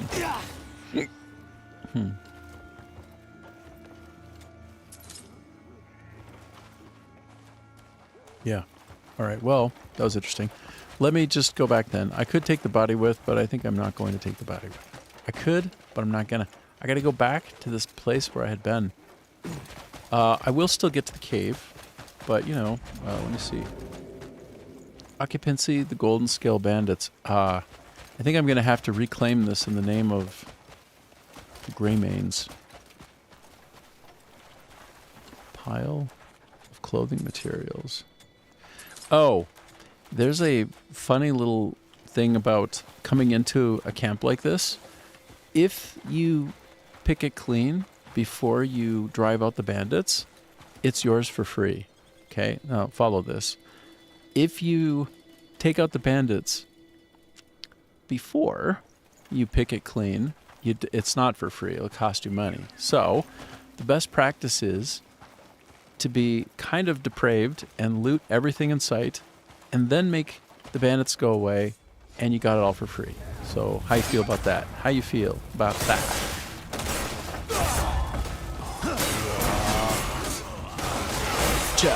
Oh my goodness, I'm just wailing on these fools. I'm wailing on y'all. Take you out. Just wreck you all. Every last one of you. You're mine. You're all mine. But, like, to my point before, oh, there's that guy. These guys, oh, it's so cute. So, but to my point, I should try to pick stuff up. Otherwise, I have to pay for it later. So, it's like, there's a balancing act. I don't want to take too many of them out so that they're routed and run. Oh, what did I learn? Knowledge acquired Durnan. I don't know what that means. So I kind of want to ignore them a bit and try to find things to pick up. Oh, something happened. Hold on. Hold. Oh, I routed them. It's not a perfect world. Couldn't min-max the stealing opportunity with the routing liberating part. Now he's all chill with it. He's conquered. And also, I wasn't able to pick all the things up on the ground, and they despawned. And by I wasn't able to, I mean my pet wasn't. It's the slings and arrows of outrageous fortune and being so strong. All right, so actually, I can take some kind of a job on this board. I see. Why wouldn't I do that? Looking for horns to craft a sturdy bow. I sure am. Alright, noted. Take it under advisement. Oh, another one. More. More. Everybody has jobs for me. In the desert. Hold on, I didn't even read it. I heard that a many-legged insect can be found in the village trees. I'm seeing someone can catch it and bring it to me. Huh. Oh.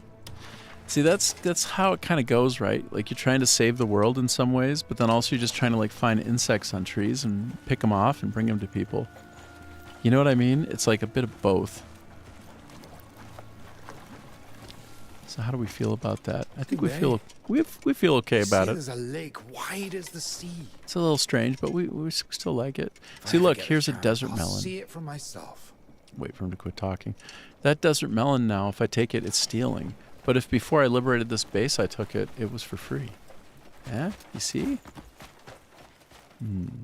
That's the problem. That's the problem. Another grindstone, because I can. Grinding. The world also has anvils in places here and there. And an anvil actually makes your armor better at providing defense. But it looks like they don't have one of those in the base. Anyway, I'm supposed to go to the trading post, aren't I? Oh, this wasn't the trading post? Oh. I got confused. It's tempting to take the bloodstone, but I'm going to leave it for now because otherwise I won't make any progress in my goals. Sometimes you can do a thing, but you shouldn't do a thing. You should do that thing another time, and this is that time. I save it for another day. Oh no, wild horses though. Wild horses, brah. Don't tell me. Gotta tame. I'm gonna do the taming.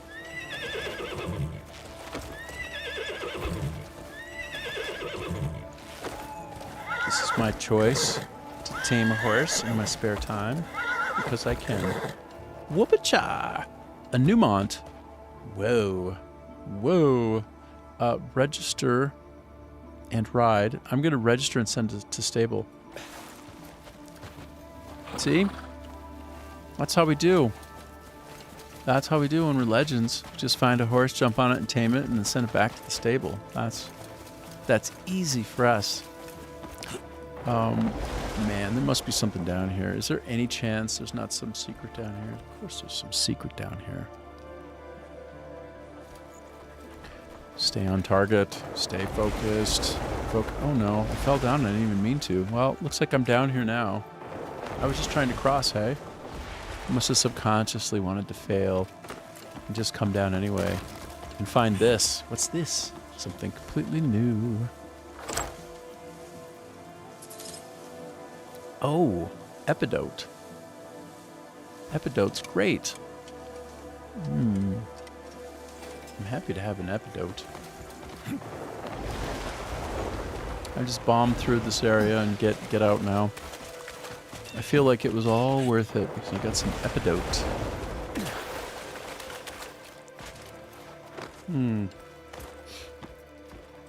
Yeah, hold on.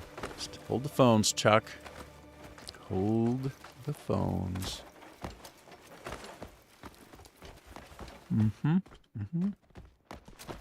Okay, absolutely nothing there, but there could have been. Could have been something there.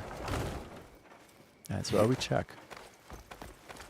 Okay, take a brief pause and paint the environment, see if there's any special thing that's noticeable and glinting. Isn't? All right, I'm gonna stop, and I'm gonna jump, and exit out, and head back in that approximate direction of the trading post. Apparently there's a trading post over here. Oh, this would be the, perhaps, oh no, it's another thing to be liberated. All right, let me liberate it real quick while I'm here. All right, and no sense in not. It'll only take me a moment. Oh, I'm getting shot. Who's shooting me, bro? Why don't you stop doing that to me?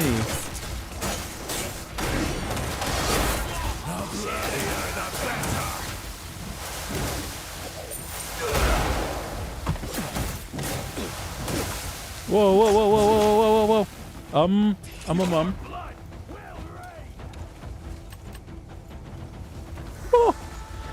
Oh, I don't know if you noticed, but I was very close to death there, and I didn't have the food on the wheel, so when I tried to health up, it didn't work, because I was still stuck on the stamina, which I had ran out of. I hadn't used in some time, so I almost died for lack of preparation.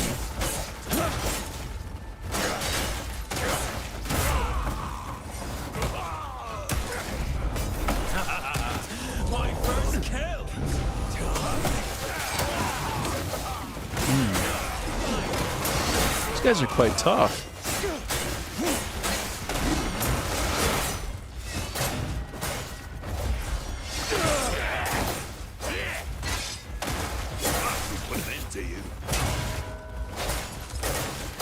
Wow. Just messing up these riders.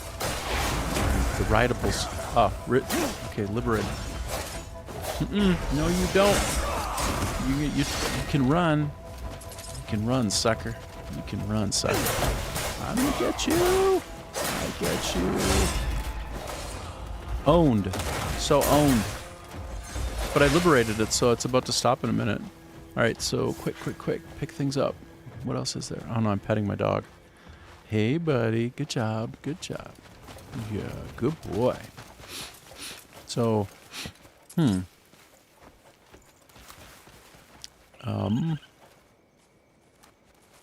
wombats. Okay, well, I thought I had liberated this area, but perhaps... Did I not liberate this area? Maybe I just need to use the anvil. Maybe that's what's needed. Pound up my equipment a little bit. Make it better.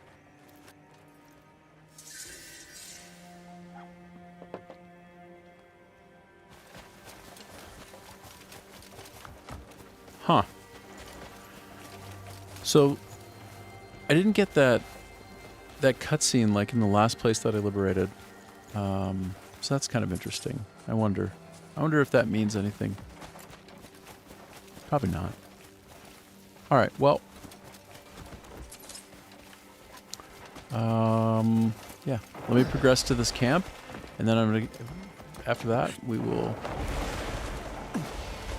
make our way. Where's my horse? There's my horse.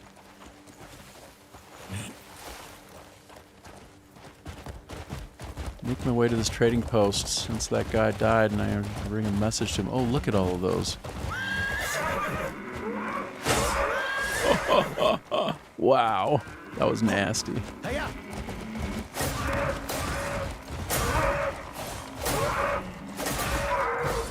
Wow.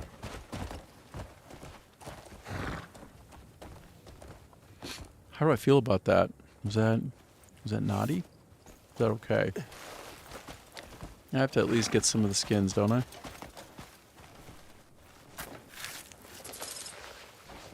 We are at 6 in the morning almost in the game world.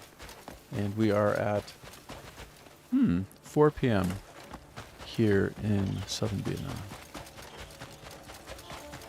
And I think I lost track of all of my other... No. Here we go. Head back to the horse. It's so easy to be distracted by things in the game. Like here I am like picking up all of these skins. Oh, here I am petting the dog. Because it prefers that he gets pet versus the skinning. Very cute. On the same button.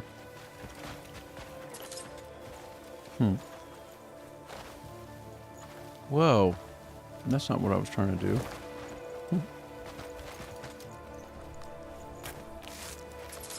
Alright, let me get out of here. Where was I before I so rudely interrupted myself? Oh no.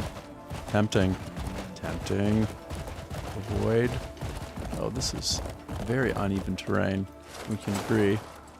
We can agree this is not optimal terrain for horseback riding. Oh my. Oh my. Wow, wow, wow.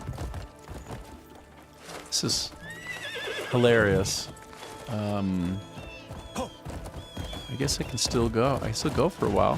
I'm still making it happen. A little bit.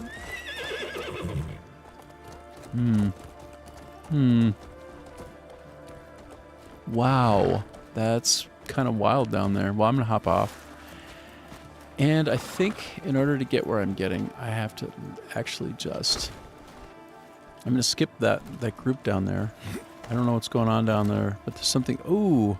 Oh, something big was down there and died. Whoa. It's an interesting area. So interesting. There's some kind of story down there, but is that a cave? No. Let me just double check.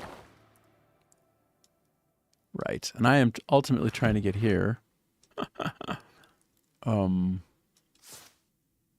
shouldn't have lost the focus that I had for the quest that I was in. But I doubt that I have very many, because here I am in Crimson Desert. There. Yeah, this is what we were going for. Very good.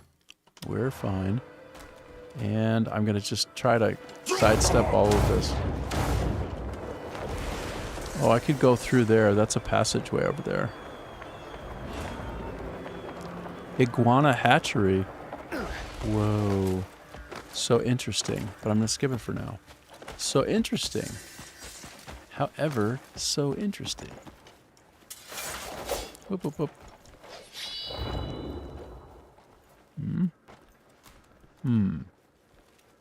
Okay. I had no idea this would be such an arduous journey. I didn't know there'd be this kind of climbing involved. This is crazy.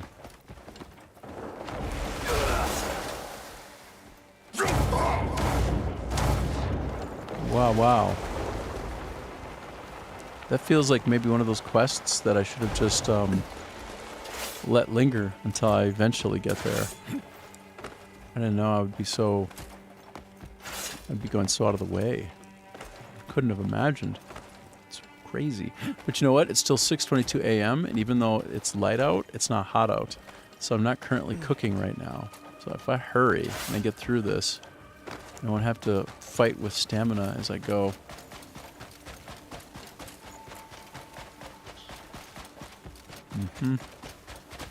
Closer. Closer and closer. We're getting there.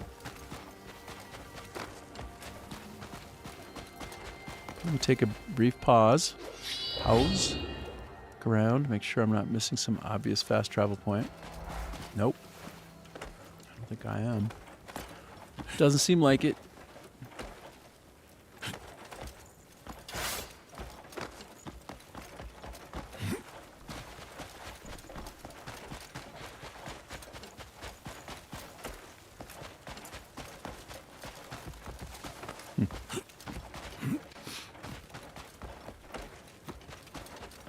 This is quite the journey up here. All right, let me try one more thing. Ooh, that looks kind of special though. Discovery diamond mineral. I want you to know those are not commonly found in this area. This is not common, so gonna have to take a break. Get out the pickaxe. Gotta do it. Diamonds.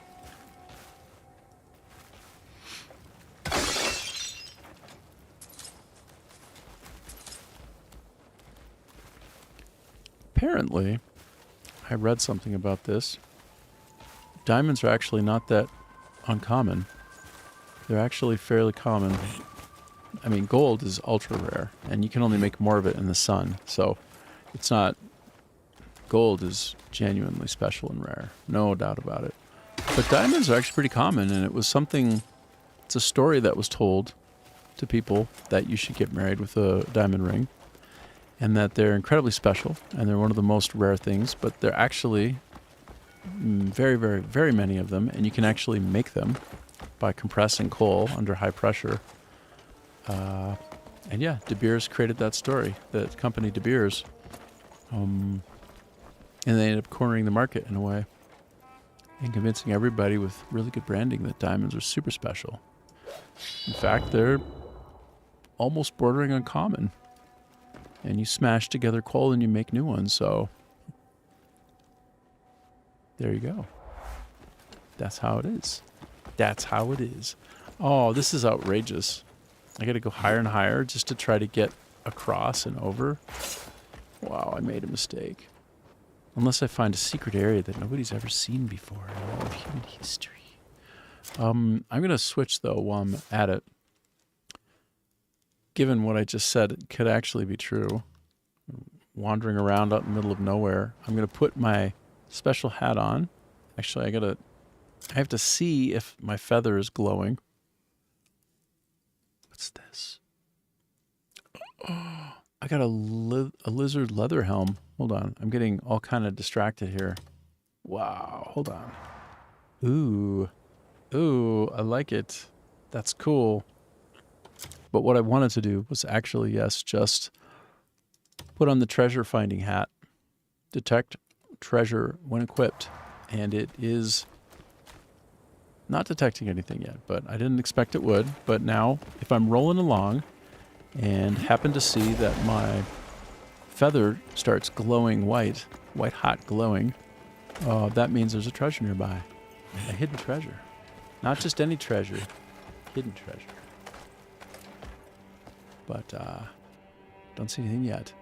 I cannot believe it. I gotta literally go straight up the side of this mountain to try to get 200 meters away. But first I have to scale straight up to get over this. It's so cool though. Look at this. Impressive. And you know what else is impressive? You, little buddy. You're impressive. You're impressive. You're a good climber.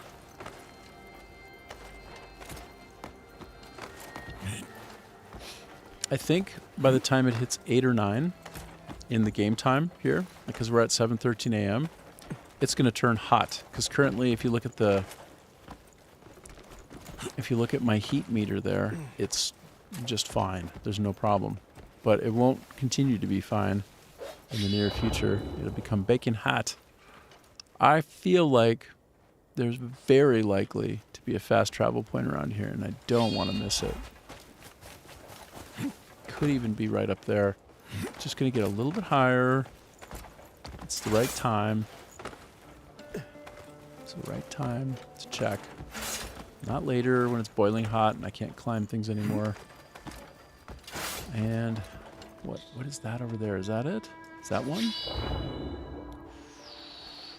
Oh, I'm so curious. I'm so curious about all this. Let's go. Get up there. Oh, it's... Yes, yes, yes, yes. Uh-huh. Whoop-a-cha.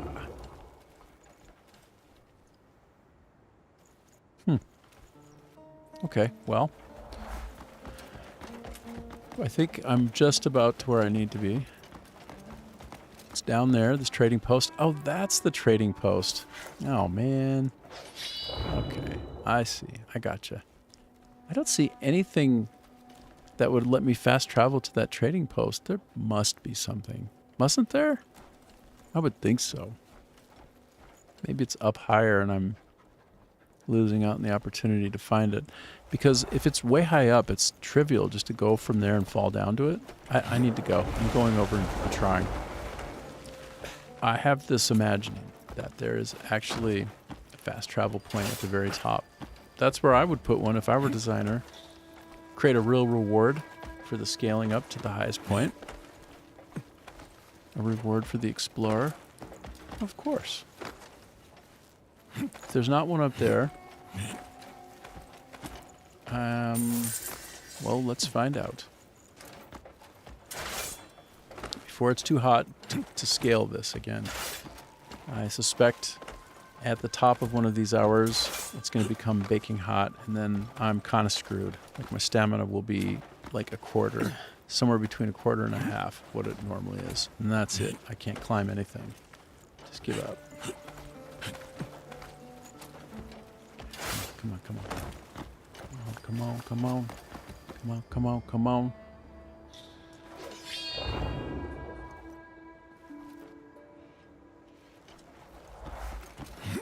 Well, there's certainly a structure up here, that's for sure. Have I been here before? I mean, there it is. Yep, exactly like I expected. It's always pleasing when... Oh, but I have already been here. Okay, yeah. I already thought to come check. And sure enough, there it is. Alright, well, hold on. Let's see, where is this? I just want some context for the next time I want to go to this trading spot.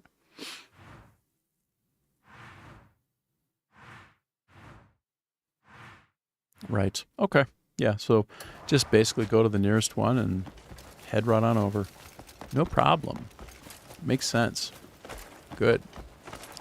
Okay, let's go nuts. For the fiery sun makes it all too difficult.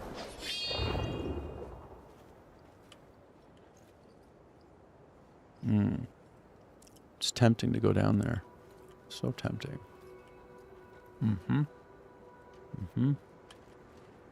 Let's go. Let's dive. Dive.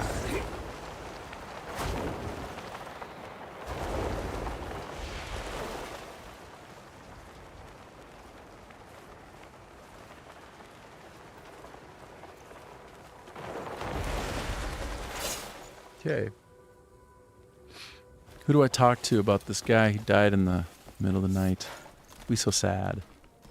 We're so sad for him. I want to talk with you, Canyon. I guess I have to... Aptly named, by the way, Canyon, which is, it sounds like canyon, and we're in a canyon, so... Have you heard anything about my traders? Mm-hmm. Don't tell me the bandits got to them. They did. Yes. Bloody hell. Blasted bandits. There's no hope. We're all doomed. What's happened? I've already lost several of my people to them. This desert isn't safe for anyone. Not until those wolf-riding bastards are gone. Hi. Okay. Faction quest completed. A scream from the desert. Sandfang Marauders. They're the bad guys. They're the local bandits. All right, let me just interact with a couple more of these people before leaving the area. Again, I have to face him the proper way, because I don't want the animations to look janky on the turn.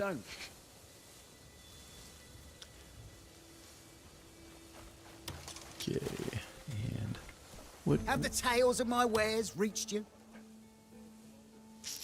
Ooh, skull sight. My thanks.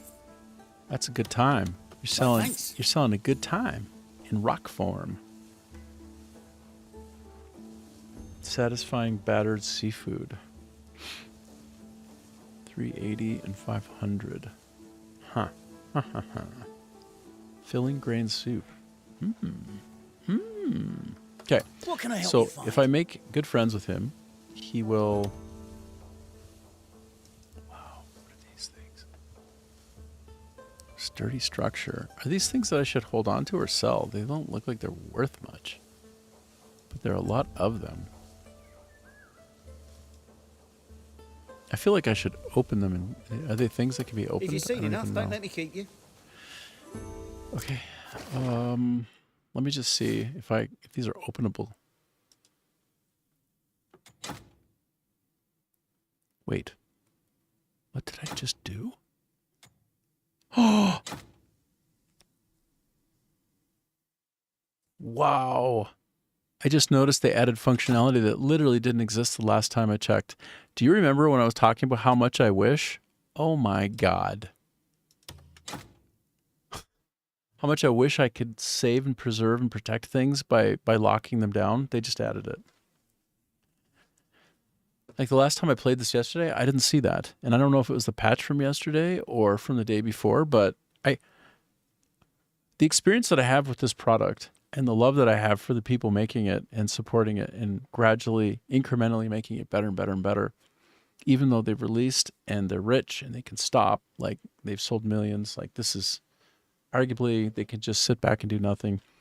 They keep doing things like that. In my mind, I think, oh, I sure wish I had that. And then I look at it and I'm like, wait a minute, I have that now. Where did that come from? Oh, that's in the patch notes from yesterday. Like I just locked the thing that I never want to sell because it's so important. Look, now I've always been worrying of accidentally selling some of these things. Now I never have to worry ever again. It's outlandish. They've done it. So I lock that. Like these are some things that are non-negotiably, I will keep them forever. So now I'm just going through locking down these special things. Like this, I never want to get rid of that. I don't know about this other one.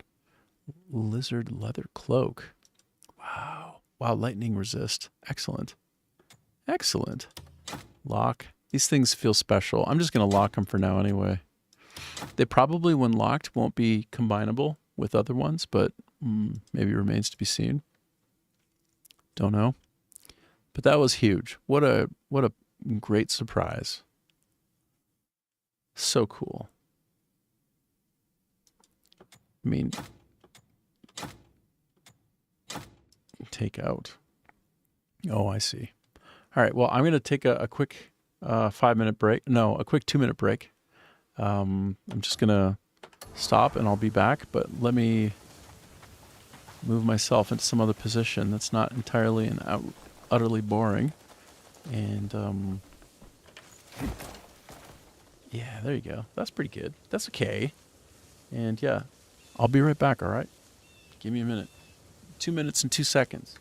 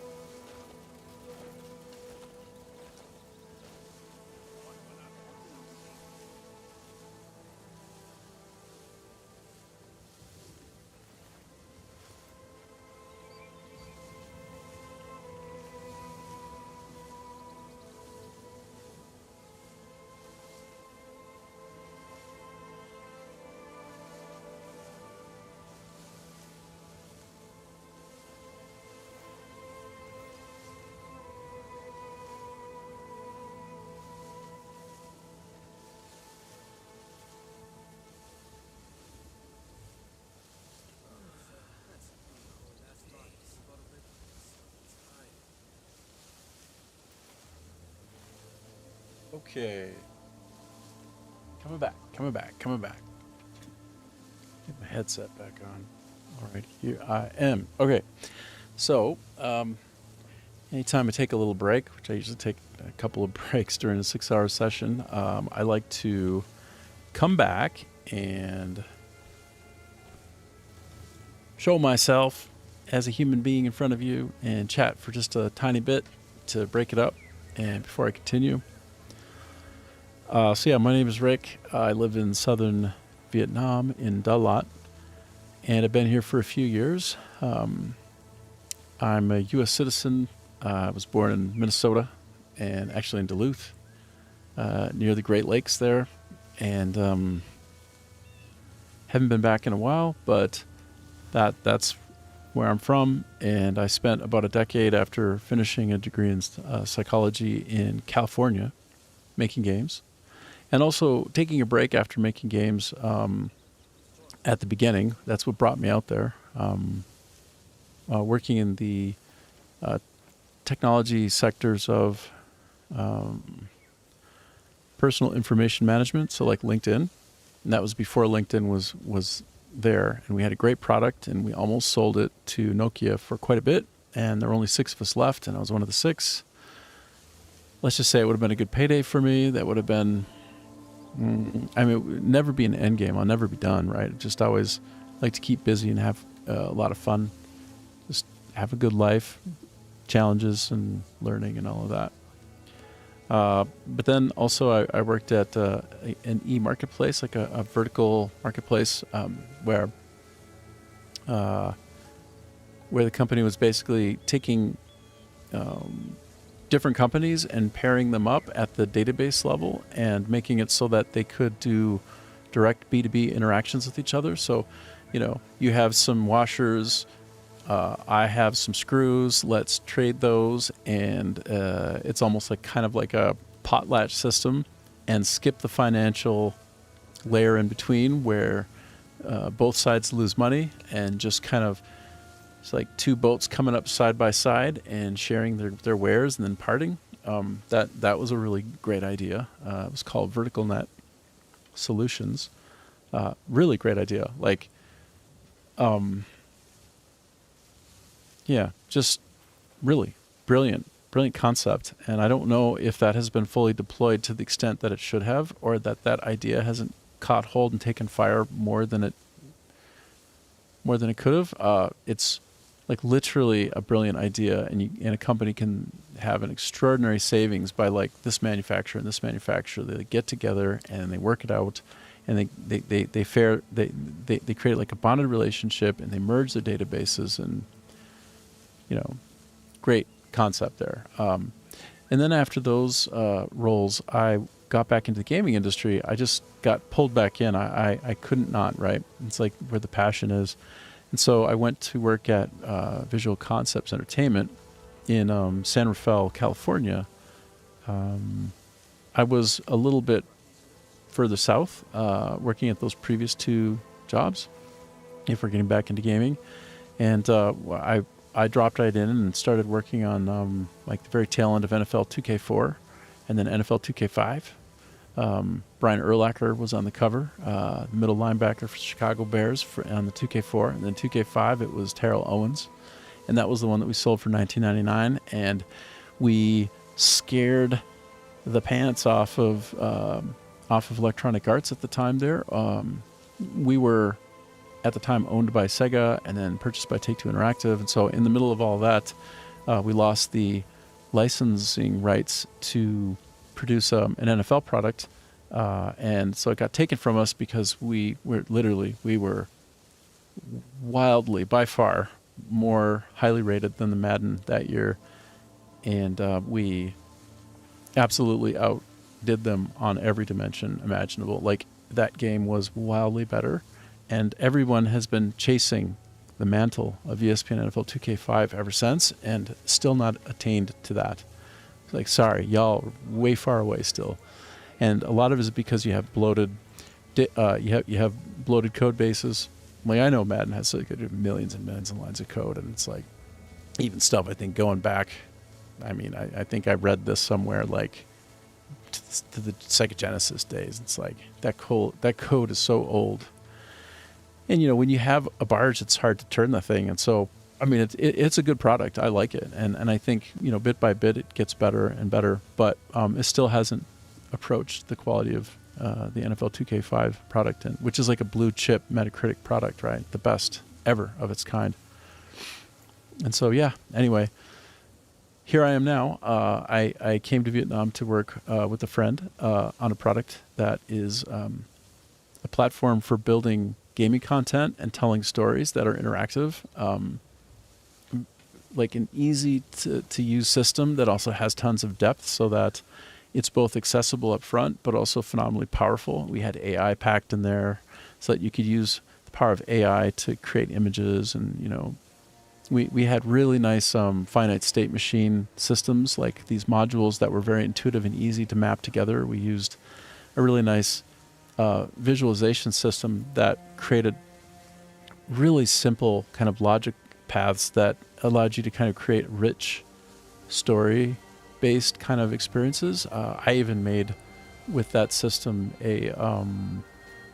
a tower defense game, which was a huge surprise. Like I just got some really interesting ideas for how to use collision volumes and objects, and that weren't really intended to do what they did. And yeah, man, it was like created a tower defense game, which was hilariously unexpected given the tool set that was there. But the sign of a really good tool set when it's a content creation system, the sign of a good one is that you can do a lot with it in unexpected ways, and that your limit tends to be creativity. So, but the building blocks have to be small enough, and that you can reconstitute them into larger structures that then can turn into game experiences. So that's what I did most recently. And in fact, if you look here, I'm just going to move my mic out of the way. Take a look behind me.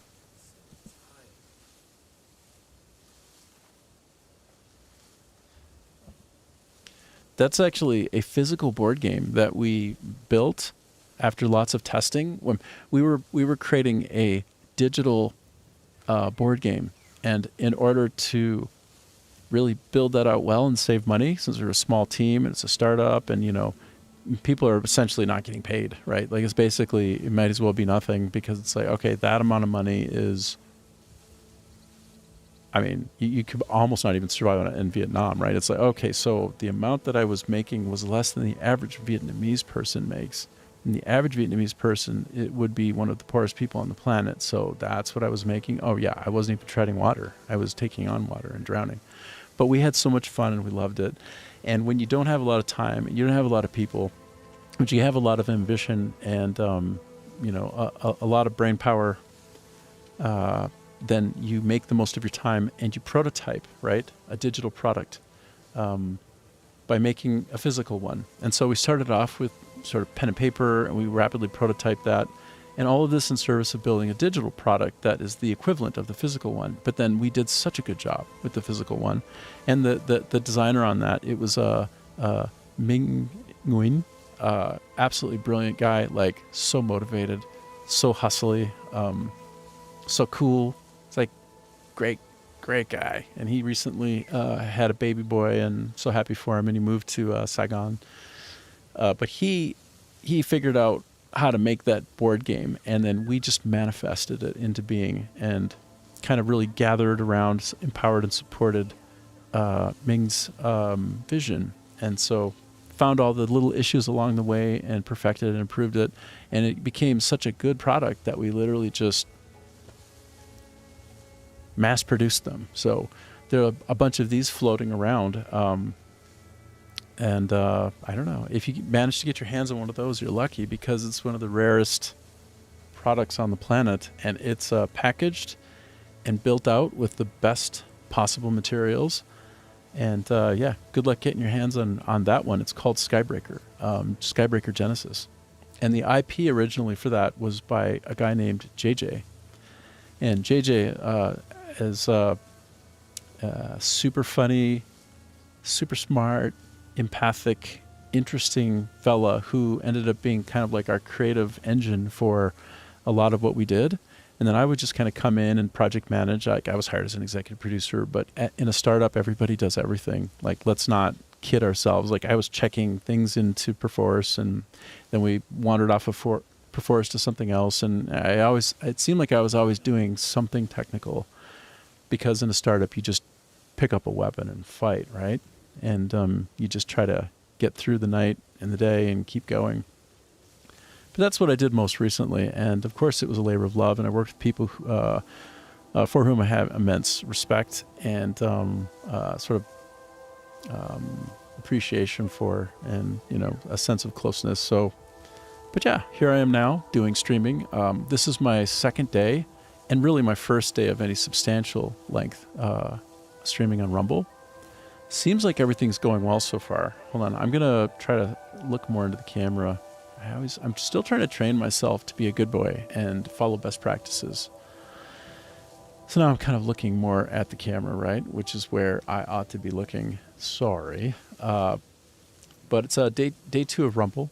Last night, early in the morning, my time, I did a test on Rumble. And the first go of it, I did it for a half hour. And I realized it doesn't auto-start. You actually have to click start on the web version of the studio. But I got that going. And the test turned out really nicely. And I was pleased with the results.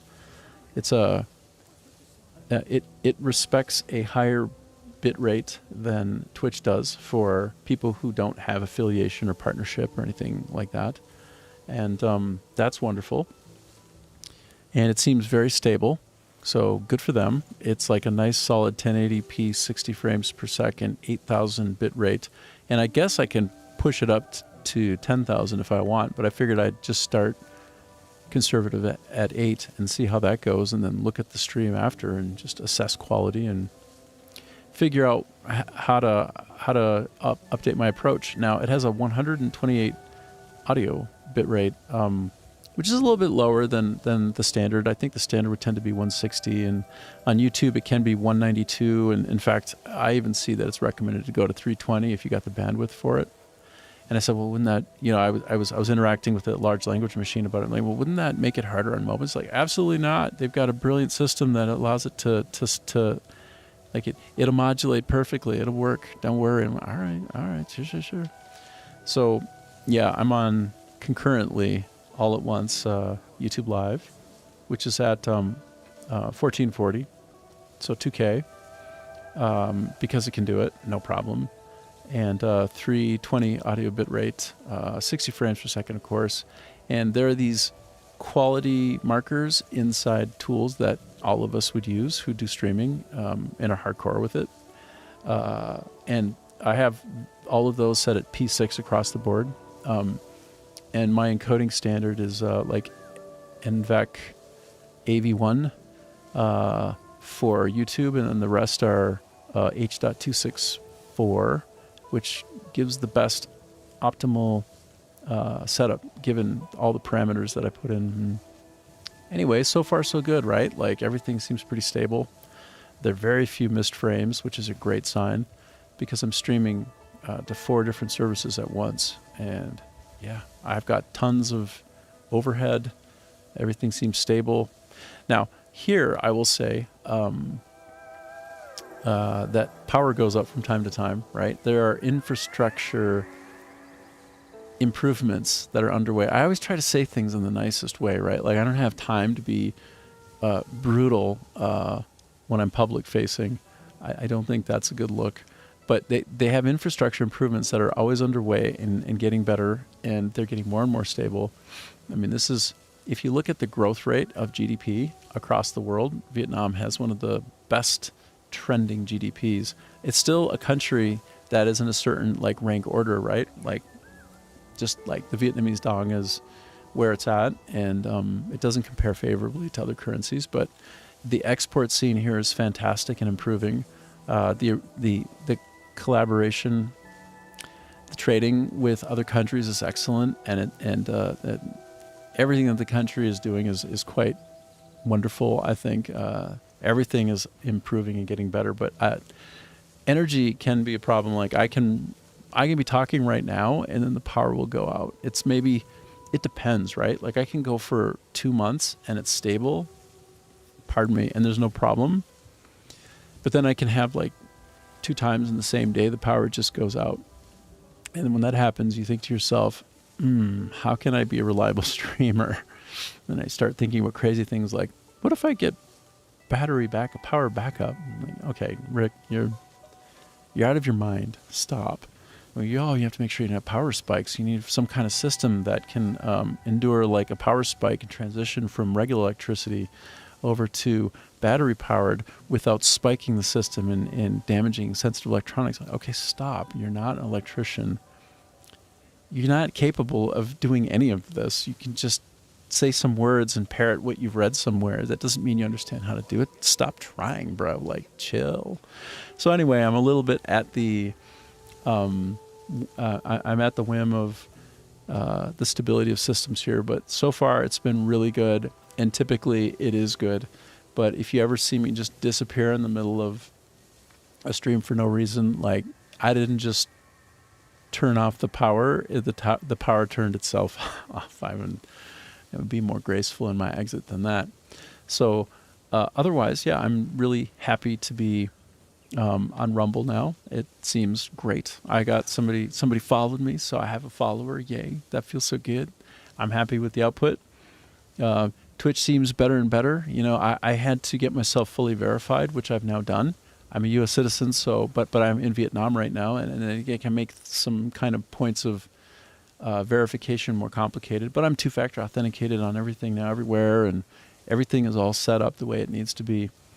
And like, I'm ready for collaboration. Like, somebody wanted to collaborate with me who had like 50 concurrent, 60, I think, maybe concurrent viewers on with him. He wanted to collab, which means I inherit his viewership. Like, we share that together, and then we're kind of tethered up and interacting in real time. But like, I wasn't ready because I didn't actually have the full permissioning that I needed to do that, and now I'm all set up, and I'm just really happy that I've got everything kind of in a good place. Last thing I'll say before I go back and play the game, and I hope you don't mind, there probably is nobody even watching, and if so, wonderful, and if not, that's fine. Like, I love being a bit of a chatterbox, and you know, I think my kids back on the other side of the planet, at some point they'll probably pop in and look at this, and then if nothing else, I'm talking to them. And you know, I love you guys, you're the best. And that's just kind of where I'm at with all of that. But the last couple of bits of information about, you know, like the shop talk of what I've been up to before playing the game some more. Crimson Desert, by the way, so good. Number one, my number 2 favorite game of all time, and it's like knocking on the door of number 1 position. It's been knocking on the door for weeks now, and it's getting more and more noisy. I'm hearing that knocking. It's going to break the door right down and become my favorite of all time before all said and done, maybe. I think maybe. We're real close. Like, we're real close with that. If you don't have it, you should get it. It's almost like a must-play if you're a gamer. It's mandatory. Like, you have to, and you won't regret it. You might tissue reject it at first, but don't give up. Like, keep going, and you'll just get more and more in love with it. It's so good. But the other thing that I'm doing with my streaming initiatives, and just my social presence in general, like, I'm not an extrovert, but I'm more of like a sprinting introvert who will show up when there are folks who I value, you know, present. And so I'm just quick looking at my chat, see if anybody's there asking me questions. Nope. Not yet, not at this time. But please throw out a question if you have one, or a statement or anything, and then I'll interact with you. You see, it'll be very nice. But I'm also trying to get a foothold on YouTube for like YouTube Shorts, and also longer form content like interviews with people. I know folks, so I just have to reach out to them and coordinate a time if they're willing, and then just do a beautiful job of editing it, post, showing them, getting their approval, and then releasing that. And then you'll have some really cool content with you know, other game designers or producers or engineers, like people who are the best of the best, I think. Yeah, I've had the real fortune to work with just countless number of highly talented folks. The gaming industry is where all of the best are, in my opinion, and I've been in and out of the industry. And you want to talk about the best creative problem solvers on the planet?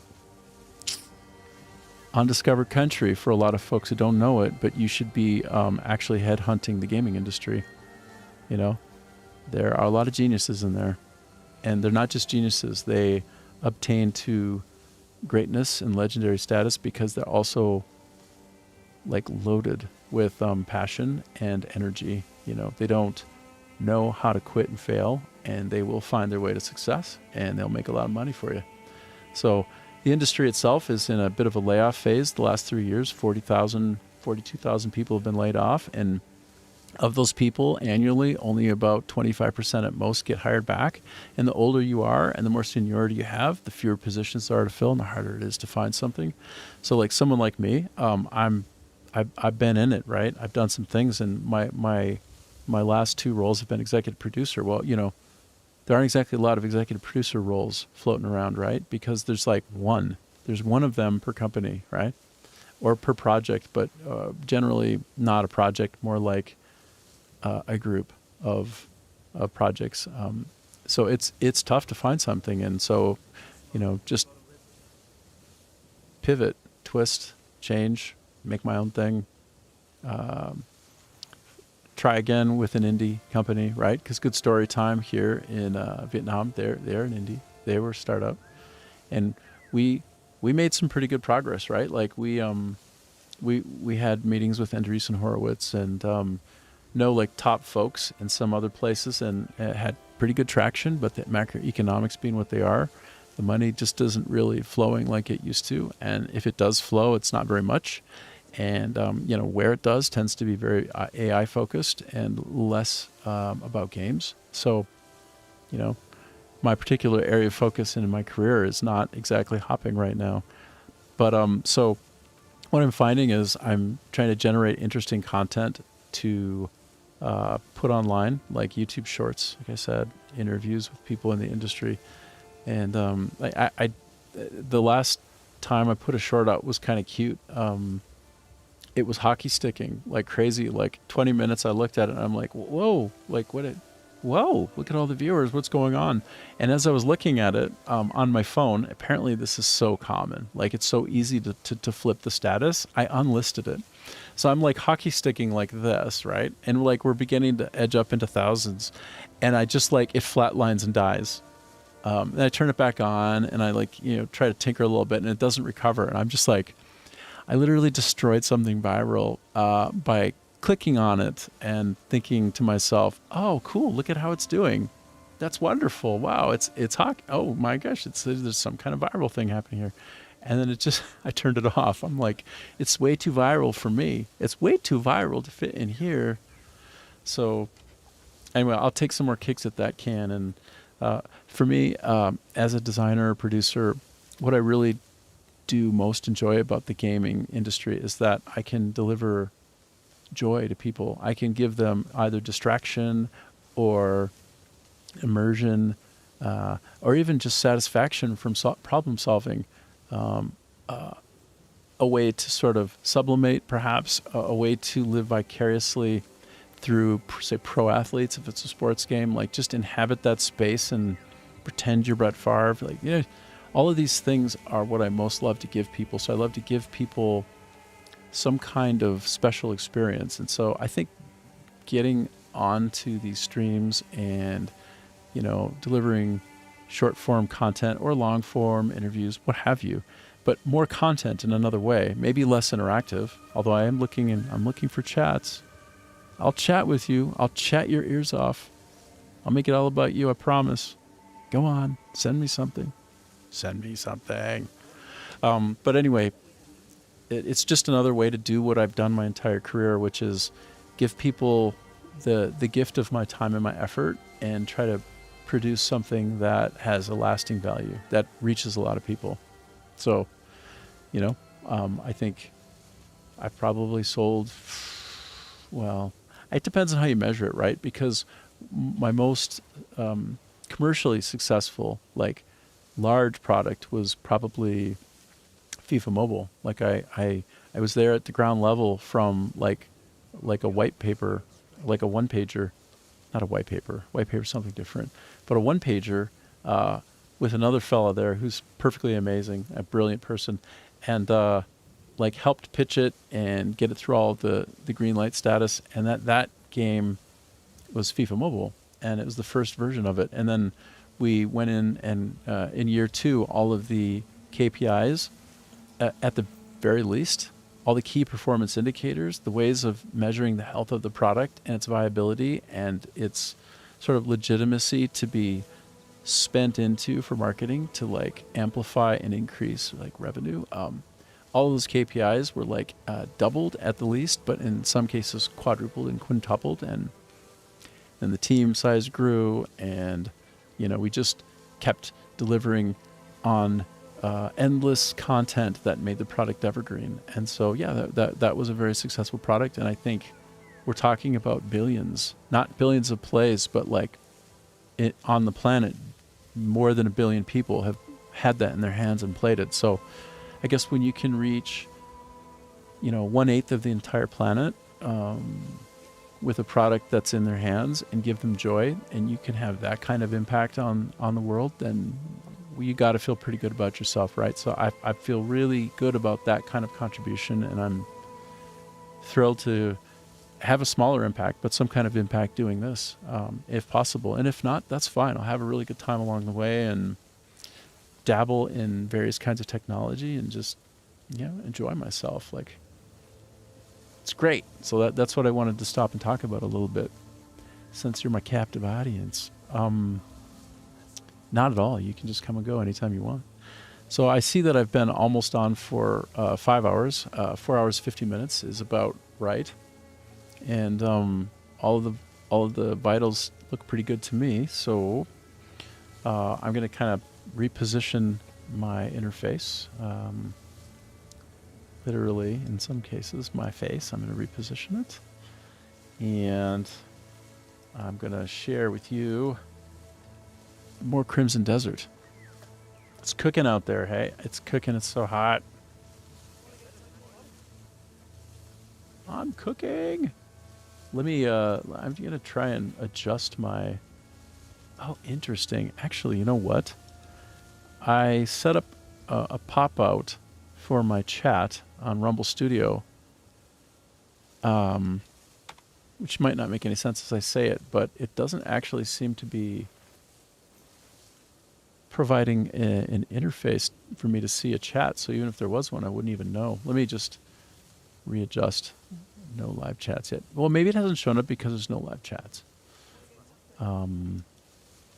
No big deal. I'm going to try to do one more pop out. Okay, so I would guess then, as I use Power Toys to with Fancy Zones to relay out all of my stuff, I would guess that doesn't populate with anything until there's some data that pushes it through and makes it populate, but I could be wrong. We will see. All right, so I'm reviewing all my other chats. Yep. Good. Sure. Good. Sure. Surely. Okay, I'm just going to quick type something as a test. Hope it's been an entertaining stream so far. Exclamation point. Sent out to... Did it push through? Oh, it did. So I see that it went to... Oh, fascinating. So it went out to all of them, plus Kick. So I set up something called Broadcaster, and I think what it does is it amalgamates a message and pushes it to every single stream at once through a meta chat, if that makes sense. Does that make sense? And so I believe that worked. But I will be able to review the streams independently after this and see if indeed it did behave the way I expected it to. Sure thing. Right on. Let me actually do something like that on... Let me do something like that on Rumble as well. Hey there. Thanks for dropping by. And I don't doubt some people have come and gone. Like that. Cool. Yeah. Everything is working. And all the stream details look amazing. Like my packet loss in 5 hours is 0%. Nothing. And everything is super stable for resolution and bit rate and frame rate. Yeah, no packet loss to be of any sort of note anywhere. Let me do one more thing before I continue. I just want to check on stats. Where is stat? Yep, looking good.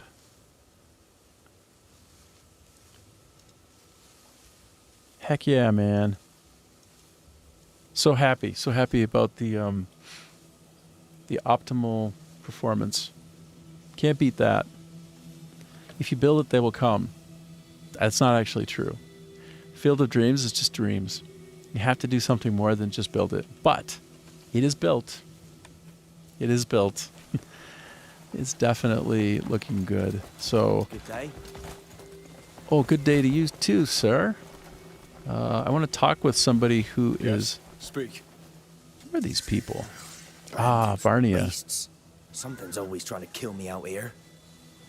I just want one day without needing to sleep with my spear. This is a person to talk to, What's a guard all the captain. commotion about? You're a welcome sight, Greymane. It's quite a mess we're tangled in. There's been a theft within the Merchant Guild. A theft, you say? They made off with some rather important goods. You know exactly what was taken? A chest of gold and several contracts are unaccounted for. Naturally, those items are crucial for the Guild's dealings. Without any clues, this mystery is gnawing at us. Could you help us?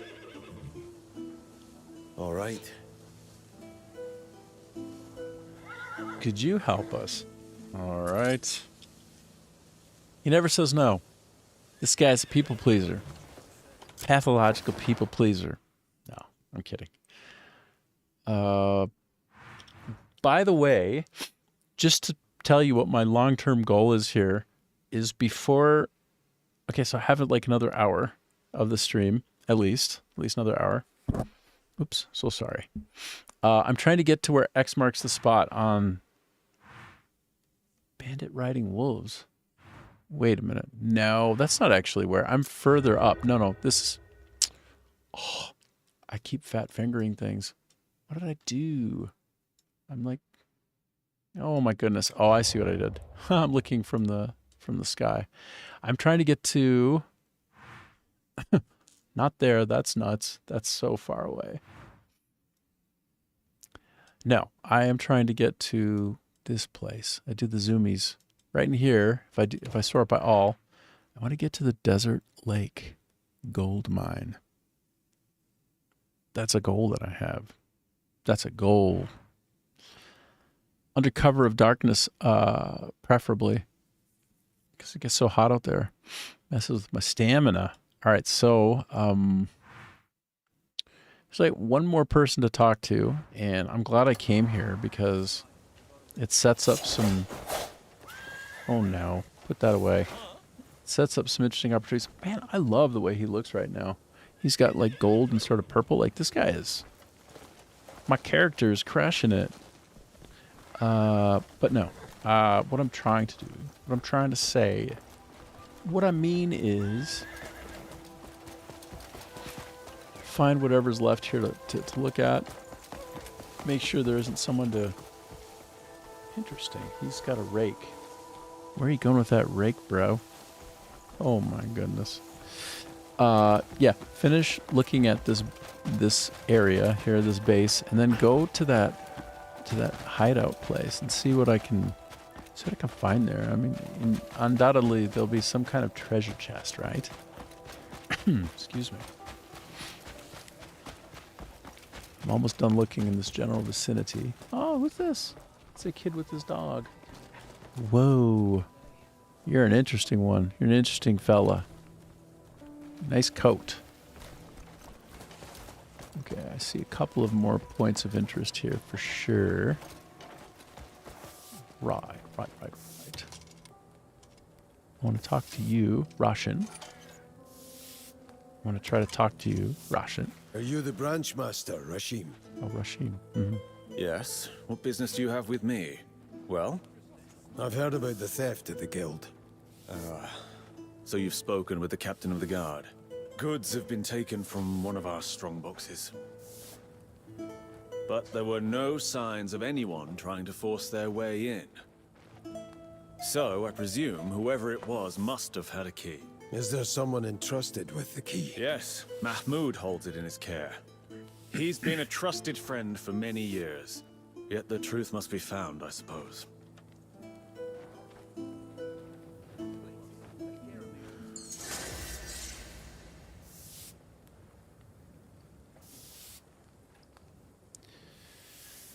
Yeah. So there's that. I have another question mark to resolve. Questions. I have questions, and there are some answers. Another vendor. How you doing? Trade with us, and you'll walk away all the richer. Netflix. That sounds like a challenge. Challenge accepted. Oh, candle.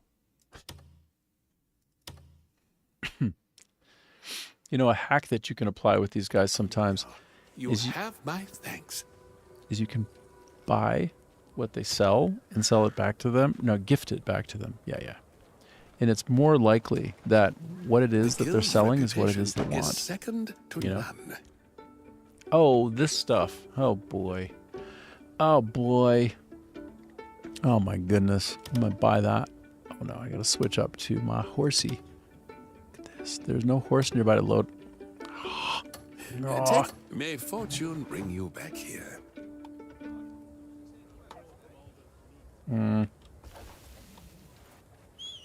Calling my horse into the vicinity. There he is. Last time I called him, he was just tripping. He was like that. But he was also bucking, and maybe he's just desperate for a ride. Whoops. Okay. The shop. The guild's reputation is second to none. So I think my idea is I should buy the things that are under like the market average, right? Or the price tendency, I think. So I get this one. But I have to remember to switch to. What is this? 250, 16,000. Wow, it's so many. Wow. That's an awful large cost, but I'm going to snake it. 50 of them acquired. Okay. That's very cool. Anyway, I love it. Fine talks, and I listen. May fortune bring you back here. All right, well, we'll see. See if your investment pans out. If it's good, then maybe I'll be back. If it isn't, maybe I won't. Hail and well met. I'm investigating the theft at the guild. Word is you hold the key to the strongbox. We call it the I weak do box. indeed. It never leaves my person. It's kept very safe.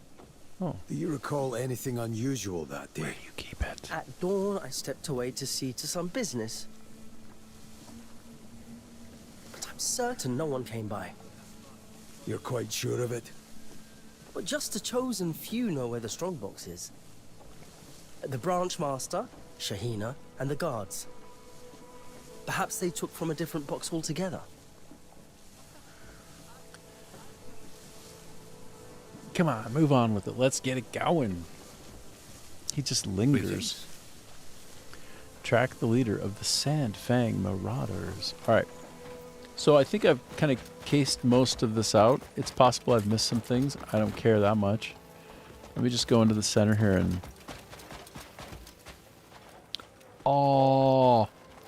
Oh, I don't recall ever seeing one of you before. Oh, yeah. I'm so sad that I can't jump on you, though, and ride you. What a disappointment. Oh, yeah, that's the camel. Dude, I want to, get on one of them and just, charge. Just bomb down one of these hills. I mean, not, die or anything, but, really just hoof it and see what his gallop is like, because the gallops are wild looking. Damn, that was cool. This game is the best. Love it. I love it. Just before I leave the area, is there anything that I could grab real quick? Wait, what is that? Sorry, I'm gonna head over here and then, oh my god, I gotta put away my weapon. I'm always running around with my weapon unsheathed. That's not very inviting. That not right. Yeah, so over there, I should have honestly came out that way and picked up whatever that was when I was there, because earlier today I was there. I gotta pick one of these cats up. Hey, baby. You're not a cat. You're not a cat. You're a desert bighorn sheep. You're not a cat. You're not a cat. You're not a cat at all. What the hell am I calling you a cat? Really mixing up my mammals in a big way. Making myself sound really stupid online. Streaming stupidity in real time. So fast and so hard. So fully failing. Okay, so a little bit higher up is a glint that I can't currently see because it's out of view. But if I keep going up, and then after that, I go up and up some more. There's going to be a place. Oh, yeah, look at that. You know what's up there? I'm going to tell you what's up there. I'm going to show you right now. It's a skill up thingy. A sealed abyss artifact. Alright, I'm down with that. I'm going to turn it over and just check it out. Down with that. I'm down with that shit. What is it about though specifically? Swim 100 meters at full speed without resting. Oh, there's a stamina check for you.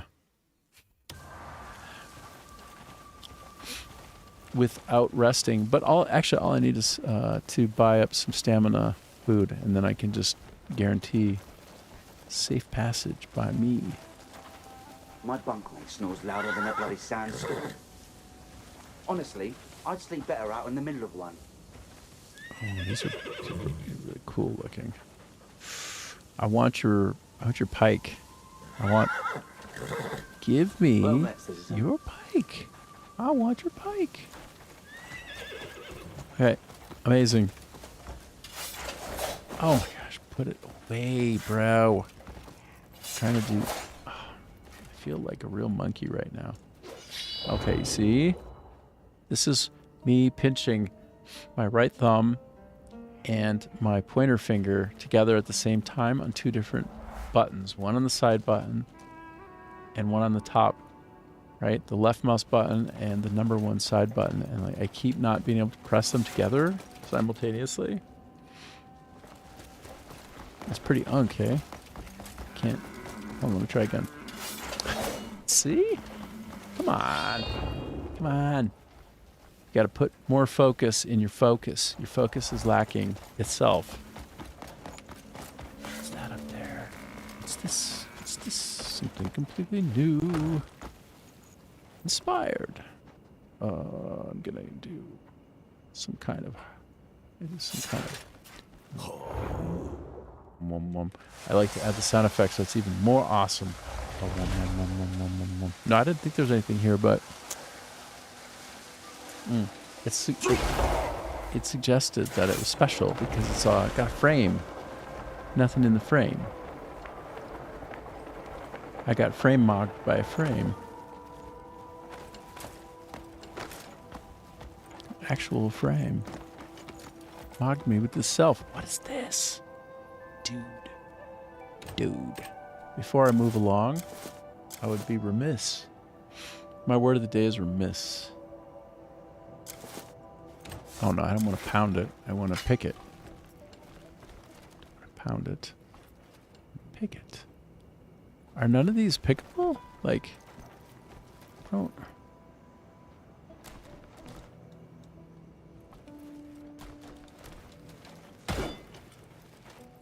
I don't see which one of these is the active node. They all look identical, so are these even a thing? Like, I don't look at this. Like, I don't see what is the poundable thing here. Are you a poundable thing? Oh, that's what those are. I think I've only ever just collected them. Oh, that's it right there. Yeah, okay, I can see it. I can see it. And once you see it once, then you can't unsee more of them.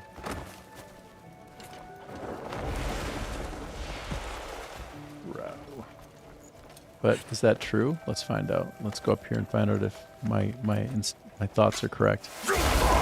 Yep, my thoughts are correct. That is the case. Great. I don't think these are them, though.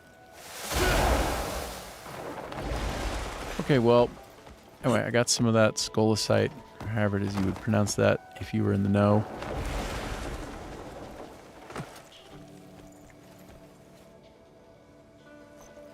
Still kind of throws me off. They look very similar. Like, one that's harvestable that can be mined is it's just darker. See, it's none of these even. Oh my goodness. Like that one right in there. I see that one. There. I see it. I see you. Whoa.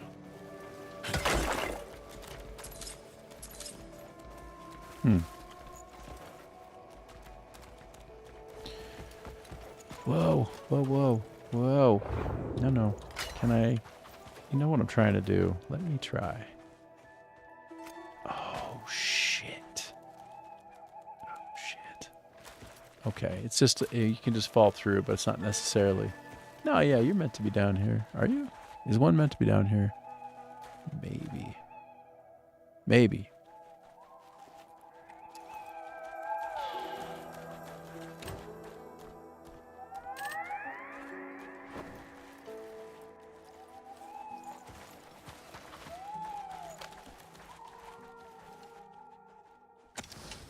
Turned off my lantern.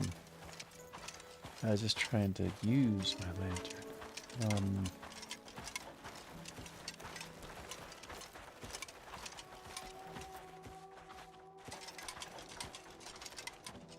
Okay, I feel like the more meaningful part of this is going to be back here, right? Of course. Of course. Mm-hmm.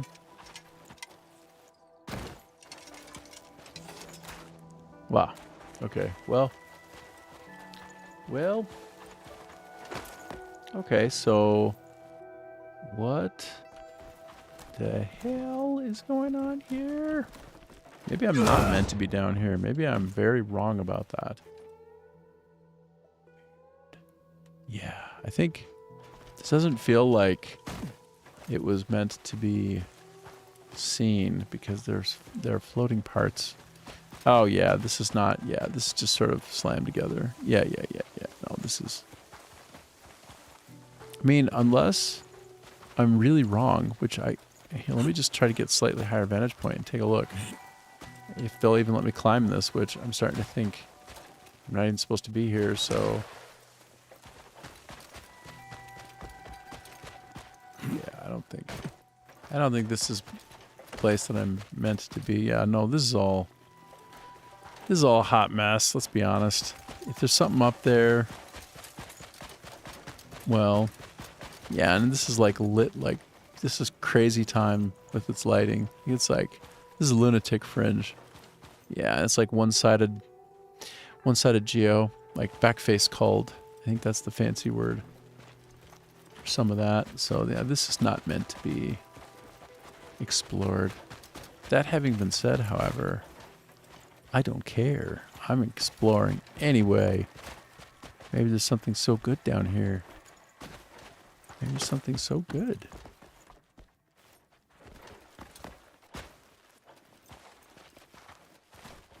Highly doubt it. But let me tell you something. Oh, I found a tumbleweed. Yay, I found something. It was all worth it. If my gear, my headgear, gets shiny, that means I'm actually near something special. So we're looking to see if my feather and my pirate hat starts glowing. If it starts glowing, that means something. That means something for sure. It means some hardcore real shit. Let's go. Get up there. Come on. Rah, rah, rah. No. Give it up. Whoop. There's no way I'm supposed to be in this area. It's completely bugged out. Oh yeah. It's a tickle break. You're in a weird place where you shouldn't be here. This looks terrible. This is not meant for human eyes.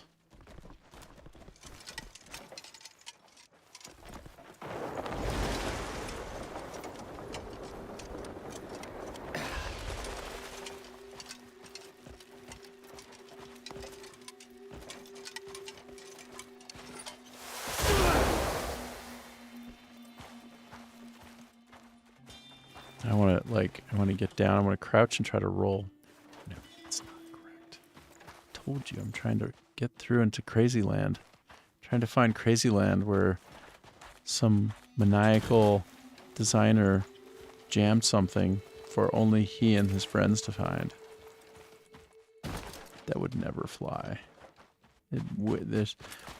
Here, just consider, if you will. Go with me on a brief tour of just basic quantification. Let me do this one more time. 7 million people. How many? And do a heat map of where people go. Right? And some games actually do that, by the way. They literally record and heat map the coordinates of every human controlling something in a game and track on that and can basically plot it and can actually run it over time. So you see the heat map sort of perfusing or something like that across the map. And yeah, I wonder with 7 million people purchasing it, that's where we're at by now. How many people would have gotten here? Out of 7 million?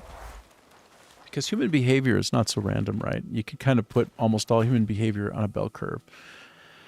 That means there's probably a lot of people who've been here, even though I want to feel special about it. But the lighting is so broken. Like, look, it looks like it's well lit over here. And then you approach it and it's pitch black. It's like the lighting is not.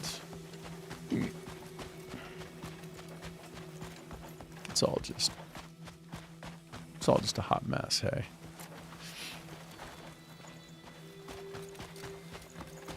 All right, let me get out.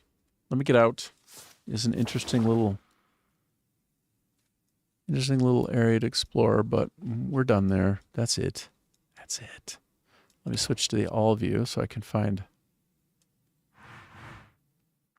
I don't want to go there. I want to go here. So this is as close as I've gotten. Let's just head right on back. Let's just get out of this area and make progress toward that cave. And when I've gone there and we're done it, then we'll figure out what's next.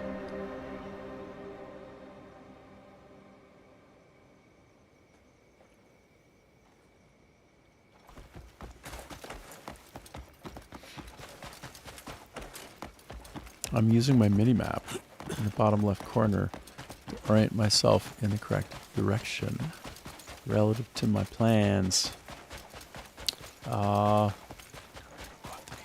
Don't do it, Rick. Stay on target.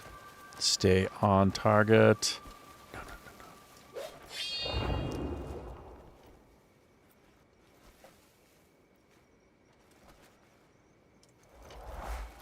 Oh my goodness. I feel like I've missed a lot of points of interest, but ooh, I'm in Varnian territory. That was cool. That effect was amazing. It was delightful and strange. I've entered into a time and place where all will oppose me. You want a piece of this?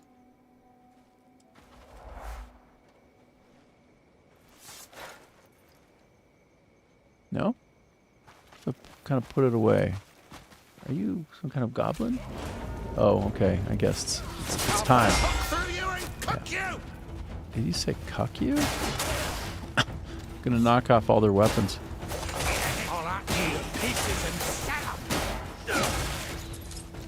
Wonder what's in your pockets. Oh no, these are all just junk. Things that are getting picked up are pure junk, bruh. I thought they might be special, but this is like the most budgety of weapons ever.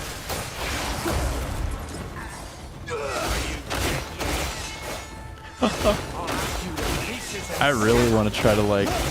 I'm going to try to mine somebody right now. Nah, it's a non-starter. I have to switch to something not pure trash. It's your fear. Ooh. Nice effect. Fishy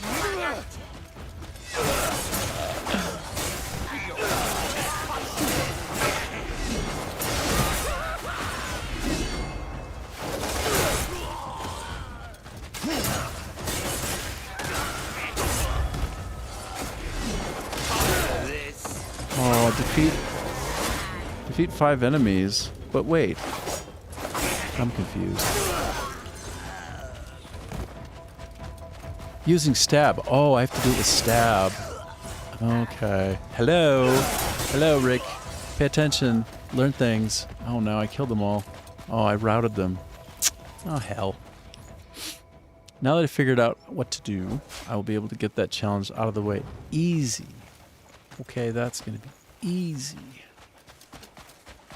I should spend some time looking around in here, just seeing what can be found. Looking around. Anything good? Oh, there's some kind of goanna.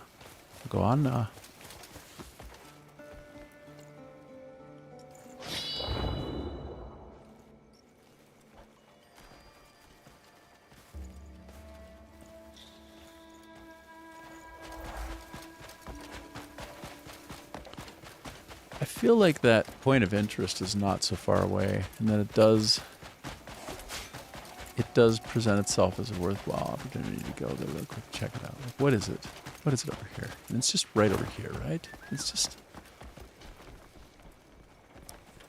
a desert what now? A desert what now? Wait, I thought I was closer to something. Maybe it's so close it's under me and I can't see it. Huh. Well, perhaps I confused myself.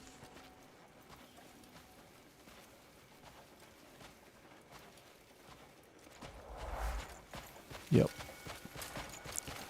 I'm gonna say that's what happened.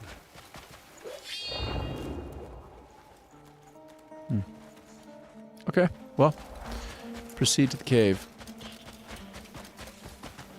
Quarter impulse. Coming? Alright, buddy. Come on, buddy. What if we just skirt the edge of this and detect what it is? Can we know what this is just by going by it?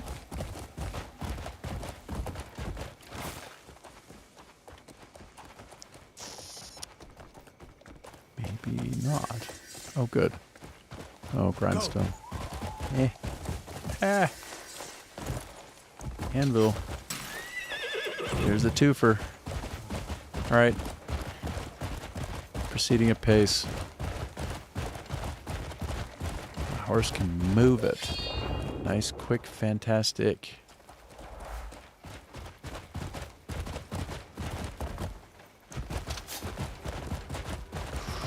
Tempting. Tempting are the rocks. Yeah.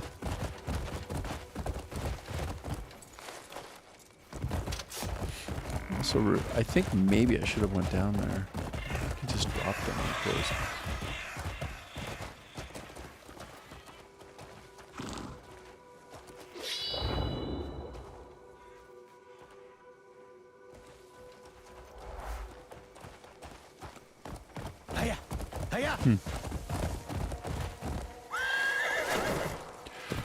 Oh, he can jump, but he can't jump that high.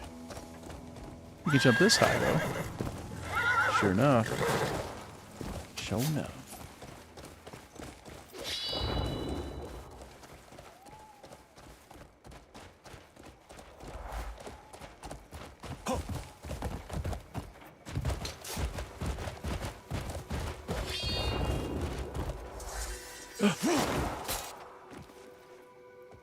Did I just kill the crap out of my horse? Brutal. All right, so it's down there anyway. I was falling into the right area.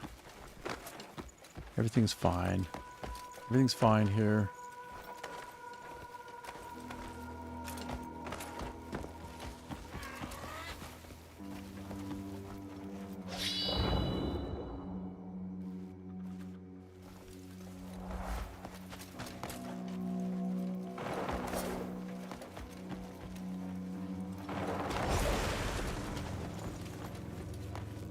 Ooh.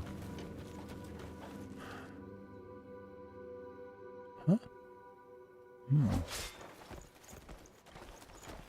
That looks special in its reflectance, no?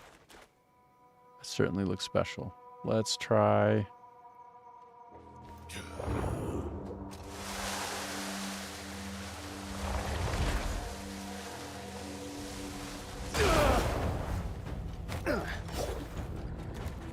Nice.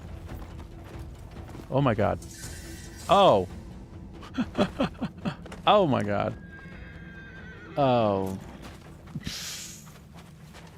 Okay. Is this just like... Is this just a place with hella gold? And that's it? Hella gold? And they come back once in a while and it's... There's new stuff for me to get? I think this maybe is just hella gold. Great. Is it true? If I were gold, what would I look like in the dark? Oh, yeah. I am gold. I look like that in the dark. Gold ore. Oh, yeah, I've been waiting on the gold ore. I've been ready. And now that time has come. So there was a bug recently. I think it's fixed now. It was like a known bug for a bit, where your dog would eat whatever ore minerals that you dropped. So you would be in this crazy race if you forgot to park your pet, like unsummon your pet, to pick up the gold before it eats it. And when I say eat it, it's gone forever. Eats the gold.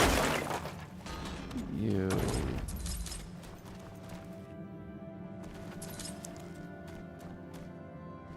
How about that beef that Salt Bay coats with like the gold leaf? How about that? Is that? It's probably not super bad for you to eat, but is it super good for you to eat? Is it nutritious? I think you're supposed to buy and sell gold and maybe wear it sometimes, but not eat it. I don't think you're supposed to eat gold. But I guess those rich and famous folks, they're gonna sometimes eat the gold. There's so much gold in here, it looks like. It's really cool, man.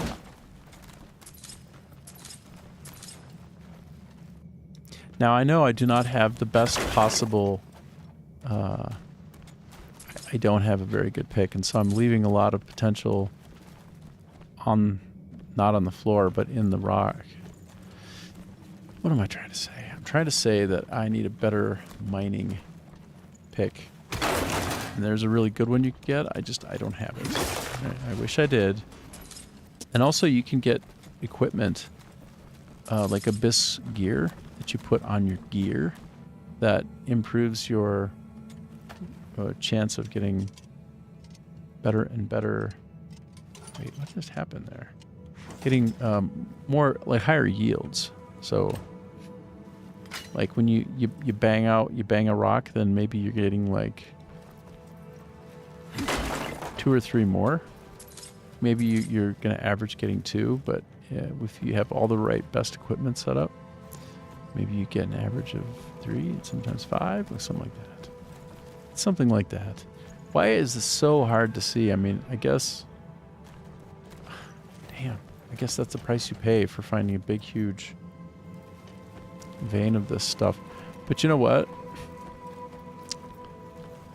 This is cool. I'm glad I did this. Because gold is precious. You need it. I want to get enough gold together that I can get another gold bar finally. Oh yeah, Whoop-a-cha. And then give that to the bank, because you can let the bank gradually,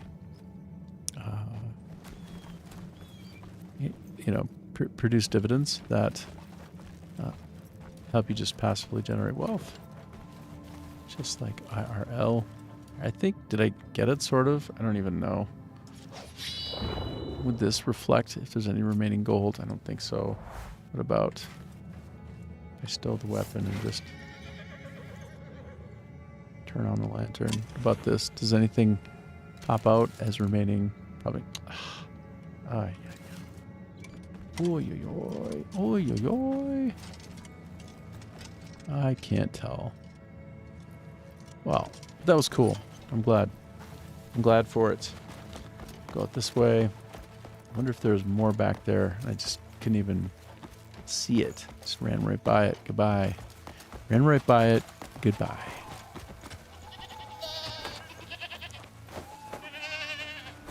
Sometimes you just pick up a goat. Sometimes it's just time to pick up a goat. Just to reach that time when it's... Oh, oh, oh, oh. Slow down. Why is he going so hardcore? Oh, I guess I am holding down the shift key to be perfectly fair. No, no, no, no, no, no, no. You know what time it is. You know what time it is. It's 11:18.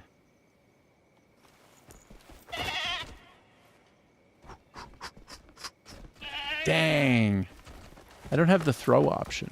I only have like the carry option, or the drop option. Sometimes it's a throw also. I haven't figured out the rules for when I can also throw a thing. Maybe when it's not alive. Oh my gosh. Y'all know what I'm trying to do. Y'all know. I'm just trying to paint targets and find the next shiny thing, right? Oh, that's it. Something shiny up there. I'm coming for you, shiny thing. Coming for you. Show me your shiny self. Playing in the dark is brutal. Okay, so... Whoop-a-cha. Huh? Huh? Whoop-a-cha? Where? Where? You're somewhere over here. Are you not? Okay, I'm going to go up past it. It's probably just right on the top of one of these ledges. Let's see, probably right here or on the other one to the right. Right over.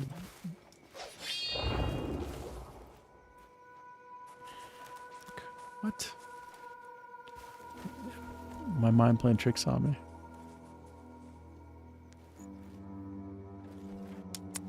Oh my goodness. Oh my goodness.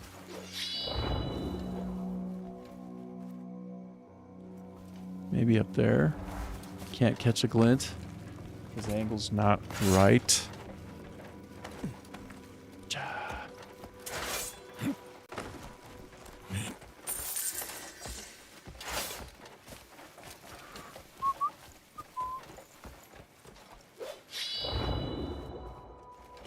Maybe it's just literally at the top of this. It's that simple. Can it be?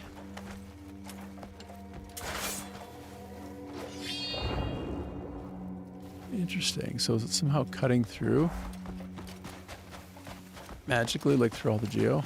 And then it's here? Yeah, I guess so. That's all it was. That's it. Okay. I accept it.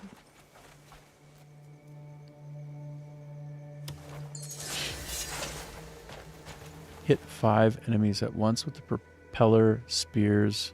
I don't even know what you're talking about. Whoa. I didn't mean to cause a problem, make you spill your stuff. I was just trying to say hi. Oh, no, I'm sorry. Oops. Oh, weird. Propeller spear.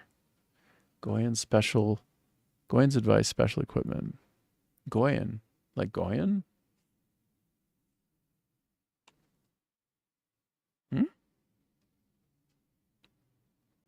That must be a coincidence. Is that a coincidence?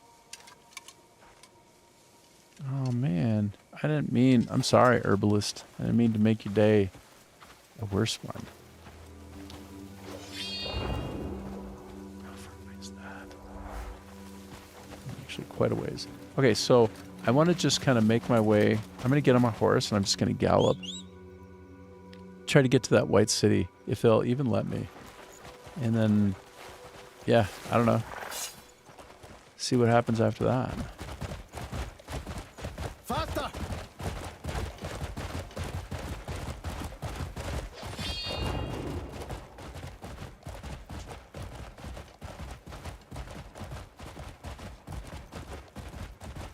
Hmm.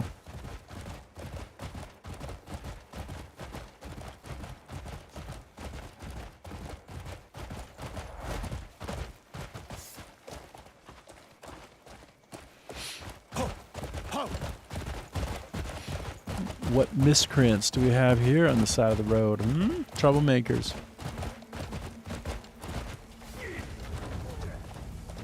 Some real darn troublemakers. I want this artifact, but I have to apparently fight you to get it. Set your fate! Now y'all don't have your weapons, eh? Y'all don't have your weapons at all, do you? None of you do. Oh, one more left. I strike it rich. No, it's not this day. So many glittery gems. Luck's on my side. I can finally make a real We've almost killing. disarmed everybody. Just hilarious.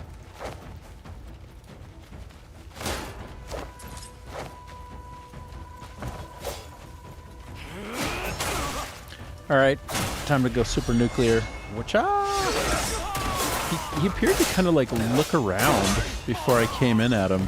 He's like, he looked back and around behind him. Like, what do I do? I think I'm in some kind of trouble.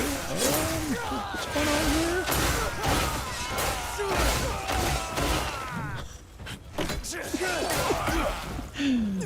I'm really into this mega pound with the pickaxe. It's kind of hilarious. It's so cute. Hold on. Let me try to actually close one of these out.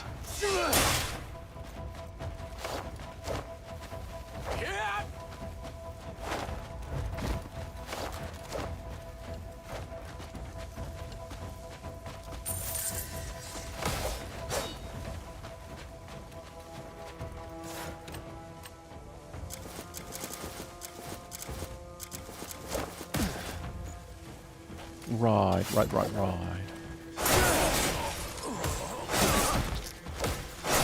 Okay, this is me trying to actually focus and get the credit that I'm looking for. No.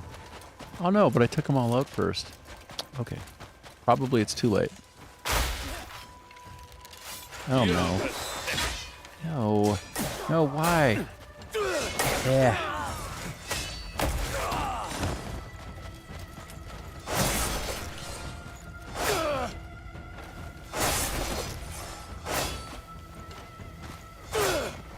Oh no. Okay, I'm really failing this. Wait.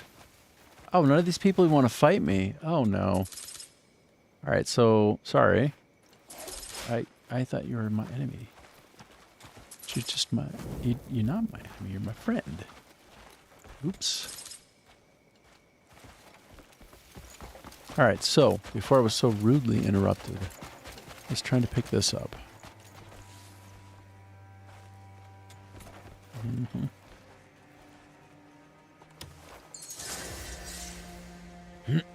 Excuse me. Steal 5 objects within 10 seconds? Oh my goodness. Alright, that's doable.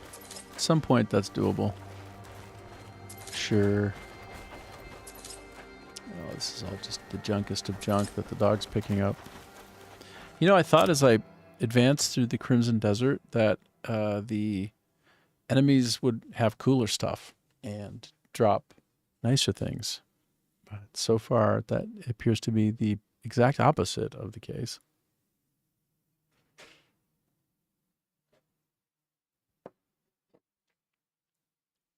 Okay, so I've been online for about 5 hours and 3/4, so I'm approaching the 6-hour mark when I'll probably shut her down for the day before I return, same time, the next day. Hold on, I really wondering about. What the fuck? Oh my gosh, language.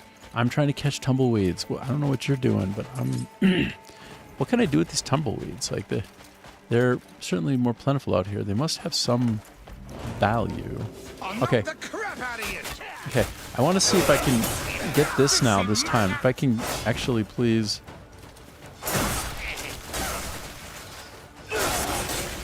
This is what we're trying to achieve now. We're trying to achieve this.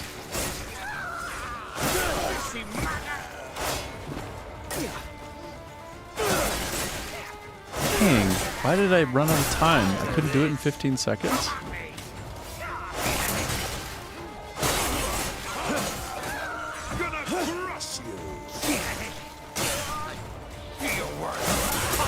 Wow, this is really... Oh, I did it. I did it. I was going to say this is really hard. But I finally managed it. Cool. Got you. Got you. Okay, so some of these guys are, like, on my side. Like, the ones who look like normal humans, not these, like, kind of more sketchier types. Sketchier fellas. Like, and these are like goblins, hey? I think they're goblins. Okay, well. Wonderful. Was really hoping to get this. I have to wait. Give it a moment. Pause. Pause. Now, escape. Nope. Pause. Give it a moment. There you go. I guess maybe you have to have your weapon put away. I'll test that next time. Maybe it's not a matter of waiting. Maybe it's a matter of just like not being in an attack pose. And that would be reasonable. That makes pretty decent sense. I'm not mad at that. Why would I be mad at that? For no reason. But this is... I would think that there's some kind of boss here, wouldn't you? Does this feel like we're going to run into a boss? Like a big old sandworm? Doesn't it seem like this is that time? Maybe not. Okay, maybe not. I know I probably missed out on some obvious... Hold on, what about this? Yeah. Ooh. I'm going to there. Hey guys. What's up? Oh, more tumbleweeds to collect. For what purpose and what benefit, I can't know. But collect the heck out of them. If you roll by me, I'm taking you. At least for a while. I wonder if they stack. These tumbleweeds stack, or they just take up one full slot? Question. Did I see a frog? Give me that frog. Give me that frog. Oh, this is... Okay, I was going to say... should have tried to do a spirit examination of that.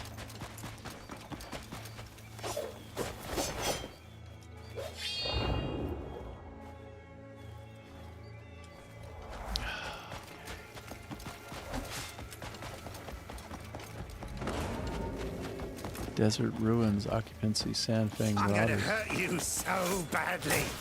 Are you? Are you then? Are you really?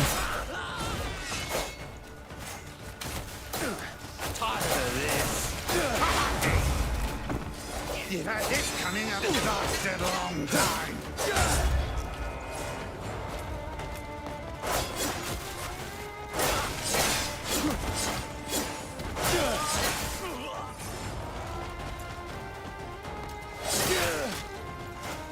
Oh, I'm all out of stamina. Whoa there, fella. I'll barely break a sweat. Okay. So I'm sure you can see what I'm doing. I'm spamming the right mouse button because I'm trying to accomplish this particular... Darn it, I liberated them.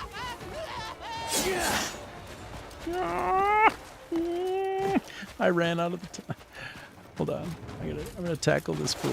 I got you. Got you. What is the meaning of this? Nothing good. The meaning of this is nothing good. Tell me why you're doing this. Must you take things this far? Yes. Yes. Why don't you calm down so we can talk this out? No.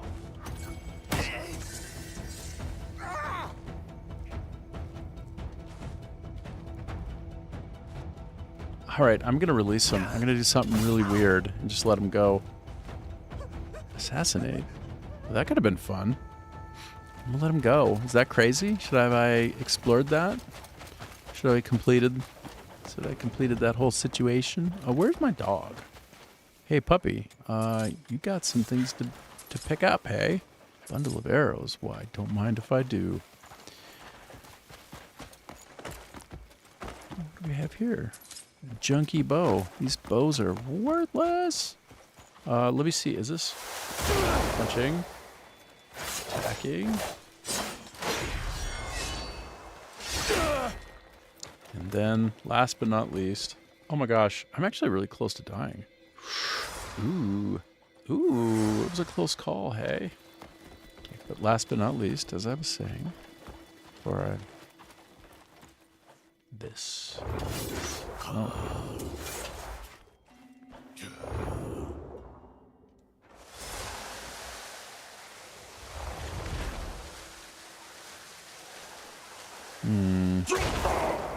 Disappointed. Disappointed. Oh, look at those buffalo over there. Oh, and I think, is that... I don't even know what that is, but it's something. It's a big thing.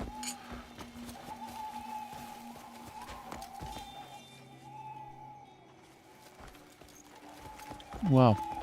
I keep kind of stopping and starting because everything I see is so interesting. Like if I go in there, what are we going to have? I'm just going to go to the top though, briefly. Go to the top. And do you know why?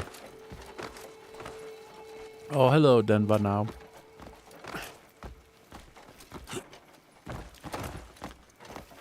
I think I'm getting close to being done for the day. Probably about 10 more minutes. I'm currently in the actual Crimson Desert, which is the name of the game. I'm finally in the part of the game that they named it for. Is it everything I wanted it to be? Has it lived up to the hype? Yeah, I suppose so. It's pretty good.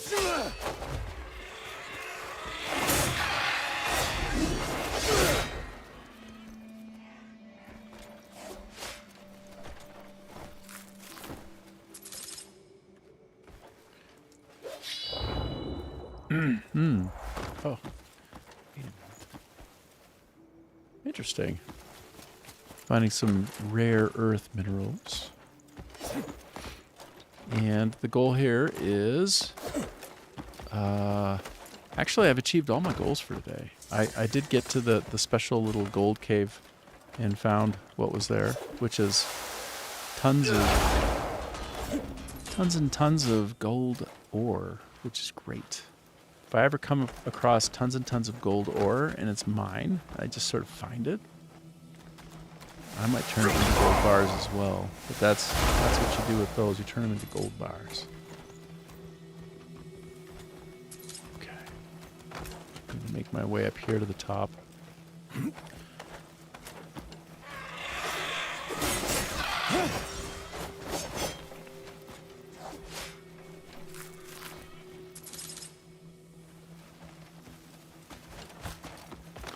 All right, so my last trick, I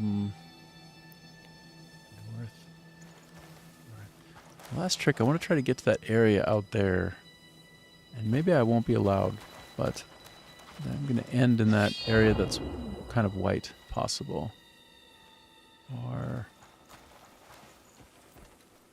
very interesting. Maybe I'll stop even before then, but let's see. Looks like that's a fast travel point over there, so let me try. Let me just pop myself up, get a little head of steam and go. Let's head over there. I'm heading.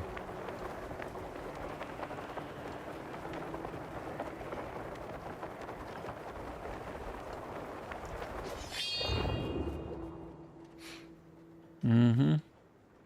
Mm-hmm. There's a very interesting glowy thing over there at the edge of the world. I'm curious. I'm very curious. What could it be? I don't know. Okay, so up at the top of that structure there is most definitely an Abyss Crescent. That's a save point, and that ends up becoming my stop point. So cool. You know, in real life, they actually have objects like that in the world. Like this. Here's some naturally forming objects of curiosity. Okay. Wow, what a beautiful sight. Hold on, that's no joke. Let me quick take a photo of that. It's not. It's a photo op. It's a photo opportunity. Wait, where am I? Oh, this is very... Okay, there. Whoa. Pretty neat. Whoa, that's quite cool. Oh, my goodness. Epic, huh? It's epic. It's epic. I have to... Let me play around with the focal length a little bit. Yeah. Okay, so... And then maybe... I think it's almost better just to see the vastness. Even though he gets smaller and smaller, it's just crazy to... Let me just pop up and out a little bit. Yeah, like now if I adjust... It's interesting when they say visual range. I wish they called it like field of view or something, because I think it's a field of view change. Just call it a field of view. Teach people what that it really is. But it's really great looking. Man. All right, so I'm going to take a picture. Capture. Whoop-a-cha. Looking so good. And that's kind of nice too. Why not? Why not? Why not? And then this is what initially blew my mind. This was so good. So this angle was what did it for me. I'll make this the background for my stream thumbnail tomorrow. Makes sense, right? And it'll look like this. Like all this text isn't on there. Like it saves the screen buffer, but not. It saves the render, but not the UI elements. So I'm just saying, you probably realize that. But if you didn't, now you know. Just take a couple more angles. Actually, I wish I could. I don't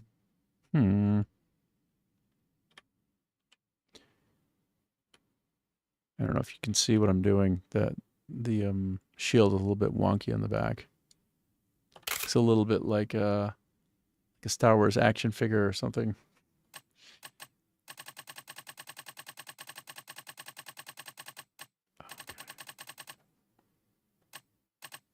That's kind of interesting. It's fun to play with the amount of resolution in the world. Like in some ways, this change. Oh, hold on. This change that I'm making here. It's actually more epic because it makes your eyes just snap right to the character, and then the background there is just what it is. I might use this one tomorrow, and then put the little Crimson Desert, fancy splash thing that I created there. Let me show you what that would look like real quick. I basically have about 6 minutes before I call it for a day, but let me just have a little fun here. Show you. Let me show you something. Let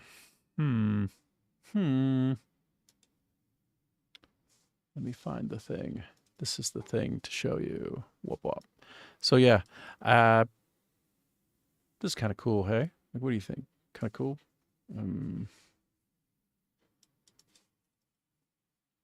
How How do I do the zoomy zooms? Yeah.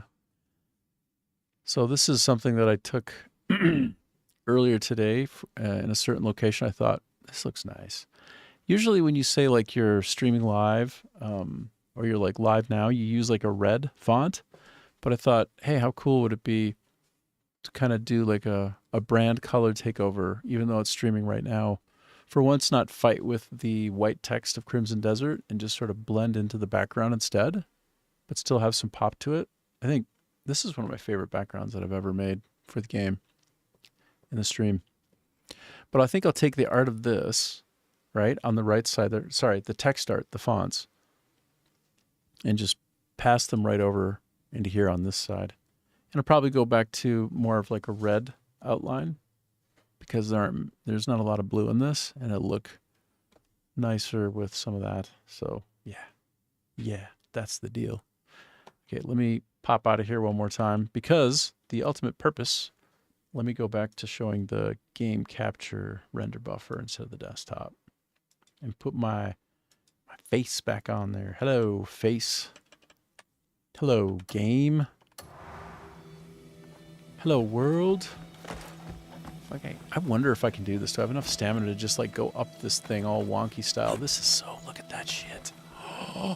Oh, bro. Oh my God. This is, I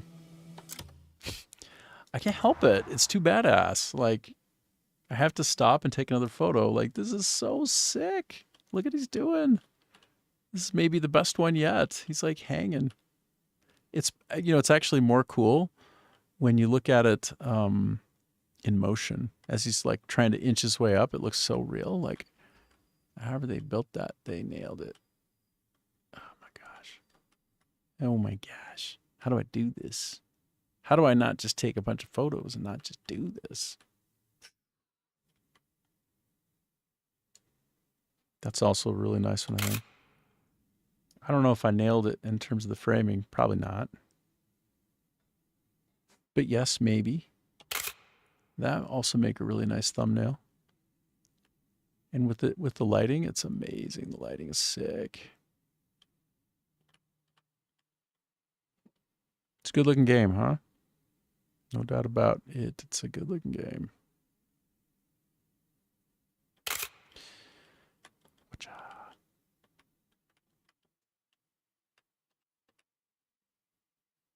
Hmm.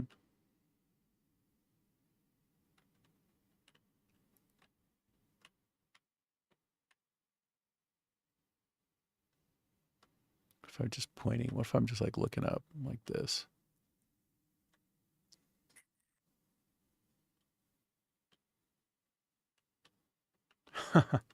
I don't know.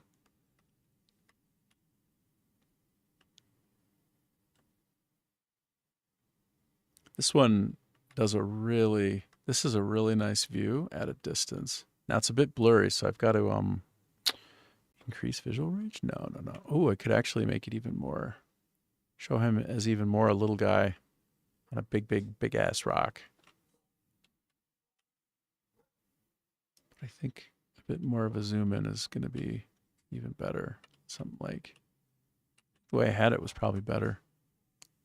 But I got to make it not blurry, so it's super blurry. Got to C to increase the focal length.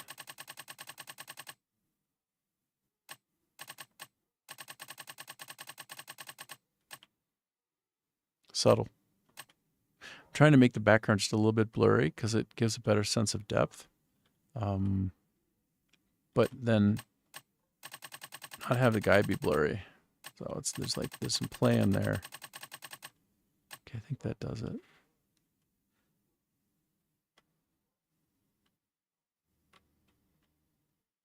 Does that get it? Whoa, I see the city in the background. That's what I was heading toward ultimately.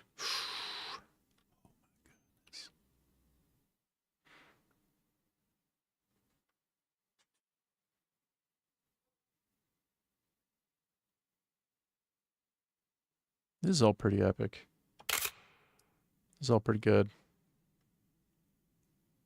Even that is so nice.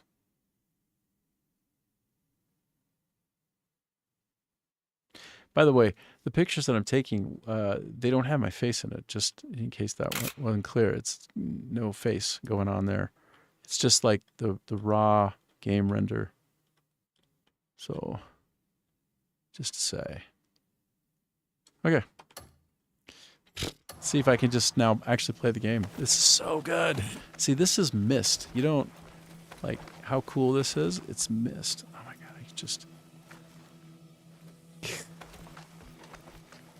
sit there and take photos of this the whole time. It's so cool. I think the animations look better than even Assassin's Creed, but maybe I shouldn't say that so quickly. Whoa.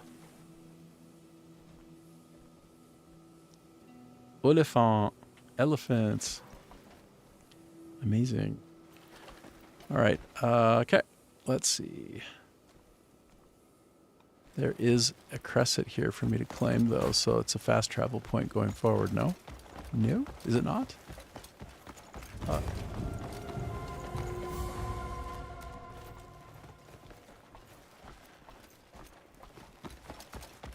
I found it. There we go. Whoa. Yay. Perfect. It's a perfect place to start. Absolutely amazing.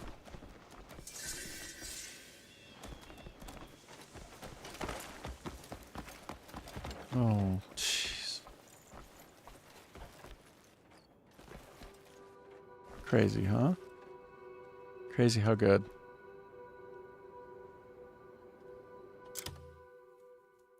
One more quick photo.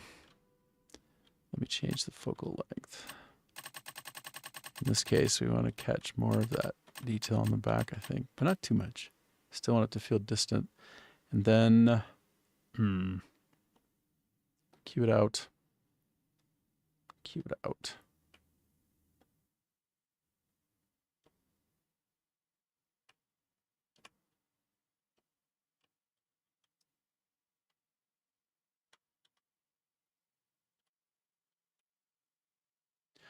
So a lot of times lens flare ends up being a bit gratuitous in a game. Like it can be artistically put into the cheese realm, and it's just ridiculously silly. But I don't think this is one of those. I think that this, like, look at that. That looks pretty good. I'm no art director, though. I'm going to like try to catch the apparent glint off of his shield, not off of his like non-reflective surface. So, all right, there. Now I'm done. Okay, I'm going to save.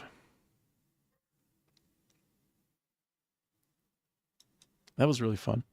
That was a good one. I didn't think I'd be able to get as far as I did. Like, I'm right there, deep into the Crimson Desert. So let's take a look at the map real quick together.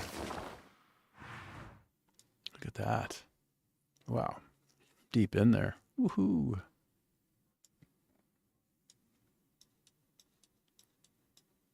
Yeah, that's a lot of travel. It's a whole lot of. Amazing. Okay. So, if I can figure out how... Funny how the exit button is often packed inside in a lot of games, not just this one. But inside a lot of games in such a way that it's quite hard to find the first few times. So, all right, well, here we are. Spent 6 hours online having a really good time, talking about life, talking about my time in the game industry, playing the heck out of Crimson Desert, celebrating how good it is, complaining about it a little bit too, you know, and going over concepts like trade-offs and game design, that sort of thing. Yeah, just generally having a really good time online, hanging out. And day 2, the first full day on Rumble, and I think it went really well. I'm excited and hopeful to look at the results of my time on it and to see like what I might be able to tweak and improve. But maybe it's fine. Maybe everything is just right on it. I don't know. And then also to see, I made so many tuning adjustments last night. Like, I made so many. It must have been like 15, 20 substantial ones, but then like little tweaks and tunes all over from the research that I was doing on changes to improve stuff. It was crazy how much I did. And I think I probably improved everything across the board, but it remains to be seen. So I'll review, see where we go.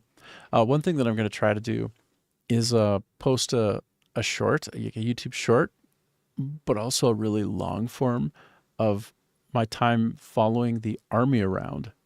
And I had described it at the top of the top of the stream here about following the army around. It just decided to like leave the castle. People were there cheering the army on, and along the way it was taking out bandits, and eventually it made its way all the way to fortifications as the sun was setting, and it was pretty epic to go on that journey. And I kept thinking maybe they'll just disappear. Maybe the scripted event is done at some point. But no, it was like, it felt like I was really in a place with just kind of following an army around. You know, it's pretty spectacular. I think it's an impressive use of AI, like in the more traditional sense, not large language model, but like proper game AI to bring a game to bring a world to life. And when I see like that many NPCs gracefully interacting, like breaking out of rank and file and attacking a cluster of bandits and just like wiping them out, everything looks so plausible and real. And then they sort of almost like